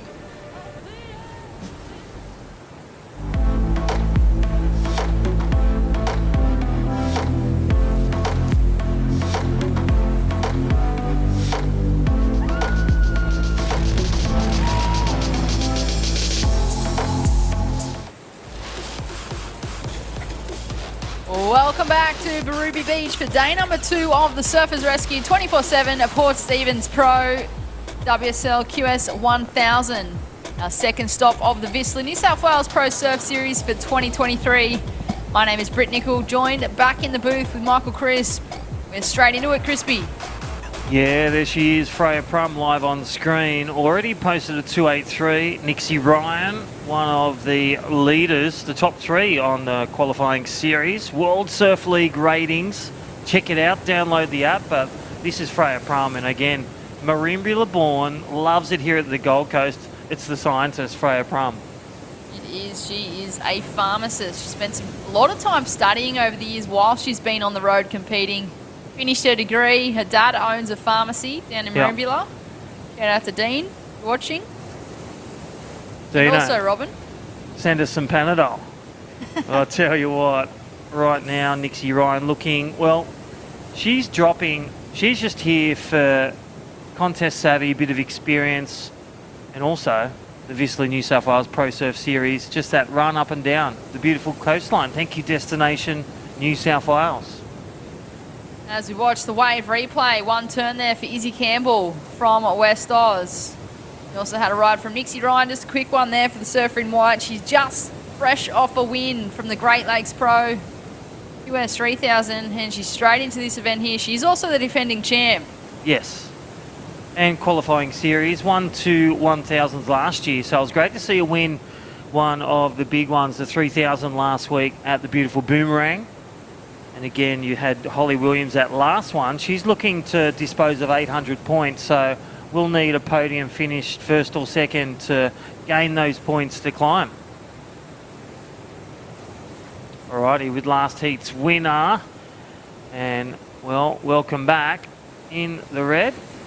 How are you, Holly Williams? We were just talking about you. It's crispy and bread. Hey, Holly. Hey, Holly. Good afternoon. How's your heat? Well done. Congratulations. Yeah, thank you. It was a tough heat. All the girls were ripping and fighting it right out to the end, and got the job done, and now to reset. Hey, Holly. Different emotions. Let's talk about last week where you're on the beach at Boomerang. What'd you take away from that one to bring you to now? I just had to reset. I was pretty disappointed with the round of 16 finish, as any kind of competitor would be that is competitive. I knew I had more in the tank and I just couldn't really put it together last week. So coming into this event, I've just had a different mindset of just having fun and forget about kind of results and numbers and rankings, because I think that's what gets in your head a little bit when you're at these events. Yeah. Hey Holly, coming from the Sunshine Coast, and I know that you've surfed here a fair few times now over the years, is there any comparison between conditions from back home? Yeah, very similar conditions. It's kind of hard, because we haven't had the best conditions kind of for many of the events. Like Avoca, Boomerang, we had waves in Cabba, but it was a lot like Burleigh out there, so I kind of took away what I did wrong in Burleigh and tried to flip it into this kind of heat and really think about kind of building a house instead of just getting two big scores. Just start low and then build. So yeah, definitely a lot like Sunny Coast. Yeah, definitely. And talk us about the equipment. Looks like you got an epoxy there. Yeah, got the good old epoxy out. It's kind of like my go-to board when it's small. I'm on it a lot of the time at home. So yeah, it just feels really good under feet, and I'm not going to change my equipment. If my gut's telling me stay on that epoxy, I'm going to stick with my gut. Yeah, so good. Hey, talk to us about, what's your goal in this competition this week, going into Maroubra? Yeah, obviously, a win or a final finish is the main goal, as it is for everyone here. But I really just don't want to focus on that podium finish. I just want to focus on heat by heat, wave by wave, and take it from there. But obviously a win would be amazing. I've decided I'm not going to be doing Maroubra. I think it's a long way to kind of go that way, and it's a lot of money. So I'm going to go home, reset, get back into the gym a little bit, and just kind of come back for Avoca and Nui and finish it off hopefully really strong. Yeah, well, congratulations. You got some points to drop and also points to gain. So congratulations. You're through to finals day quarterfinal, and all the best in your rest and preparation. Awesome. Thank you so much, guys.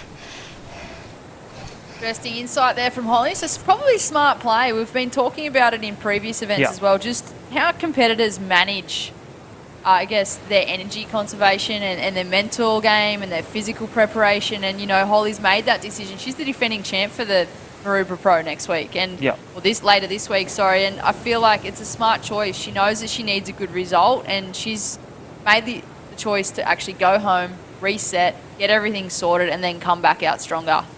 Yeah, so good. And it's building those biorhythms. And like they say also in strength and conditioning, they talk about in the science, it's about loading. So you don't want to do too much in the competition phase. You want to be peaking at the right moments. So Holly Williams, great campaigner, looking for the challenger. But again, it's just not even a throw-out word. You want to be focused on heat by heat. And you're not learning much in competition. You're doing whatever you can to get through the heats. But for her, just that maturity and knowing when to rest and when to peak is the key. Well, knowing when to peak, Nixie Ryan, she is certainly on fine form at the moment. Is the current heat leader in this heat. We also have a Destination New South Wales wave replay. That's the surfer in green, Freya Prum, linking this one all the way through, gets the finish. Yeah, definitely one of the favourite heats, this one as well, as with the stack field. But you got Freya Prum, a seasoned campaigner on the qualifying series for so long. And then you've got Nixie Ryan, and then also defending champion. So got a great year. And you got the up-and-comings as well, Jasmine Sampson in blue, still not out of the game, and Izzy Campbell. They are right behind and can strike from any distance as well. They can, and I've watched that last wave of Izzy Campbell. Yep. I just feel like it was one of the better waves of the heat. She just couldn't get the completions. We watch Nixie Ryan here. This is the current heat leader. It's an opening carve. Puts it up there for the finish. The surfer in white is in first place at this stage. But back to Izzy Campbell. I was so impressed with that wave selection, Crispy. It was one of the better waves that I've watched come through here today. And she got the 2 turns in. She just couldn't quite get the finish. Yeah, and we saw that with True Starling. She got through, but at the start of her heat in that previous heat 1, incomplete last manoeuvre could have paid dividends of not getting through. Then she worked that out through the midsection of that heat and brought it home strong to complete that turn. Such an essential part of completion of getting that score. The 4:01 was scraping right there. So 11 minutes to add to that learn for Izzy Campbell and Jasmine Sampson. 5.96 in the good range. Well, holding the lead, Nixie Ryan in white. Labar, shout out to Labar board riders. Woody, a coach, and all the family. Shout out to mum and dad, my tattooist. Well done, the Tash and Bugger. They'll be watching and listening from their, no doubt, work. And Nixie is getting it done. And I'll tell you what, you talk about where you have that. Talking to the guys, Jack Robinson was training this morning and with his coach as well, but you go from a win that we see so many times where surfers like Mike and Madonna are bowed out, or Reef Hazelwood goes from a win and then goes to a loss like Geordie Lawler as well. Nixie's kept that. She's won 2 QSs in last year. This year it's 2 1000s and a 3000, and she's making it through to the quarterfinal as we speak. For sure, Crispin, you know, like Nixie had a fair few wins last year in the QSN, and particularly in that later half of the year. And to be able to carry on that momentum after there's a little bit of down period over, say, your Christmas and New Year's break, I think that, you know, just speaks volumes for Nixie's preparation and what she's been doing in that off-season. To be able to go from those tail-end events where she got a couple of wins to then bring it back here for this whole leg, she's just been able to keep that momentum, even though there was a bit of a period where you've got family time and Christmas. Yeah, that's right. And she loves the big staff, the medium staff, loves competition, but also loves having fun on the jet ski and, you know, with her mates. So, as we heard from Holly, just hanging out, all those resets, and then when competition's on, it's with two hammer throws. Here we have the Destination New South Wales wave replay. Freya Prum, first turn. Halves in a second. Bit of a check turn, that one, waiting for the steeper section to end with. Generating a heap of spray, a heap of speed, and putting it up there for the finishing turn. I was just waiting for Freya then. I was like, is she going to do something progressive? Because Freya, she's certainly a competitor who will take to those progressive moves, maybe put up for a 360 or go for the air. Yeah. Yeah, really nice skater style. And she has also that front leg power as well that you see with Julian Wilson or Sally Fitz when they just go for that air. Again, we talk about toe speed and also just that front leg projection. All right, 8 minutes remaining. Nixie Ryan in the lead. Freya Prum holding down second, needs a 6:07. I don't think that last one will come into the equation, but Izzy Campbell, a 4.1. Won the watch within distance with 8 minutes remaining. Had priority as well. Jasmine Sampson with 4th priority. Needs a bit more. She'll need to reset. Look at something like a 4 or a 5 to get her within range. Certainly still achievable for Jasmine. She's actually the local surfer from this region, the 21-year-old. I feel like, Crispy, she would have that local advantage, having the local knowledge. She would have surfed this bank numerous times over her time living here. It's just comes down to that opportunity and finding the best positioning and wave selection in the lineup. And Freya Prum, she's currently sitting 16th on the World Surf League qualifying series points. Looking to drop a 480. And as we said, one of the leaders, the top 3, Nixie Ryan, currently sitting in 4th, looking to drop a 1000. So again, just holding that momentum, a great thing for Nixie Ryan as she goes into Avoca, as we heard with Holly Williams, not doing Maruba, but going to Avoca for the 3,000 points in Surffest to decide the top 7 for the women. As we watch the Destination New South Wales wave replay, this is Freya Prum again, staying nice and busy out here at Birubi. Pharmacist, originally from Merimbula, now living on the Gold Coast. He was the Open Women's Australian champion last year. Yeah. Knows what it takes to win. Been competing for a long time as we watch live action in the water. This is Izzy Campbell looking for a 4.1. Yeah, I find she really holds some great energy, puts it into it. Just didn't manufacture on that wave for Izzy Campbell, but still time on the board, 6.5 minutes. But that will, with that priority, does relinquish that priority to the others. As we see heat leader Nixie Ryan from Lennox Head, Labar board riders, watching and listening. Nixie Ryan, like you talked about results earlier, Crispy, and Yeah. she came off a win at the QS 3000. She's already got a couple of QS 1000 wins, so she does have those 1000 points in her, I guess, best five event total. I feel like Nixie, she's probably in this event chasing that experience and chasing that kind of, I guess, projection into the next part of the leg. Yeah. I felt for Nixie last year. She had such an Yes, amazing that's run right. on the VISSLA New South Wales Pro Surf Series last year. She went back-to-back with wins. She was at the top of the rankings for so long, and then it came to the bigger events, and unfortunately Nixie, she wasn't able to qualify for the Challenger Series, so it was really hard to watch. I felt for her watching all of that go down, and I just feel like this year she's come back with a bit of fire under her feet, wanting that position on the Challenger. And she did get some wild cards and got to hang around her, and just to get that energy at the Challenger at the Gold Coast Open last year and at Manly. So again, tasting it, and she's represented Australia at the World Juniors, had one of the best results a couple of years back with Team Australia. And again, still representing with the dream of making the World Surf League Tour, and also potentially representing at the Olympics for Australia. Who knows, in 2028 at LA, could be Nixie Ryan leading the charge. Well, she's certainly leading the charge here at Port Stephens for day number 2 of the Surfers Rescue 24/7 Port Stephens Pro.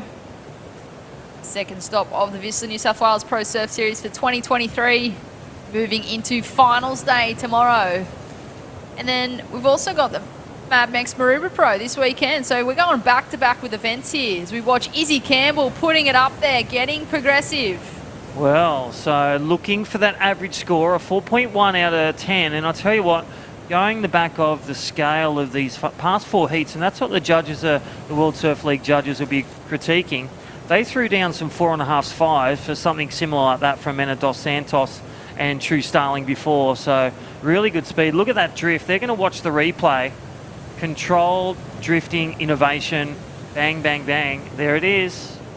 Izzy Campbell in the red goes to first place. She now has a 5.83 and a 5.47. So the West Australian competitor shoots up into first place. Nixie Ryan from Lennox now in second place. Freya Prum in the green in third as we watch the Destination New South Wales wave replay. Talk us through, Crispy. Wow, thank you. And look at that. That is straight from third place. Whatever she does, she just brought the gold right then, the firepower.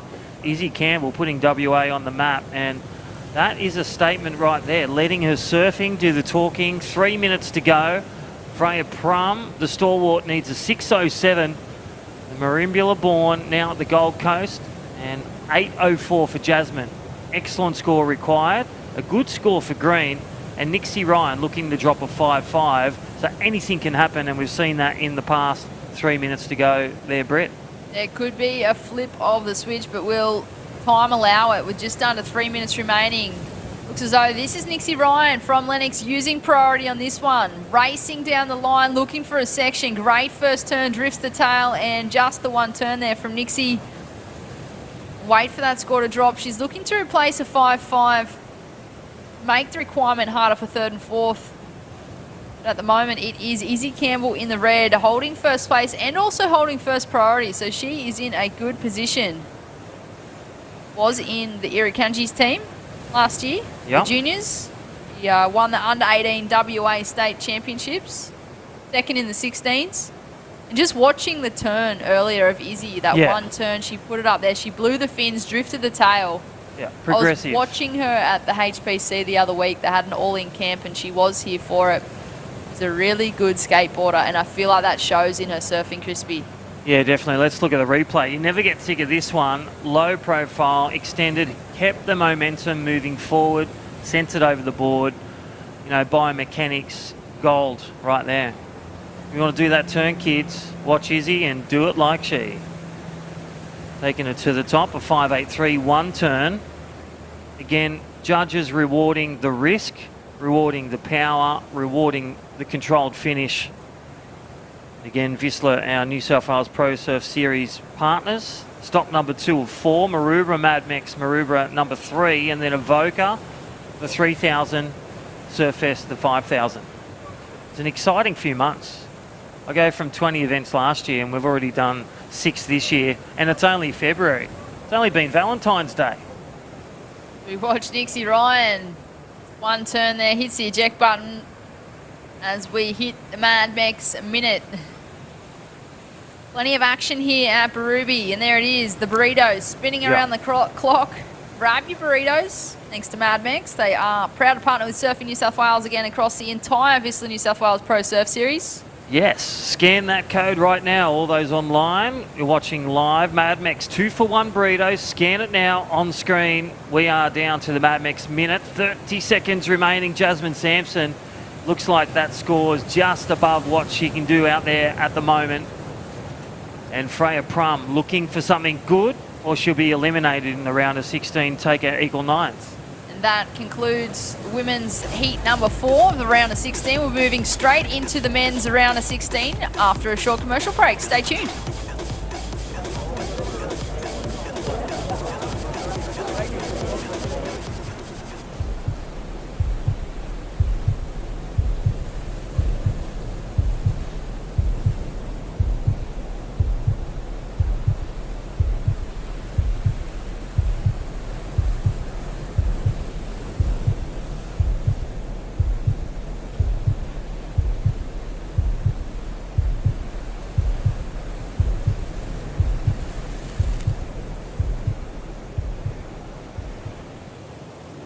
It's in all of us. That craving to feel new again. To see something new that will blow our minds. Or meet someone new who will change it. New South Wales.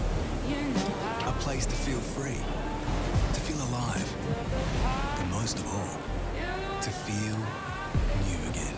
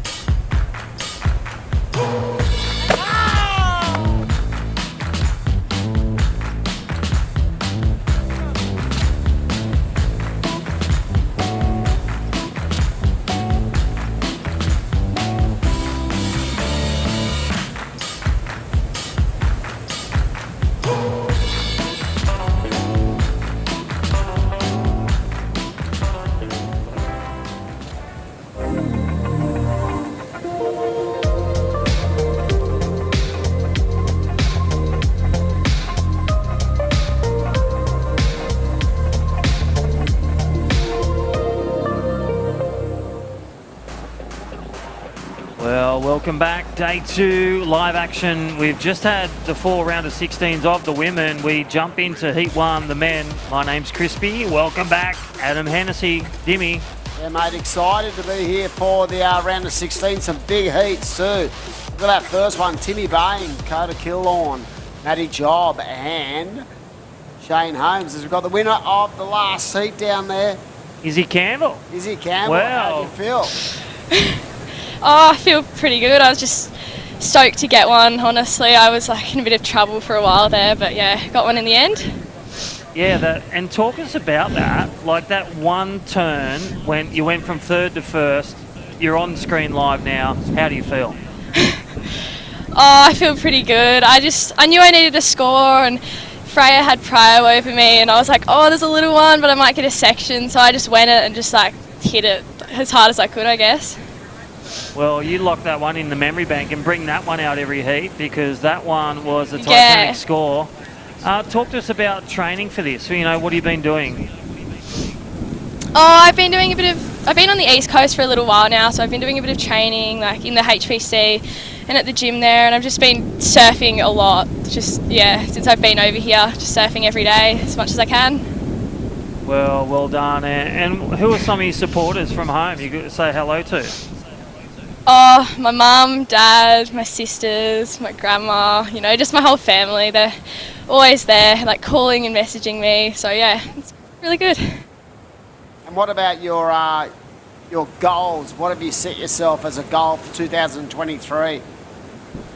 One of my goals was just to make a Pro Junior final, and I did that at the last Pro Junior at Redhead, and then I was just so stoked to get through a heat yesterday because that was the first QS heat I've made, and then I'm just even happier to win my heat today.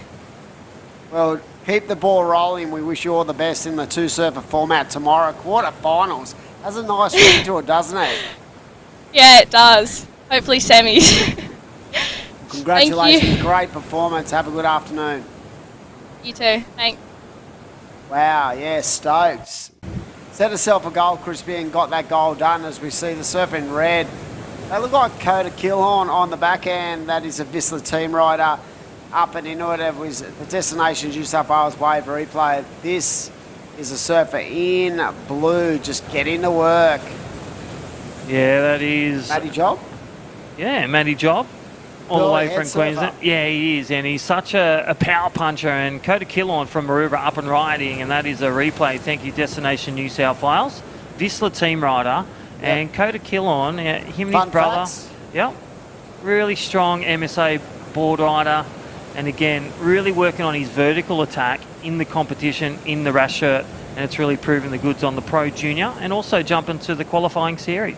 He's definitely sharpening up that attack for sure with 15 minutes on the clock, and like you said, working on that vertical approach. And I feel like, you know, his strength is definitely his ability in big waves, but it's good to see him sort of, you know, mix that up and have an all-round game when it comes to competing at this level. Well, right now, Timmy Bain from the Sunshine Coast, another power puncher, the big fella in Shane Holmes, everyone's favourite tradie, up and riding, and well, just a bit deep on that one, so little priority error on that one, a bit too deep, a couple of carriages behind the green face, but there it is, Matty Job picking up some gold on the inside. Look how fast, he's just like a whippet on the racetrack, and he is just chomping on the bits on that left-hander. Jimmy. Wow, Timmy Bain up and riding, nice power hacks. Yeah, I love the way, you know, the amount of coil Matty Job gets in his approach to small waves. That back foot very low and just really nice extension as we saw the surfer in white then really tagging off. Here we go. Look at this. How low his back foot is, just getting nice and low, nice and tight. That is Matty Job. And then we saw, you know, a really nice wave for white just opening up. Nice. See the amount of spray sent to the sky there, and lovely transition from rail to rail, Crispy. Yeah, nice little snap carve and finish combo there, and even that rock and roll foam climb at the end might get him that extra point too, but anything to get you to the quarterfinals. 2 spots up for grabs to make the top 8, and then they go man on man, the 2 that will go through.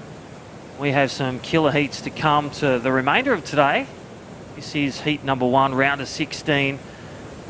Again, the Surfers Rescue 24/7 Port Stephens Pro, day 2 of the 3-day event, men's and women's World Surf League QS 1000. Again, thank you to our naming rights partner, Surfers Rescue 24/7. Free surf safety course. Learn, you know, proven lifeguard techniques to save people on your own surfboard. Good.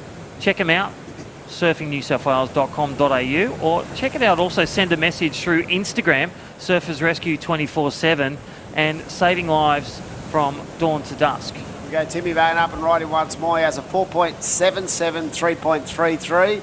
Nice way to kick off this heat. And like you said, mate, get online, check out that Surfers Rescue and be a part of it. We've got the New South Wales Destinations government replay, and nice backup wave for the surfer in white.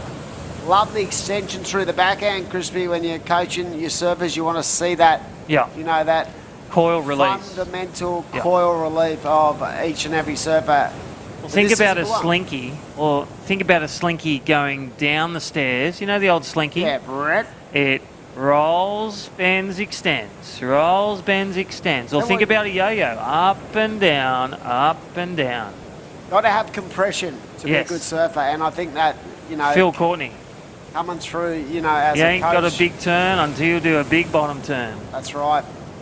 It's so hard to Yeah. teach to the grommets, you know, that to really focus in on that first initial movement in the body rotation. That is such a key element to, you know, defining one's actual ability to be, you know, fundamentally right. The bottom hand turn is key. Well, like we talked about, it starts with equipment. You're talking about epoxies on a small day like today, or your wider board, still with a sharp nose because it's high performance to get that release and that vertical attack. Then you talk about manoeuvres. What type of manoeuvre can I do to this wave or section? You want to choose a wave with a bit of coping. You want to choose a wave with a steeper bit, a bigger wave, not just the small ones. And then you go through it with your body movements as well. So are you bending more? Are you opening up more? And then again, the momentum always moves. You've got to move with the wave, with your board projection, and also stomp that centered landing.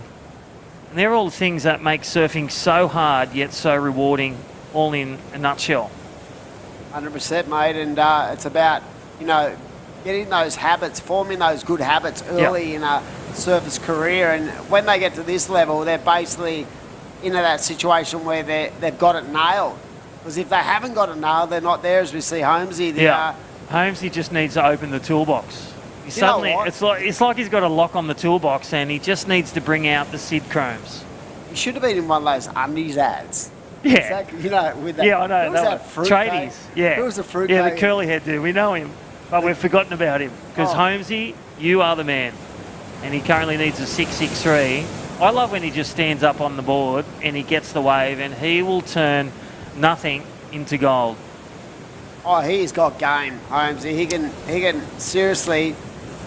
He's like he reminds me of like Russ Maloney from down at. Yeah, well, he's in North the Shore. same board riders. They and just have SP this, for life. They're like if they need a wave, it tends to just come to them. Maybe the ocean's scared of him. He's such a brute of a human. Oh, that whole board riders, Molly Picklum for the females. You got Russ Macy. Maloney, Macy, Holmesy. Who And then else? you got the Oh, Vaughans. the Vaughans. Are you kidding me? Which one do you want to pick? 1, 2 or 3? B1, B2, B3. Vaughany all the way. Alrighty, so again, thank you to our partners, day 2 of the 3-day event, PRD, the Port Stephens Council, and again, Destination New South Wales. And don't forget, it's lunchtime. Mad Mex, 2 for 1 deal burritos. Can't beat that, mate. Scan it, download it, and then eat it.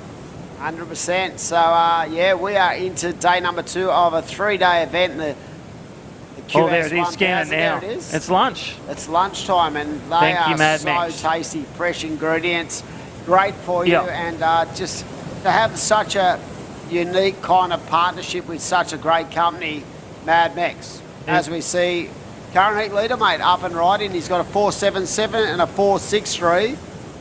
Matty Job, the best wave of the heat, at 5.83. Only needs a 3.57 to move on up, and then it's up to go to Killorn and Shane Holmes to sort of get themselves back in the game with 8 to go. Yeah, I feel that the next wave of Shane Holmes has got to put him in a position to go from 4th and within a glimpse. You got Tim Bame. He really compiles his heats really smart, really consistent, knows how to build the house and build progression. You can just see his energy. It's all moving upwards. Matty Jobs come out firing on that left-hander. He only needs a 3.57 to take the lead, but Coda, Killorn and Shane Holmes, they've just got to set their feet right with their wave selection, their priority usage, and just consolidate those combos. And here we go, Shane Holmes. I know it is. It's Matty Job looking to drop that 2.63, and then that was that priority took over. So important wave there to chip away at that score required to take the lead for Matty Job. 7.5 minutes. Yeah, lovely roundhouse cut back there, but yeah, use priority to his advantage.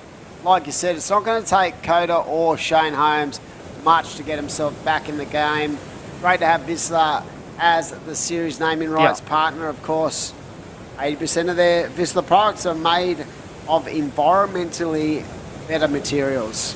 Yeah, don't forget the tees like we're wearing, the shirts. They're made from cotton, organic cotton, woven shirts, party shirts. I love the party shirts, even like Shmoo's favourite, 1212 the Shmoo. But I'll tell you what, they're made from hemp plastic bottles, and most of the walk shorts, they're made from hemp as well, or recycled materials.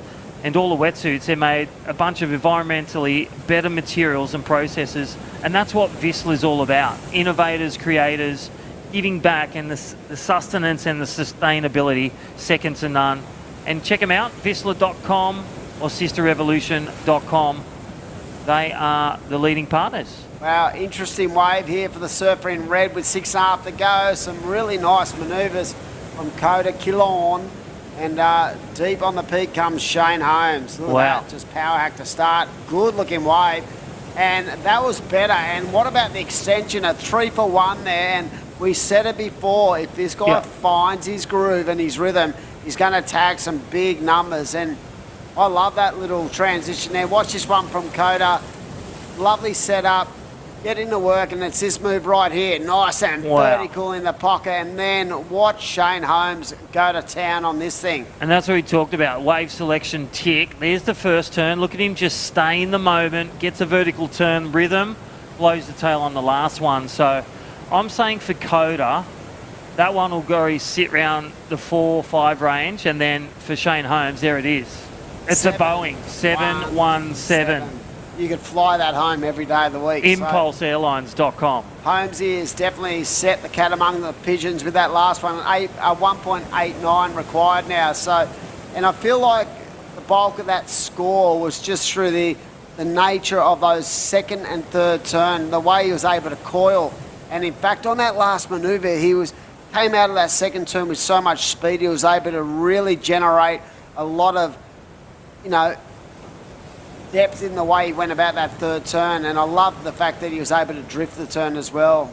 We'll go back to it. Coda Killorn 2 turns. So it is about the moments you get, but it's all about, go back to it, the wave selection that gives you those moments. Is it one turn like Izzy Campbell around the 6 mark, or is it Coda Killorn's 487 for 2? But Shane Holmes in a really damaging position. He got it set right at the 8-minute marker, 717. He only needs a 189. He's opened the toolbox, and now he needs to throw the hammer. This is game on, 4.5 minutes. It's such a skill set for a big guy to be able to get so low and coil and compress. And that's what, I said the bulk of that score came from that second and third turn. And where he really got low, watch it, he sets it up with a great carb, power hack, but it's this next turn into it, and watch how clean this third manoeuvre, and the way he was able to drift the tail. Rotate the arm. Everything rotate the body. Perfect rhythm. Connected to the board, connected to the manoeuvre, connected to the wave. We call that flow state.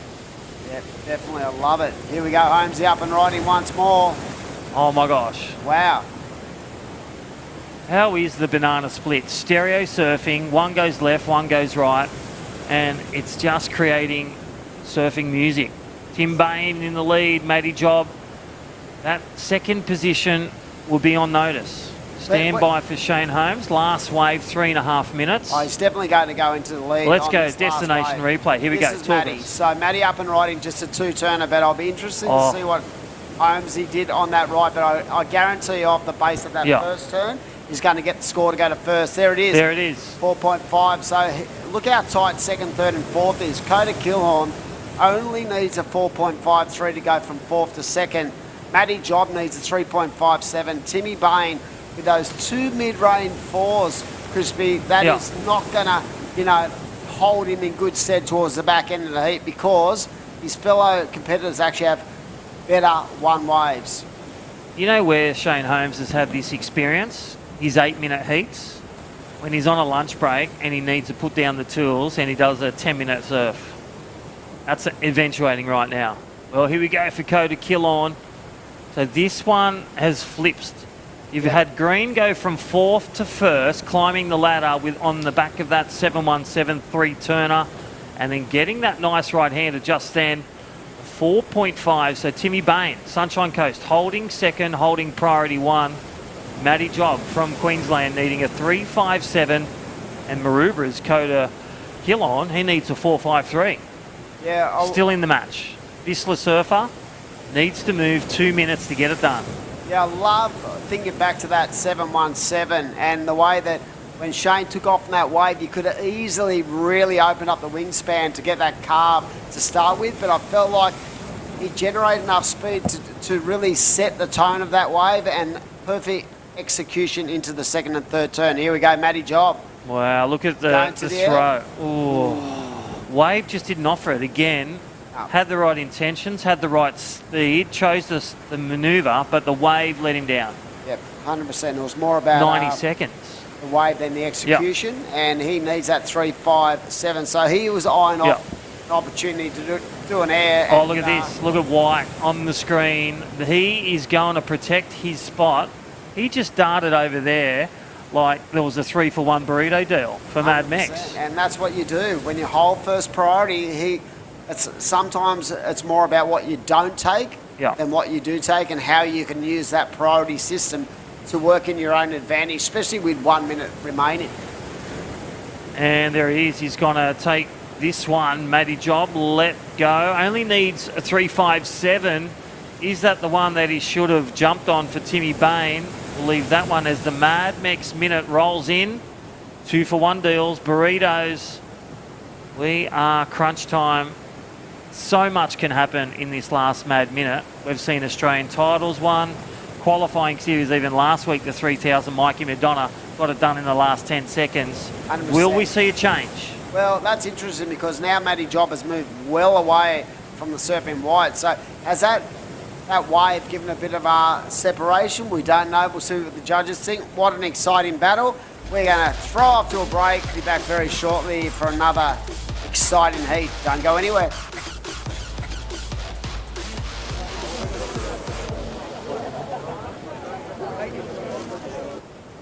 It's in all of us. That craving to feel new again. To see something new that will blow our minds. Or meet someone new who will change it. New South Wales. A place to feel free. To feel alive. And most of all, to feel new again.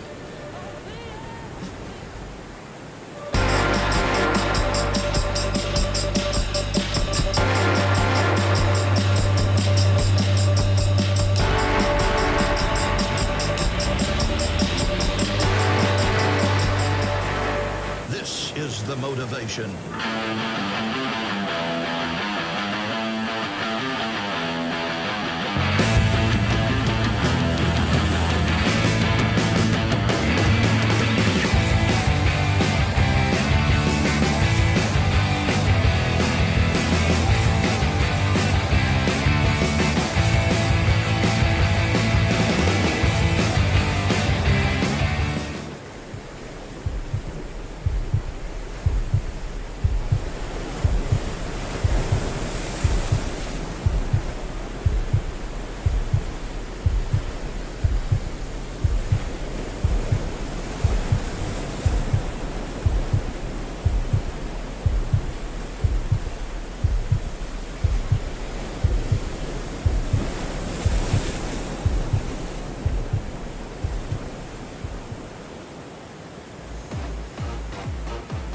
Welcome back, everyone, to the day number 2 of the Surfers Rescue 24/7 Port Stephens Pro and the beautiful coastline of New South Wales. And we've got small waves on offer, but plenty of scoring potential. Sitting in the box with Crispy, it's been a wonderful day. We're going to complete the round of 16 of the men's at this QS 1000. We've got a wave replay, Surfer in red in it straight away. Lovely connection with the lip first off, and I do believe he's carrying a little bit of a niggle.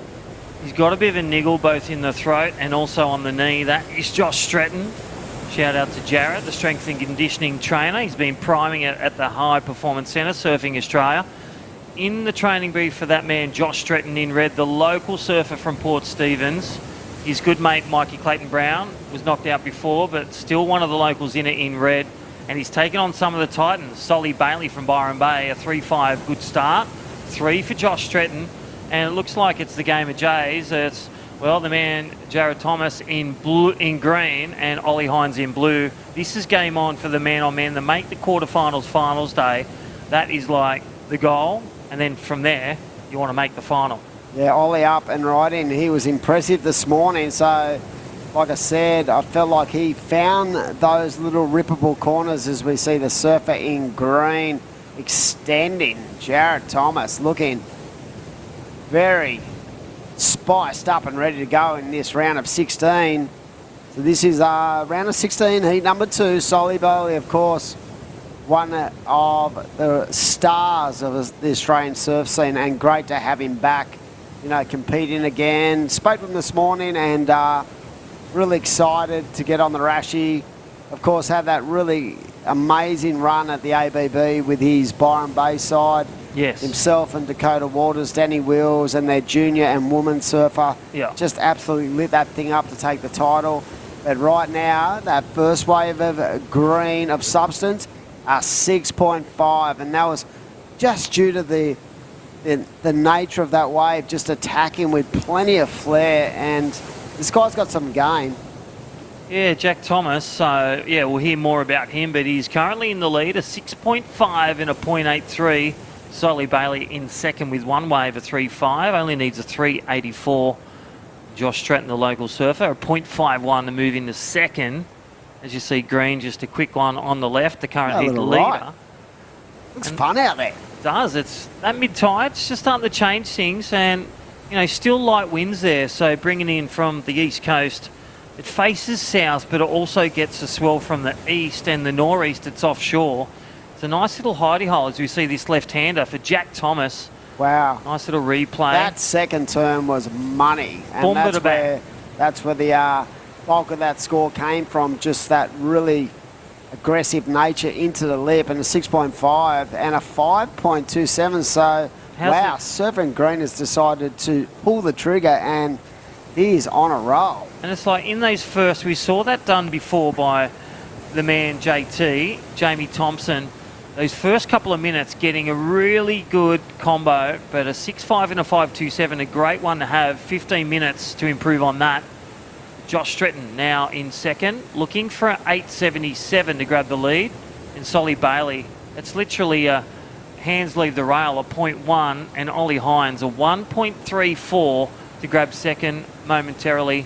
14 and a half minutes remaining, Dimmy. Yeah, definitely, and very similar to what you said about Jamie Thompson, but the difference is we haven't had a break in this heat, and I feel like the Surfing Green has decided to be really, really, busy out there, and that's played a massive part in him getting to the lead so early with that 6.5 and a 5.23. Last, Josh Stretton is a 2.83, and he's got a 3. Solly Bailey out there with a 3.5, and the man from NASA.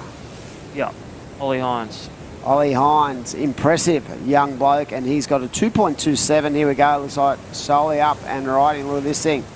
How good does this guy look on a wave? He's just throwing the fins out on that final turn, and good to have him back in the QS ranks. Yeah, and he's pretty solid in stature. I love how calm he's been just in his pre-match preparation. Not only surfing a lot at all the reefs and all, heading up to Snapper with his mate Sheldon Sinkus, or he's on the golf field, but light action. There is Josh Stretton, nursing a knee injury, but what have also, we got on that? Yeah, he's got an armband. It's just a bit of meniscus, but getting the all clear from the doctor, and also dengue fever as well. So, wow. Nursing those feelings, as we're saying, but he will fire up out there to make the quarterfinal and get his best result this year, grinding through to the quarterfinals. Dengue fever, that can really play a negative when it comes to how much energy you sort of have to control when you get dengue fever. So it's great to see Josh just sort of putting himself in a position where he's competing at this level and really firing on all cylinders despite those kind of those problems he's had with his body and infection, as we have Holmesy down on the beach. Oh, Holmesy, well done. The Toolman. Congratulations, Holmesy, Dimmy and Crispy. Thanks, boys. How are you? Yeah, good, mate. You waited for that ride and then you just went ballistic on that thing, buddy. Fun little waves for the banks and for the sides of it. You seem to find that groove out there for sure. Yeah, my plan was to surf up a bit wider, and there was a couple before the heat, and I sat there for 10 minutes, and I think I had 2 ones, and I was like, wow, this is probably the worst heat I've ever had. And then all the other boys sort of got one in a row, and then one of the other boys missed one, and then I seen that set coming, and I got a 7 on it, and then I was like, oh, I only need a 1. I was like, surely I can get a 1. So yeah, stoked. Hey, Holmesy, it was actually 12 minutes, so at the 8-minute mark, we're saying don't leave Shano out of it. You got to do something good. What were you telling yourself? How do you reset? Do you positive talk? Do you go to dreamland? What do you do? I just sort of sit out there and relax. I don't really get stressed out too much. I know that there's going to be waves coming through, and I just got to make sure I get that priority and be in the right spot at the right time, and hopefully get the score and don't fall off. Hey, what does it mean to you, to potentially, you're going to do Avoca and Maroubra and Surfers. What does it mean to you, potentially to make the Challenger Series? Yeah, I've been frothing to get a couple of good results. I haven't really done comps in the last 2 or 3 years. I just sort of didn't really surf that much, and then DH made me a couple of new boards, and they went really good. So I was like, oh, I'll go back, put the Rashi on and give it another crack, and yeah, it definitely beats concreting. Mate, definitely. You're still one of the most amazing serves when it comes to putting on a Rashi. So keep the ball rolling, buddy, because, you just never know what can happen. You can never give up on the dream, eh?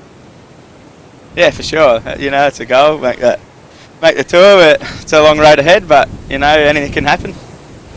I've always said you and Russ Maloney, seriously, you're like wave magnets. When there's a Rashi on you two, you seem to always come up with something. So best of luck tomorrow, buddy. We really are pulling for you. So have a good night's rest and get into it tomorrow.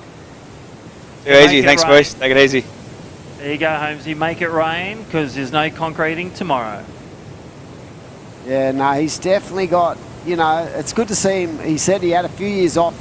He was competing at home for the board riding club at the ABB and stuff. But he's such a strong-minded individual when it comes to competing, and I feel like he knows he's got game, and he knows it's game on when he's in the water. So good to see him in the quarters. Here we go, Solly up and right in. Look at the amount of speed he carries across this section, and goes into that flare in final manoeuvre. I thought he might have gone to the air, but that is at 6.1 and 5.57 to follow up. So Ollie Hines now needing a good score. 6.01 moves to third position. Josh Stretton with priority. He won't move unless it's a good wave like this one. And live on screen needs an 8.67. So needs his best wave, just like Holmesy was. He's in that 9-minute mark. And there he is, turn at a time, looking to close the deal on this one. Wow. That is how you fight back. And that is what Shane Holmes did in that last one. Could we see a repeat? I don't think that's going to be an 8.67, but that was really clinical. Look how much speed and power he has. First turn, just in the pocket again. Climbing that section, comes up. That third turn was more of a put there turn, but finished off strong. But I reckon that's going to be sort of at mid-6 to even, maybe a 7, the way maybe of the a 7. heat. I think they'll compare that against Jack Thomas's 6.5. It's definitely between Solly Bailey's 6.1 and 6.5. I will leave it with our World Surf League judges. I like the flow. Yeah. There it is. 7.1. Yeah, on the money.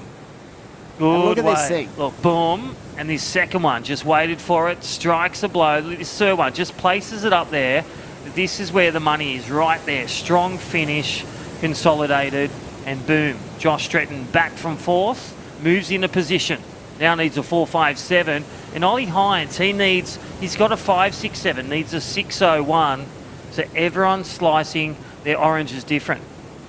I felt like the subtle adjustment Red made from that first turn to the second turn was a big part of why they rewarded that, as we see Ollie up and riding. Now as a nice punch-in, powerful turn, that first manoeuvre. And this guy's got another one of these young guys who've got a lot of game out there, Crispy, and I feel like he's starting to develop that skill set where he trusts, I should say, his own ability when it comes to being involved in a heat. Well, look at him paddle out the back, the paddle machine. It's going to be a really intense last 7 minutes because all these surfers have actually got scores in the good range. Yeah. In fact, so Josh has the best score, so this could flip. Ollie could get the 4.57 and Josh Stretton could get around the 5 range, and you could see those take to the top. There's 7 minutes remaining. Red in 4th needs a 4.57. Blue needs, and there it is. Well, try and get a replay of that red, and right now live on screen, Jack Thomas looking to get the lead back as he floats around, waited a while for this wave. Wow, that's pretty good too. These guys are really going hammer and tong out there. Solly Bailey back to 3rd, Ollie Hines in 4th, but only 1 point separates 1st to 4th, so this will be interesting. This wave, really nice surfing, and the amount of speed and flow he had was impressive, but was there enough meat on that bone to get himself a score to put himself back in the lead? Josh Stretton, 7-1 and a 5.23. I feel those turns were good transitional turns. Yeah. But there was no vertical release in the power pocket that can get him that score. I think it's going to come close. It consolidates. No one else got that wave.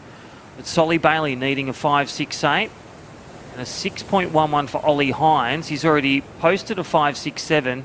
So something of a wave of essence with under 6 minutes remaining, Dimmy. Yeah, I think Solly's going to have to really think hard about the next wave he rides, but I feel like the bank's offering plenty of potential out there, so most of these guys are getting waves that are 2-turn opportunities. Here we go, red. Yep, Josh Stretton up and riding. We've said he's sort of had some issues to deal with his body, and he's come out strong, a 7.10 and a 5.23, so really feeling at home in his hometown, just at ease. And I think that plays a part, mate, when you're sleeping in your own bed, you've got support on the beach, and you can sort of free yourself up that little bit. Yeah, M&D sponsorship, it goes a long way, Mum and Dad. Mum and Dad, how good are Mum and Dad? M&D. Josh What about you? Are you the M&D dad? I am. Because you're his team manager. That's right. So, no, Josh Stretton's going well. Really picking up last year, you know, focusing. You had Mikey Clayton-Brown on his first year getting 27th on the QS, and it really ignited Josh Stretton. That's where you get, you know, when two buddies are really good surfers and go against each other, they push each other, and it's great to see a really good result for Josh Stretton, and looking to make the quarterfinals. That will be a important set about to come through, and I feel like it is going to be solid. He's going to have a look at this good-looking wave. Yeah.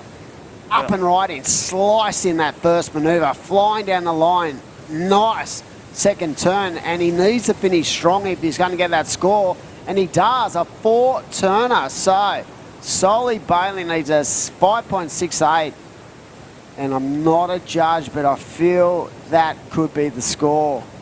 It definitely sort of, you know, got smaller as it went down the bank, but on the strength of how nice his first turn is, what about that? Just slicing away, Crispy. What do you like about this wave? Yeah, just really powerful, and he waited for the moment. You can see here, just done that transition back to the pocket, and he fits that last one in and stomps it down. So really good read there, 4 turns, Solly Bailey, but it was all in that pocket, that power pun. He really put it on rail and right in that critical section for a big powerhouse gauge, a bit like Taylor Knox back in the day. There it is, a 5.97, enough to get him into second. So this is just an amazingly tight heat from 1st to 4th. And Solly Bailey, yes, showed his class. Now it puts the surfer in green, incredible. He's into 3rd. He needs a 5.57, and Surfer in Blue needs that 6.4. But yeah, I felt like that was going to be the score, and it was by the barest of margins. And I think they got that right when you look and analyse those best waves of the other 3 guys. Well, they're comparing against the previous ones. They really mark it around, but here we go. Jack Thomas looking for that 5.57, and he falls off. You can see the urgency in that turn, and that's when things can come unglued. So he'll reset for 3 minutes remaining.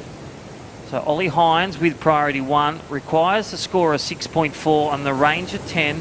Good score on the range, a couple of vertical hits on a good looking wave. A medium or a big one could get the score, or one big innovative manoeuvre, whether it be an air rev or, you know, something with a full rotation. Josh Stretton getting the goods with a 7-1 and a 5-2-3. Really good for his momentum and confidence. And also points making the finals day at quarterfinal. Just get into the money round, get valuable points, and really build rhythm as you go into Maroubra, Avoca, and the finish at Surfest. Big shout out, thank you to John and Jen at VISSLA and all the crew.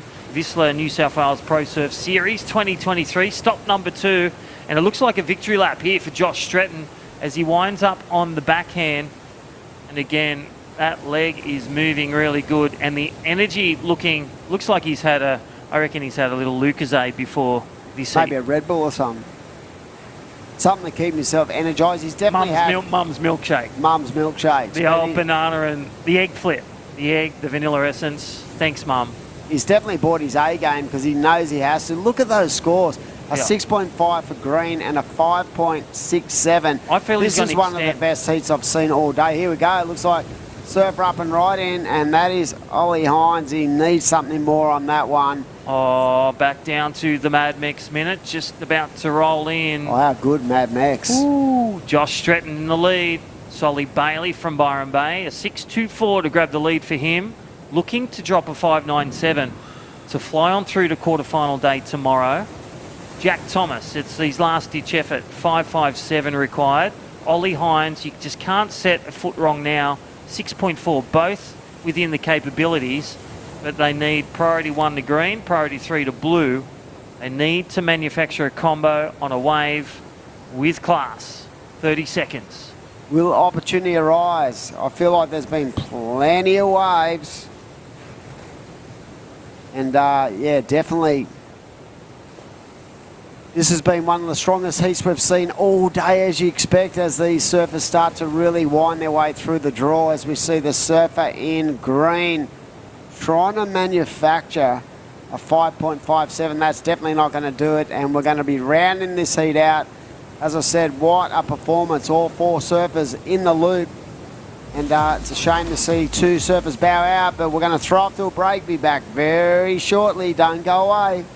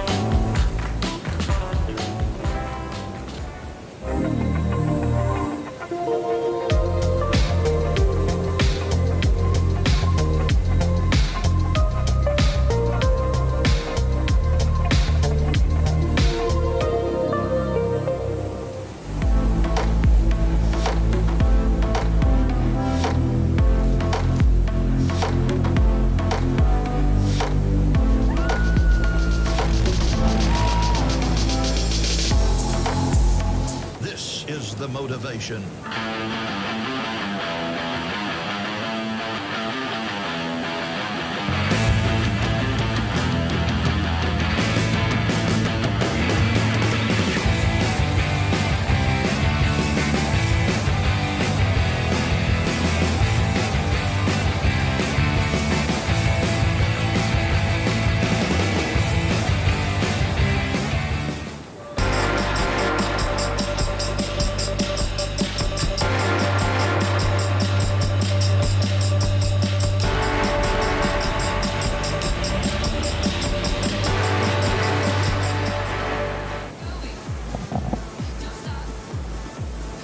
Welcome back to Birubi Beach for the Surfers Rescue 24/7 Port Stephens Pro WSL QS 1000. Our second stop of the VISSLA New South Wales Pro Surf Series for 2023. My name is Britt Nicol, joined back in the booth with Adam Hennessy. Straight back into it, Dimmy. Yep. Kiwi up and riding, and very interesting to see. He's ditched that Black Beauty and decided to go with another board for this heat, and what a start for the surfer in green, a 7.77. And wow, what a way to start. We don't have that for you, but great way to start. That would be just such a way to settle down the nerves, get the anxiety levels sorted, nice and level, ready to go. And looks like Jay Okalupo is also locked in a nice number of 6, so it's game on. As you expect, round of 16, we are at the Surfers Rescue 24/7 Port Stephens Pro, and wow, great way to start. And talking about great way to start, and what a performance it's been today. Josh Stretton, congratulations. Another solid heat, and even though you got a bit of an injury, you are powering through the draw. Well done, mate. Yeah, thank you, I appreciate it. Talking about that heat, that was a really stacked up heat when you consider that, you know, from first to fourth there was only, you know, 1.5 points separating you guys, and Solly and Ollie and Jack. Everyone looked so solid out there, mate. That was a really great battle. That must give you a lot of confidence.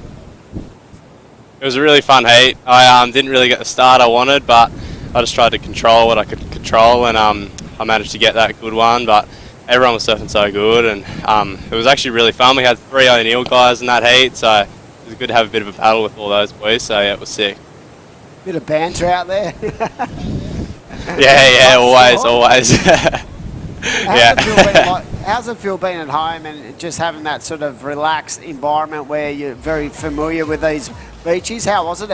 Does that actually, you know, is that like a positive for you to be home and just know where you're at and feel that sort of energy within this boundaries of where you are?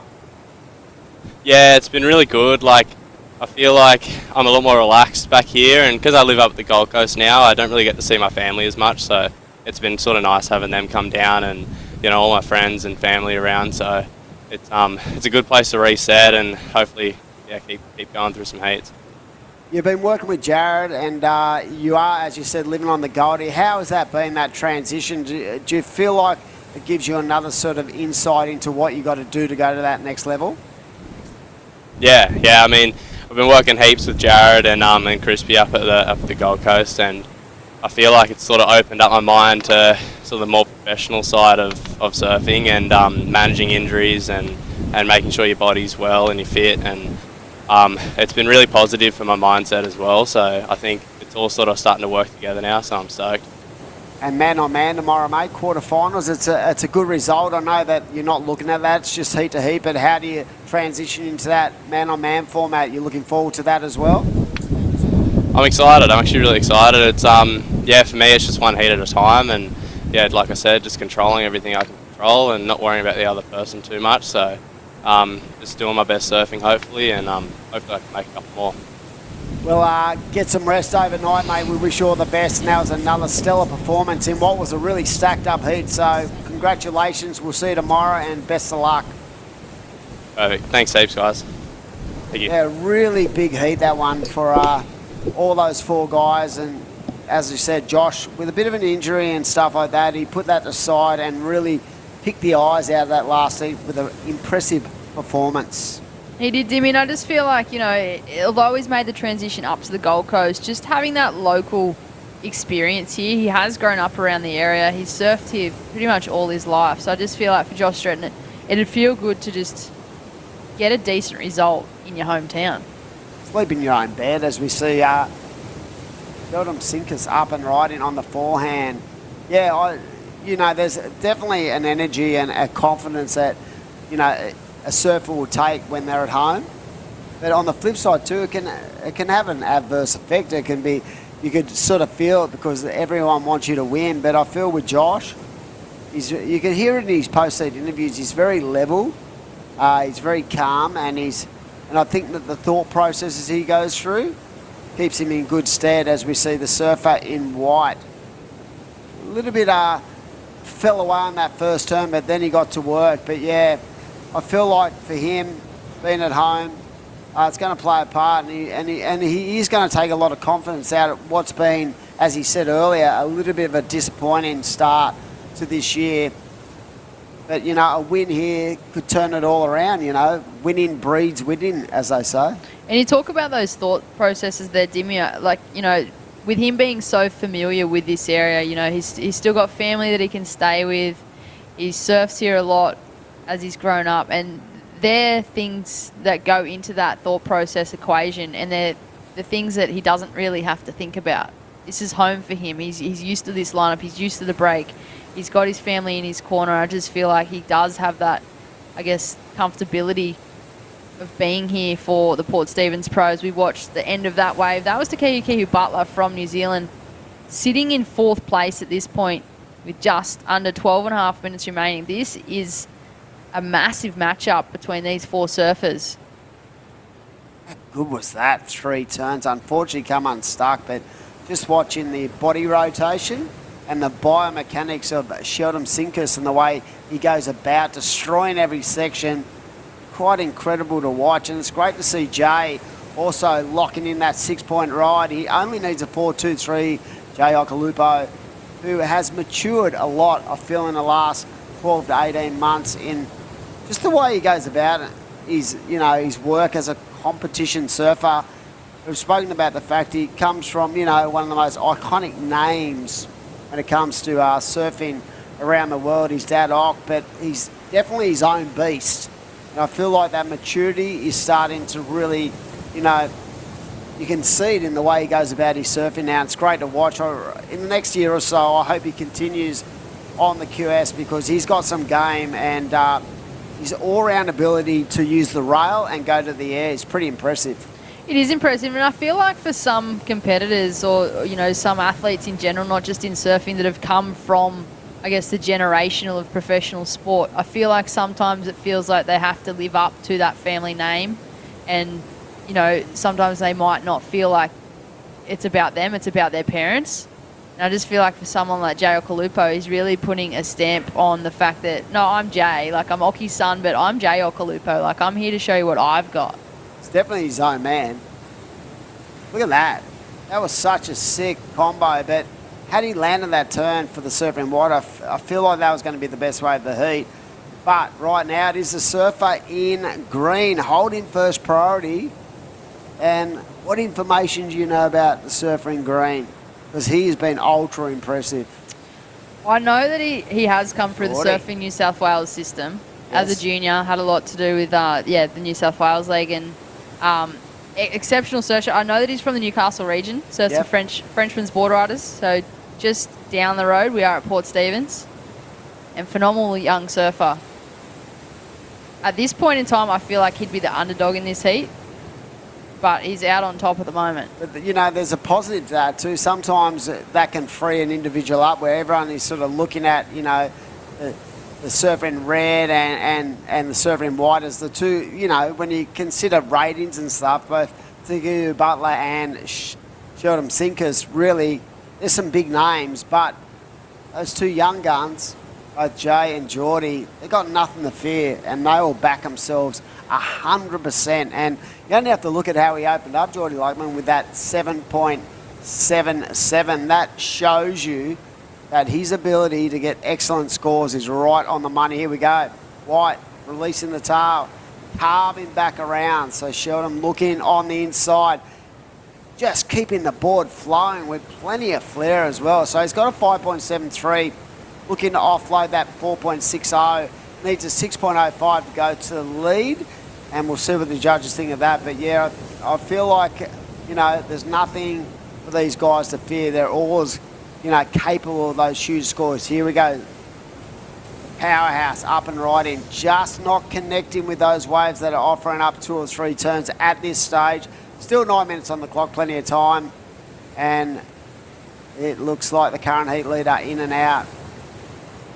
Roddy Luckman trying to offload a 4-point ride. So I think that is going to be key for him to identify that, yeah, I've got a 7.77, but I need to be very, very careful because these guys can drop hammer at any time. So even in these small waves, the other 3 guys in the heat are capable of basically locking in 9s.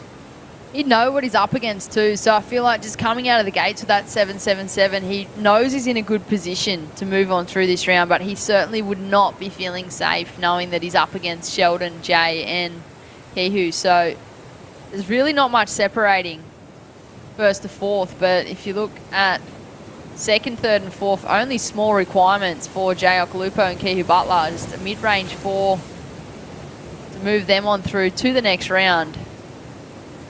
Yeah, and a big shout out to all our event partners. I know we talk about Mad Mex, fresh, great Mexican food. They're a big part of it. Of course, the crew at PRD Real Estates, the local supporting partners, Port Stephens Council, Destination New South Wales, of course, the New South Wales Government through its tourism and major events agency, Destination New South Wales, is so honoured to be a part of bringing this next generation through. There's more than 2,000 kilometres of spectacular coastline.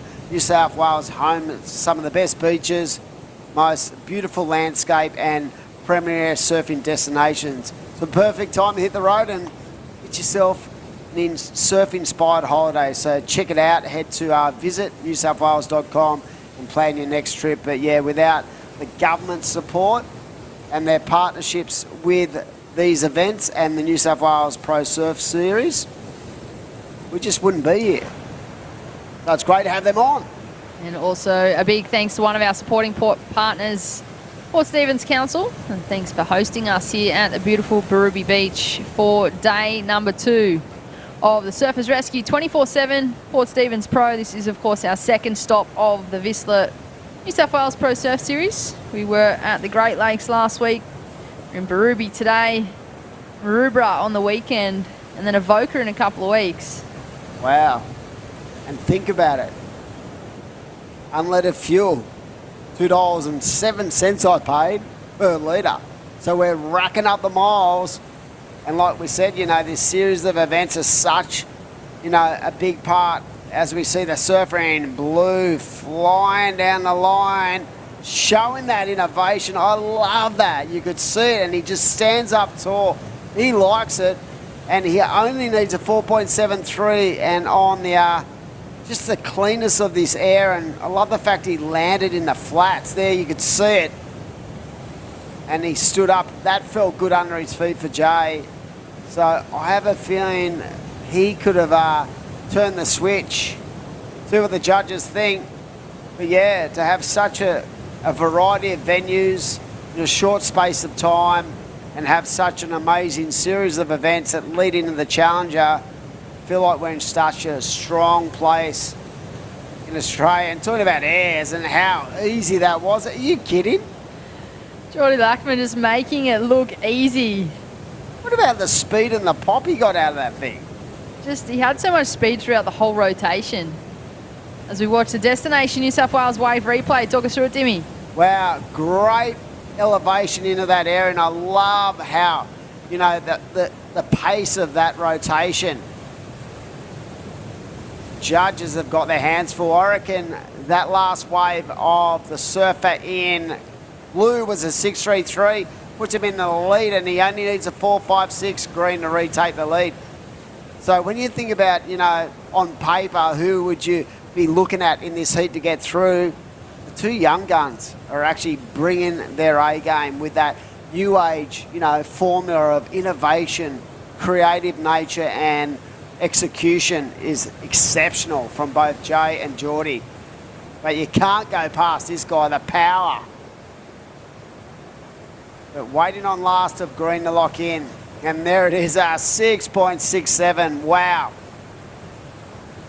Now, it is going to be a little bit more tricky for both Sheldon and Kehu to get through. Surfer in red needs a 6.50 and surfer in white needs a 6.60.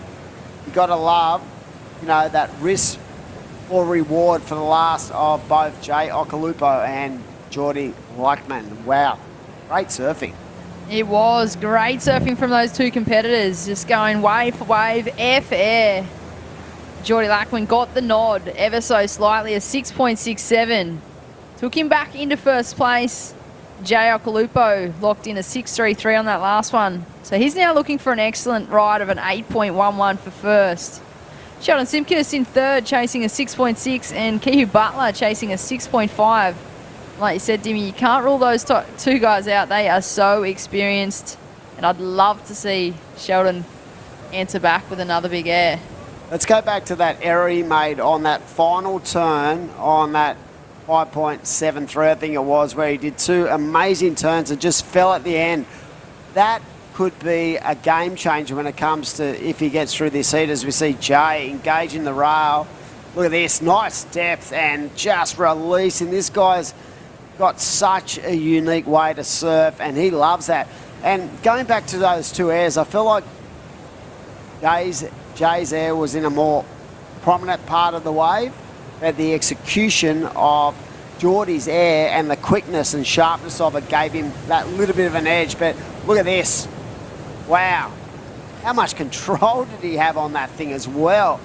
Great surfing from young Jay Okalupo. So intriguing little battle right now, because it's like we are waiting on some scores to lock in. Is that going to better his situation? And look at that, as we speak, the surfer in blue is just waiting for a score to lock in, but the last of red. Britt, talk us through this. A 7.07 for Kihu Butler.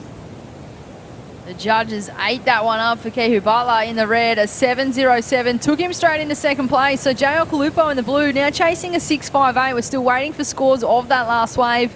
And what I liked about Jay's there, Dimmy, was the fact that he went for that move early in the wave. And I feel like that is something that judges reward. A lot of surfers wait until an end section to do a move like that. But he took the risk. He did it early.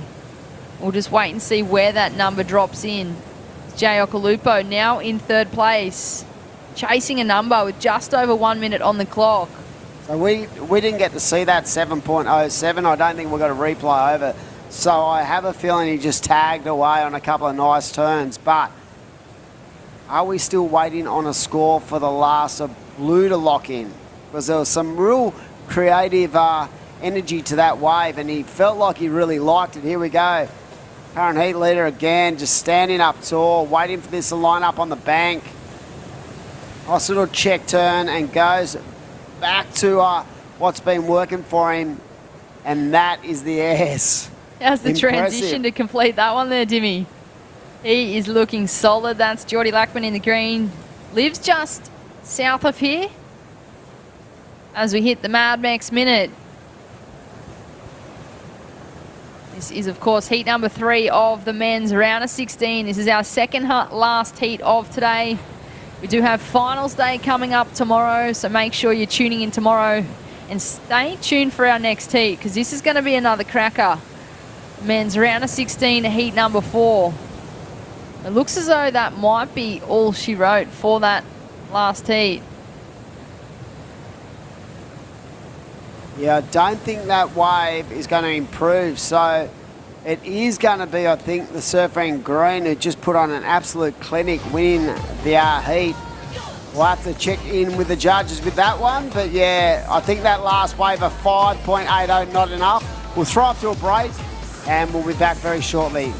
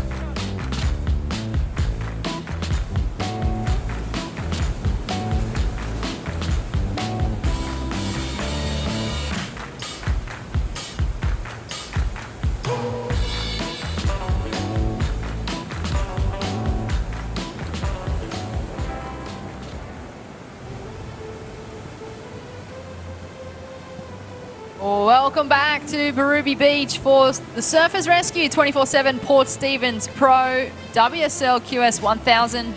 This is our second stop of the VISSLA New South Wales Pro Surf Series for 2023.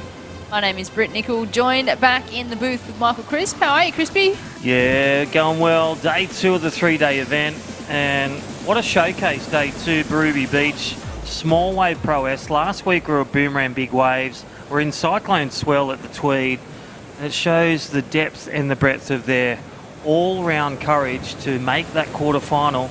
You've got to have your short board, your mid board, and then your gun. And a great talent pool from the Australian and Oceania, all around New Zealand, these competitors. We are down to the final 8. This is the last heat of the day. And we do have our last heat winner, Geordie Lackman. It's Britt Nicol and Crispy in the booth. How are you feeling? You took down some big names in that heat. Yeah, I'm super stoked after taking out that heat. Taking down a couple solid names, which feels really good since I look up to those boys and they do such good surfing. So, yeah, I'm super stoked to get a win there. It felt really good and it was pretty fun conditions out there. Hey Geordie, Crispy here. Well done, mate. You've been on the grind, training hard last year with, Cooper Puttigill. I was talking before about you guys. You've been grinding away. What do you feel has been your success to bring you on to now? And your congratulations, quarterfinal. Thank you. Yeah, it's been super fun. Been grinding super hard with Coop. Had a couple hard results at the start of the year, but now I'm really starting to pick up the pace a bit, feeling a lot more comfortable in the jersey. And lately I feel like it's just been time in a rashy that's helped me just feeling more and more comfortable each heat. So, yeah, it's been good. Well, you're looking comfortable out there, Geordie. Can you talk us through the conditions out there? I know that you live only a little further south. What are the conditions like on the ground there? Yeah, it's pretty tricky out there. You got to definitely pick the right ones, but when you do find them, there's some sick little rights, some hell little lefts, and some good sections. So when you get a section, you sort of just have to blow up and hopefully make it. But that's my mindset going into that heat then, and it worked out, so I'm stoked.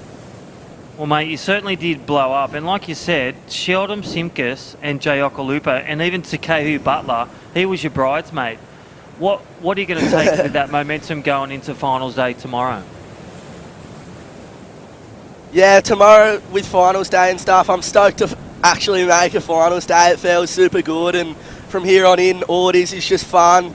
I've made the result that I wanted to make, so I'm just going to try and blow up again and surf as well as I can and hopefully get a good result. So, yeah, sick.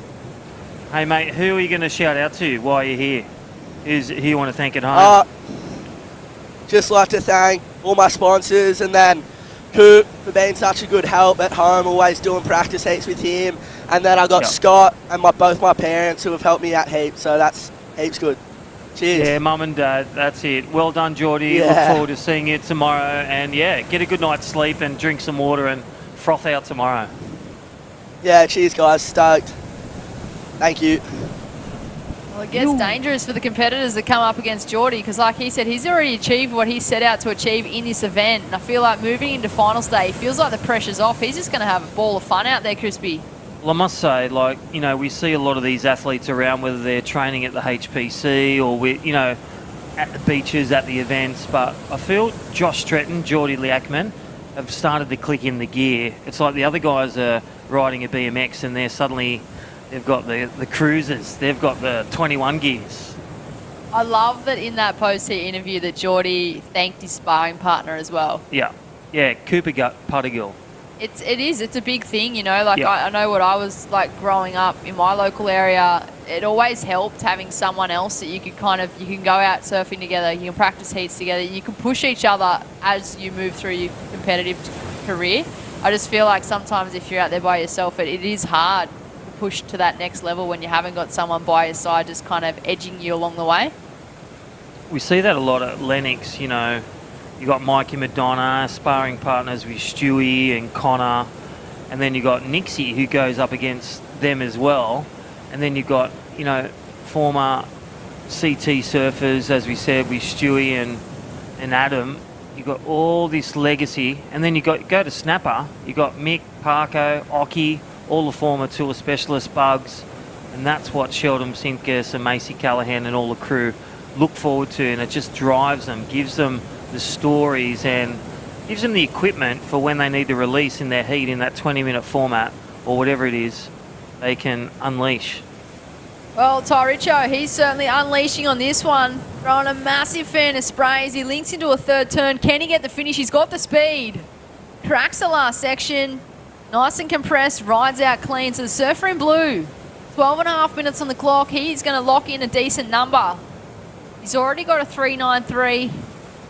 I was going to say, he paints a beautiful picture. Clinical and just so dramatic on that one. That was Tyricho. And there is live action of Saxon Reba in such a beautiful style. Look at the back foot power, getting the rhythm, swooping around, and just surfing like they train. That's the difference when they click in the gear. All that hard work, those 1% gains in the gym, in the training sessions, you know, even with the sports scientists, whether it be Michelle or Patchy at Surfing Australia. Here we go. This is Tyricho, the replay. And I'm saying he's going to get the score. He only needs a mid-5. Beautiful wave, but just every moment sealed. And the surfer in white, that's Saxon Reba. He answered straight back. This is a great exchange between these two competitors. They're now sitting in first and second in this heat. This is, of course, our final heat of the men's round of 16. This is our last heat of today as well. We're moving into finals day tomorrow. But Tyricho staying nice and busy. Look at the left-hander. Can he get the finish? Wow.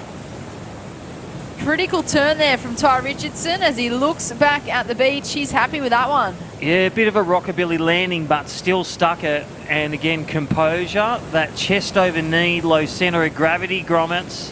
It's all about moving with the ocean and staying low. And that, look at that first turn. Nice little tag, and then lip line floater, projected off. That was a great stomp, important one for him. We'll get back to that in 11 minutes. Saxon Reba, that is the current heat leader because he's locked in a 7.67 and a 6.17. Corbin Hutchings in the green up and riding. He's in third place now, looking for an excellent number of an 8.27. Well, that's safe to say it's not going to be it. You could really see him push right into that, needing and knowing the score. 8.27 is an excellent score. So we'll get that replay, and this is Saxon Reba, and it was a moment, you know, he's done a nice little drift turn there. Look at the slide of the back tail, and that one just got a bit of elasto-plasto. But here we go, Corbin Hutchins from New Zealand. You can see that first turn, and just pushing a bit on that second. So far that his board nosedived, but he needs that good score or excellent score to get back into the quarters there, Britt. Yeah, that was unfortunate for Corbin Hutchings in the green. Just felt like maybe on that last turn he was still looking down the line.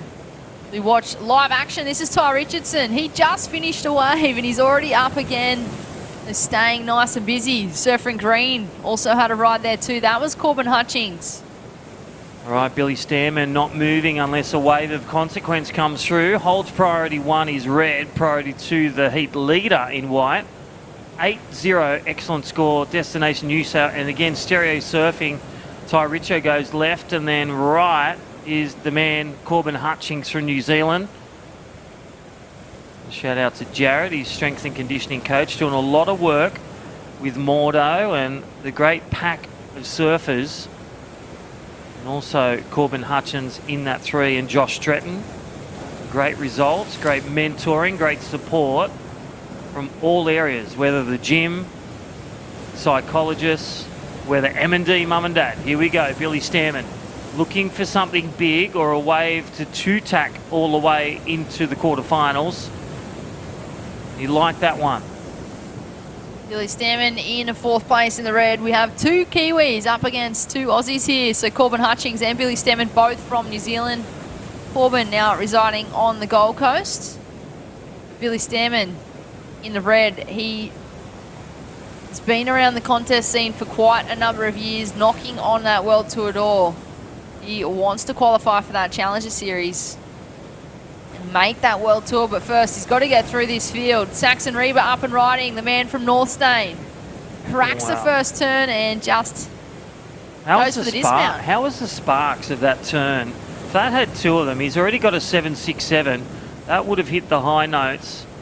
So Saxon Reba just getting one big blowtail on that one. So won't replace the 617, but it'll come close. Still leading the charge. Thank you, Destination New South Wales. Here's Billy Stammen's climb back as he gets within marching distance. Two nice turns.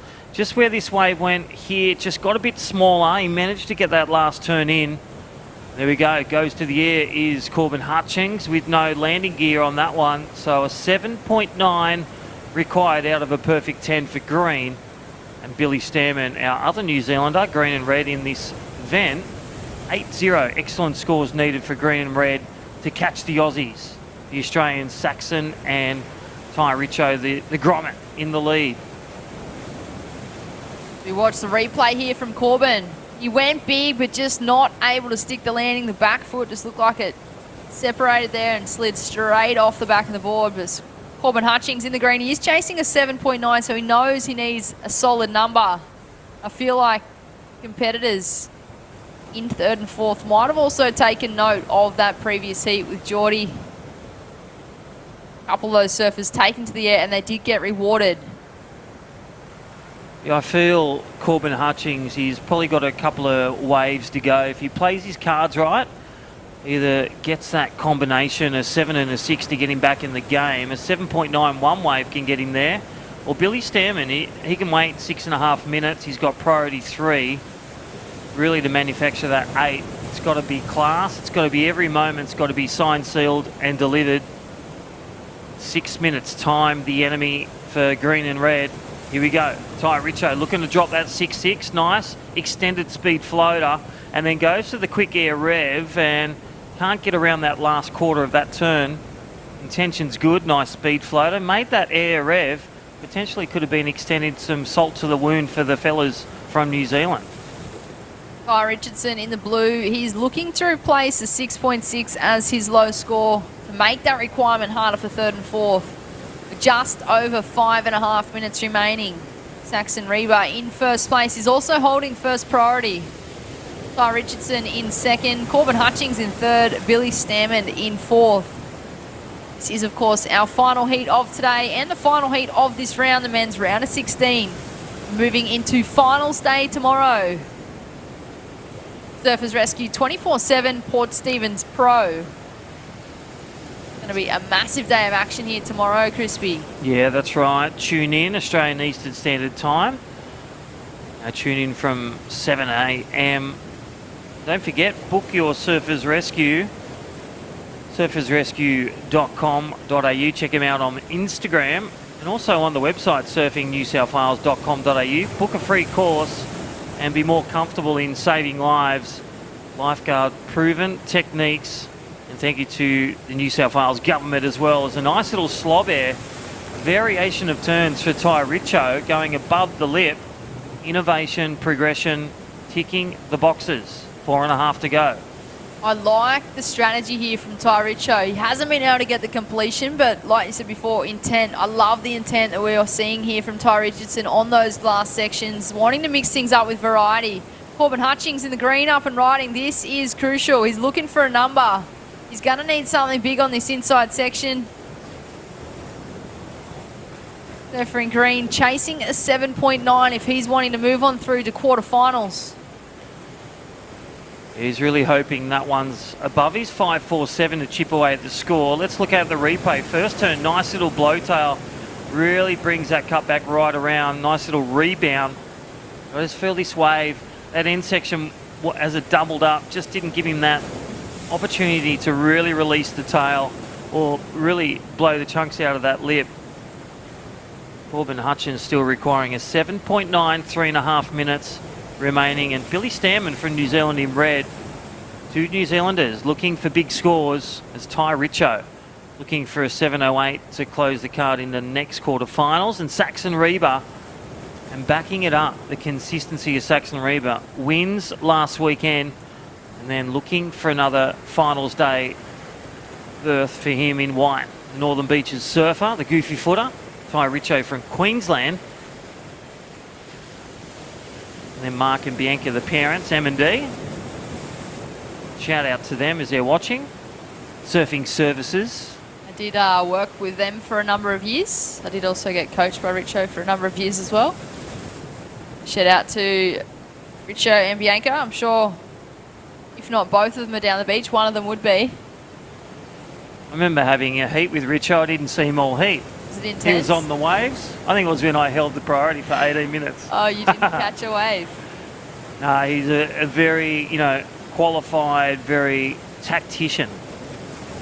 There's one man that knows how to play the competition strategy game. It is definitely Mark Richardson.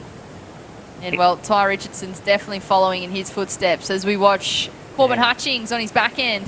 Yeah, rat-a-tat-tat, getting it done, but a small wave. And that's where priority 3 and 4 really gets hard as the other competitors will close in. You can see Ty Richo moving over to the other competitors to make sure that if a wave comes, he'll take over priority. Playing the priority game, remember if they do a priority error or a block or an interference, it's the whole second score gone. It's good night Sally, really. 2 minutes to go. Here we go, Saxon Reba. This is the lap of honour for him. There's the back foot power. That back foot is on the tail and can whip it around as he pats the cap to get on that one. And saw that nose a few times. I'll leave that one with the judges, Brett. Pretty creative. Great way to finish. Nice backhand snap and an air rev. If we can get that replay, 1.5 minutes. Coming down to our last burrito time. Scan that burrito. Here's Saxon Reba. And he is not only getting the 2 burritos, he's getting the Mandarin drink as well. Q Destination New South Wales bringing replays all day long. We'll be back tomorrow. Don't forget, check it out, worldsurfleague.com. Thank you to Surfers Rescue 24/7, our main naming rights partners, and VISSLA, New South Wales Pro Surf Series, event number 2. This is the Mad Max Minute. Scan that code for the last heat of the day. 2 for 1 burritos. Scan it right now. It's live on screen. Thank you, Mad Max. Find a location near you. Download the app. Again, big shout out to Tom and all the crew from Mad Max. Connor O'Leary, mentoring those junior surfers to become better surfers, to surf better and eat better food, nutritional. Thank you, Mad Max. Not just better surfers, but better humans too. There's 20 seconds remaining in this heat, our final heat of today. That is Saxon Reba up and riding on his backhand, just doing a victory lap here. Looks as though we might be waiting for him to come in. We will give him a post-heat interview. We look to conclude heat number 4 of the men's round of 16. Saxon Reba, first place. Ty Richardson, second. Unfortunately, bowing out Corbin Hutchings and Billy Stammen. What a great day of action we have had here at Birubi. Day number 2 of the Surfers Rescue 24/7 Port Stephens Pro.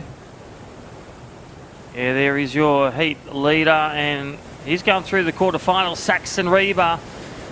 I'll tell you what, that last wave, that snap and that air rev was complete, 6.93, and making no question about it. We'll see him on finals day. Saxon Reba.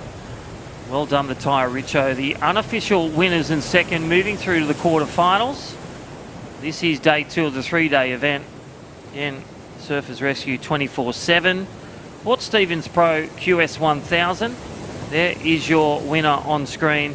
What a great day. Thank you to Adam Hennessy, all the work crew at Surfing New South Wales, all the officials, and all our great partners that have supported us. Surfers Rescue 24/7, VISSLA, the series naming rights, PRD, Port Stephens Council, Destination New South Wales, and our webcast partners providing 2 for 1 deals, Mad Max. Well, Brett, it's been amazing. Don't forget to scan it. If you missed it, check it out. Scan that code. It is lunchtime. Have that afternoon delight. Thank you, Mad Max. 2 for 1 burritos. Scan it right now. And that concludes day 2, Brett. What a day. Quarterfinals tomorrow, men and women. And that will be all the action on worldsurfleague.com. We will follow Saxon Reba up the beach, grab him for that post-heat interview. Yeah, on screen. Make sure you scan that QR code. Grab yourself 2 for 1 burritos. Thanks to Mad Max. And we do have that heat winner, Saxon. It's Britt Nickel and Crispy. How are conditions out there this afternoon? Last heat of the day. Yeah, I think it's actually getting a bit better out there. Feels like it's picking up a little bit and going a little bit cleaner, so hopefully it's good tomorrow as well. Hey mate, well done. How'd it feel that snap in there, Rev? That was your second biggest score, 6.93. How did you go into that heat? You're against two of New Zealand's best. What was your game plan? Yeah, just kind of try and focus on myself and just try and get those sets. You get the smaller waves, they're not given as much opportunity, so if you get the sets and the bigger ones, you'll be able to have an open face. So I was just trying to look for those. Definitely caught the best waves out there this afternoon. It did see you into the lead. You're now into the quarterfinals, finals day of this event. How are you feeling leading into tomorrow? Yeah, feeling good. Just trying to do the same thing and hopefully that all works out. Well, congratulations, Saxon. Rest up tonight. We look forward to seeing you tomorrow in the quarterfinal, man on man. And we'd like to say thank you for showcasing where surfing's at for the men and also all the women today doing well. Thank you very much. Thank you. Cheers. Excellent performance there from Saxon Rebar. That was our final heat of today, day number 2 of the Surfers Rescue 24/7 Port Stephens Pro. Stay tuned for the highlights. We'll join you back here for finals day tomorrow.